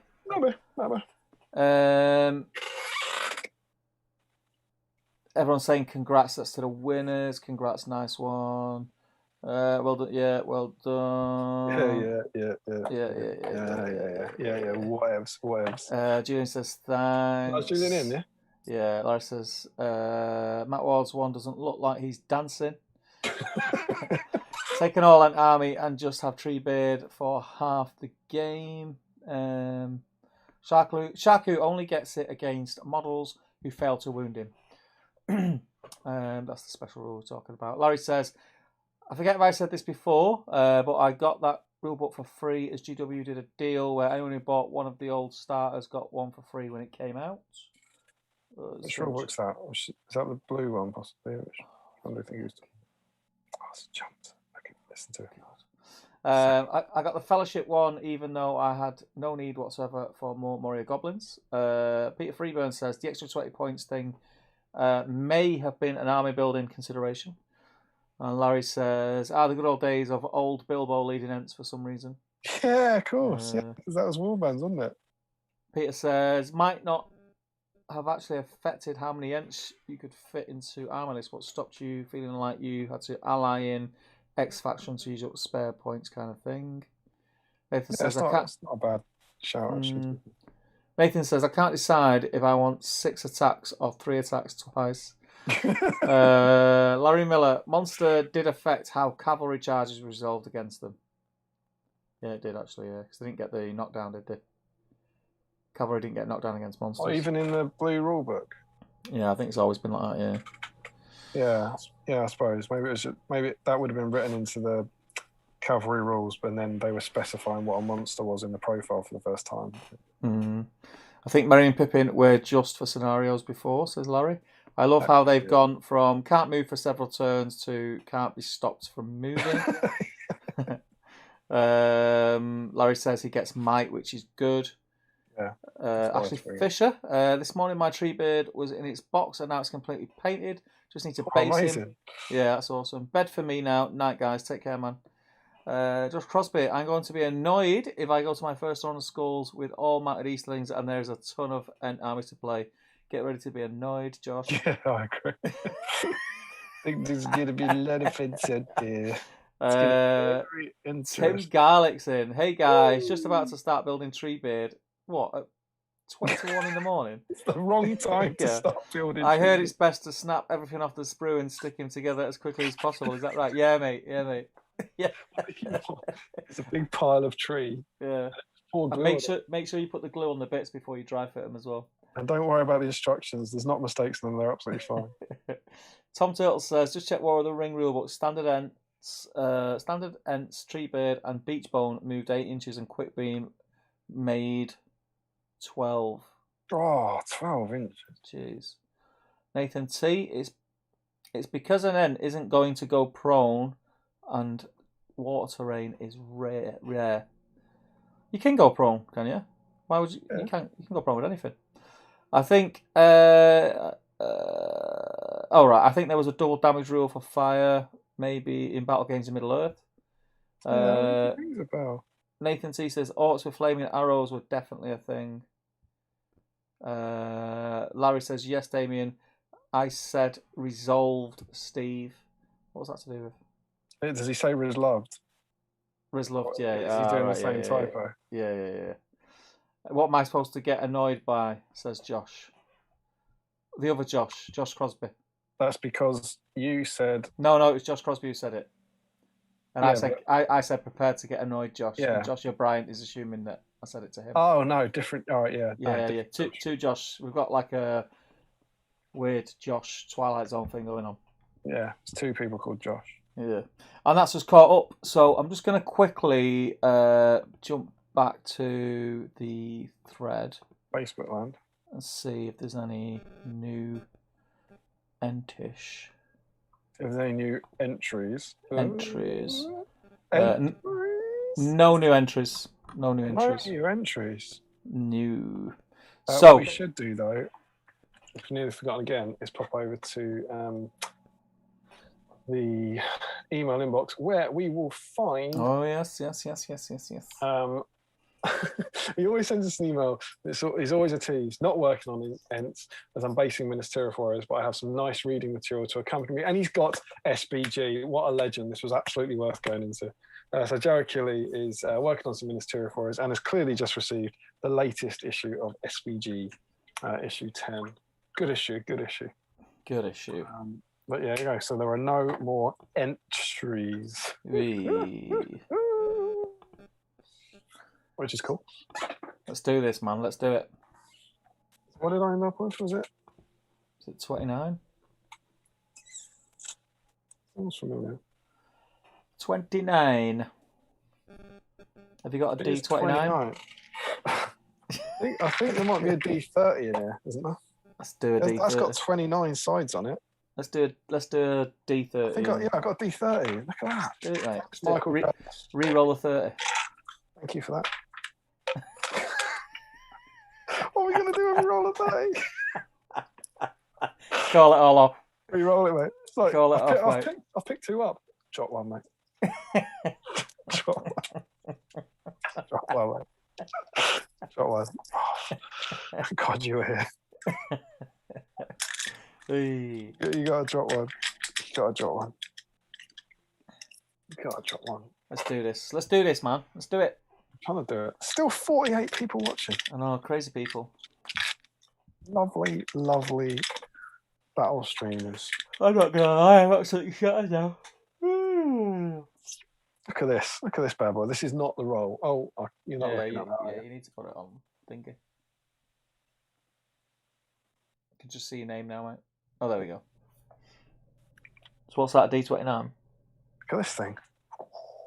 It's a beast, that, isn't it? Yeah, look at that thing go. Whoa. Wonderful stuff. So, yes. Let's do it. It will be the order that I read them out on, or the order that you entered. I don't think there's there's no issue. That's random. Are we ready? Yeah, let's do it. Do it. It's 11. 11. Legs 11. Legs 11. And that is Luke Johnston. Luke Johnson? Luke Johnson. Luke Johnson, why do I know that name? Who's Luke Johnson? Because, did he win something? He was the person who, I feel like he joined the patron live on stream. And he might have won a prize. But he was the one who joined, and he joined the chat, and everyone got excited. It was wonderful. But congratulations, Luke. Let's put that. Well done, man. Luke. You'll be the envy of all your gaming friends with that dice. Black dice. You have won. Wait for it. This very dice. Oh. So wait for it. You're not looking at it. One job, Damian. One job. You've won this very dice. Always roll 6s. Watch. Ready? Yeah, do it. Ooh. See? Point of mic. Look. Incredible work. Incredible scene from the dice. Belting dice. Great dice, that one. Great dice. Always roll 6s. So that is wonderful news. Congratulations to Luke. Well done for getting your Ent in. By getting your Ent in, you have won yourself a little black dice. And thank you and congratulations to everyone who's been working on Ents tonight. It's really nice. 29 here. 29. We were all 29 and us 2. That's 31 of us. All were working on Ents for the stream tonight. It's crazy. Madness. Still blows my mind. Still blows my mind. It's crazy. Joe has said, don't forget the emails, which I think I haven't. Joe Kelly said, thanks, Joe Holzman, looking good. And issue 10 is awesome. Thanks, Joe. Nathan T, it's just occurs to me that Damien complains about Steve wearing a TTG shirt, but Steve never complains about Damien plugging SPG magazine. Yeah, but I'm not wearing the magazine. Mm-hmm. That would be the equivalent, wouldn't it? Plus, it's only a bit of bants. it might be 95% bant. It's only a bit of bants. It's only a bit of fun. It's only a bit of fun. It's a bit of bants. It's only a laugh. We don't really hate each other. I don't mind it anyway, because it's like on YouTube when you get a dislike, it's actually good for you. It's interaction. Yeah, because poor people, like Steve and Damien are fighting again. You should get on and watch this stream. Come in, my chum. Damien will go, oh, you're wearing your TTG t-shirt. And I go, TTG? Oh, talking to TTG. Just want to make a giveaway. Yeah. Done this video about everything we know about Kirsty. Yeah, boy. Oh, tomorrow, pre-ordering. Boom, get in. You getting it? Yeah, getting it. 125 quid, is that right? 125. All right, David Brent. 125. Vis-a-vis Cursed City. Cool. It looks good. I like. It looks like the old world to me. You know. That's what I like the vibe. It's giving off. They're doing it. That's what they're doing at Age of Sigmar. Oh, it's not the old world, but look, we can make bits of it like the old world. Yeah, it looks just like the old world. That's cool. Yeah, it does look cool. I'm just not even going to consider it though, because you can play with mine, mate. Thanks. Yeah. Well done to our lucky patrons. Yeah. Our kind of old new patrons, Dave and Julian, for winning the and Treebird. Thank you to all of you, the 4 of you who joined the Patrons King tonight. That's awesome of you. We will get you probably tomorrow. We'll get you into the group chat, and you can start continuing the B-Sign fun there. But this has been really good fun. Yeah, 16th of April is our next date. We'll see how we go. Should be fine, we think. Yeah. So we could go in. We could have a baby tomorrow. We could have a baby in about a week. But I think the about a week is the latest they'll let her go before they hurry things along. Yes. So logic says maybe the next one will be unaffected. We think we'll have settled into having a baby there. Emma was legitimately, I promise you, this time, or about 11 o'clock last night, she was saying, honestly, such a love. I could go into labour now. I reckon you might be able to do the stream tomorrow night. And I was like, what? And she was like, yeah, well, if nothing goes wrong, we're only, you're in and out for 6 hours sometimes with them. Yeah. Like, and if we're home with a baby, it doesn't really matter whether you're doing a stream. And I was like, what? You think in the next 24 hours we could have another human, and I could be streaming tomorrow evening? She was like, yeah, I don't see why not. I was like, all right. I'll go with that. She literally had, by her reckoning, she had about a 12-hour window to avoid in the 3 weeks, which she did. So huge props to Emma, I think, for 100% to do the end stream. Well, we got it looks like we'll be okay for the 16th. Mm-hmm. And on the 16th will be your first stream as a dad of 2 daughters. Yeah, that was a long pause. Were you trying to count? I couldn't remember what my name was. He's got one. He's going to have one more.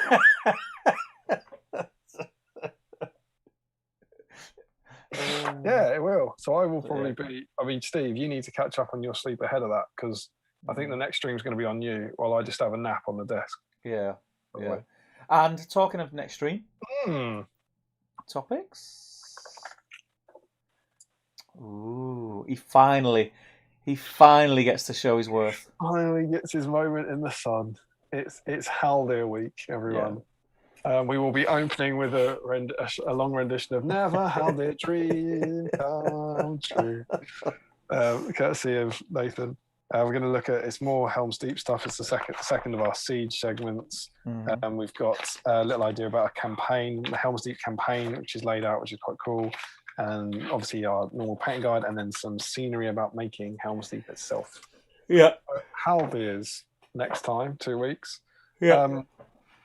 Really, really simple one, isn't it? Any Haldir model, right? Yeah. Got any ideas? What I'm going to paint? Yeah. Haldir. Haldir. No, I'm going to go with the classic bow. Armoured. Oh, armoured bow. Helm's Deep. Is that a model? Is that one you haven't done before, or no? I've got him. I've stripped him and everything, ready to go. I painted him many moons ago. It's kind of like what we're meant to be doing. Just strip models and then paint again. But I don't know. Honest chap. It's a model I've never liked, never wanted at all. It's the only Halder I didn't have. He comes in a 2-pack now. Larry didn't have the bow one. So Larry very kindly ordered both and sent me this. It's a model I don't like. It's a model I don't want. It's a model I don't need. And I'm going to paint it on Battle Streams Middle Earth because that's what we do here. That's how we roll. Larry Miller, what did you say, April 16th? April 16th, yeah. Let this be the hour that we paint Haldai together. Haldai. But yeah, so that's it. So that'll be the topic. I think Haldai could be a popular one. Yeah. I think everyone's got a Haldai, but not everyone has got a Haldai painted. I don't think they've got the love for him though, you know? I don't think he doesn't do enough to draw people out. Prove me wrong by all means. I think you'll be pleasantly surprised. Yeah, maybe. I don't think he'll get anywhere near Sam levels, but we'll see. We'll see. Luke is in, by the way. He says, woohoo, thank dudes. I haven't won anything on the stream before. Just being involved is prize enough. But I'll take that dice. Take it. Take it. Harry saying good work. Looking forward to the next one. Congrats in advance for your new role. Thank you. Nathan thinks Emma's more committed than me. Carl is super excited for the next stream. Painting 3 Haldies at the right. Well, we're on 3 already. MRSA 13 says this is a thoroughly enjoyable stream. Joe says good luck with the baby Damian. Speaking of someone with 2 kids, you may find you have more time to hobby as you'll be at home all the time. Can't wait to see the pic of baby Tariel O'Byrne. Frederick says no Haldir for me, so next stream will be the end stream. And no Haldirs for next stream for all metal. No Haldirs elves for the next stream for all. No, it's got to be Haldir, not just the elves. Yeah. So we've got to get Nick Gardner in. It's an elf week, surely. Yeah. No else at all for me just now, and we're all caught up. There we go. It's been amazing, dude. It's been a good one. Good fun. That's been a good one. It's felt like hours ago. I've been painting. Yeah, well, I'm really pleased. My hope was to get the contrast done, and I basically just need to do the final contrast on Treebeard. I've done it on this end. And you finished Quickbeam. Yeah, so I'm about 15 minutes away from where I hoped to be with the painting. Yeah. So brilliant. So yeah, it's awesome. It's great, and yeah, hopefully by next time these guys will be finished, depending on baby plans, and we'll see. And there'll be all sorts of pointless Haldirs being painted, which will be cool indeed. But yeah, it's been a pleasure, mate. Yeah, likewise. Thank you so much, you all, for joining us. We couldn't do it without you. We could, but me and Steve just have a chat, which would be fun. Just be a Zoom call. We really do appreciate it, and hope you're all doing well. Happy Easter. Yes, hope you all get plenty of chocolate and have a great bank holiday weekend and get lots of hobby in and everything else. And no doubt we'll be chatting to our patrons in the Patreon chat over the next few days. They will be the first to know, I think, when it comes to Babygate, when baby arrives. Yeah. That'll be the topic in the chat for the weekend, I think. But yeah, good luck to yourself and Emma from me, mate. Thanks, dude. Can't wait to see the new arrival. Crazy times. It literally looked like it just dawned on you then at that moment.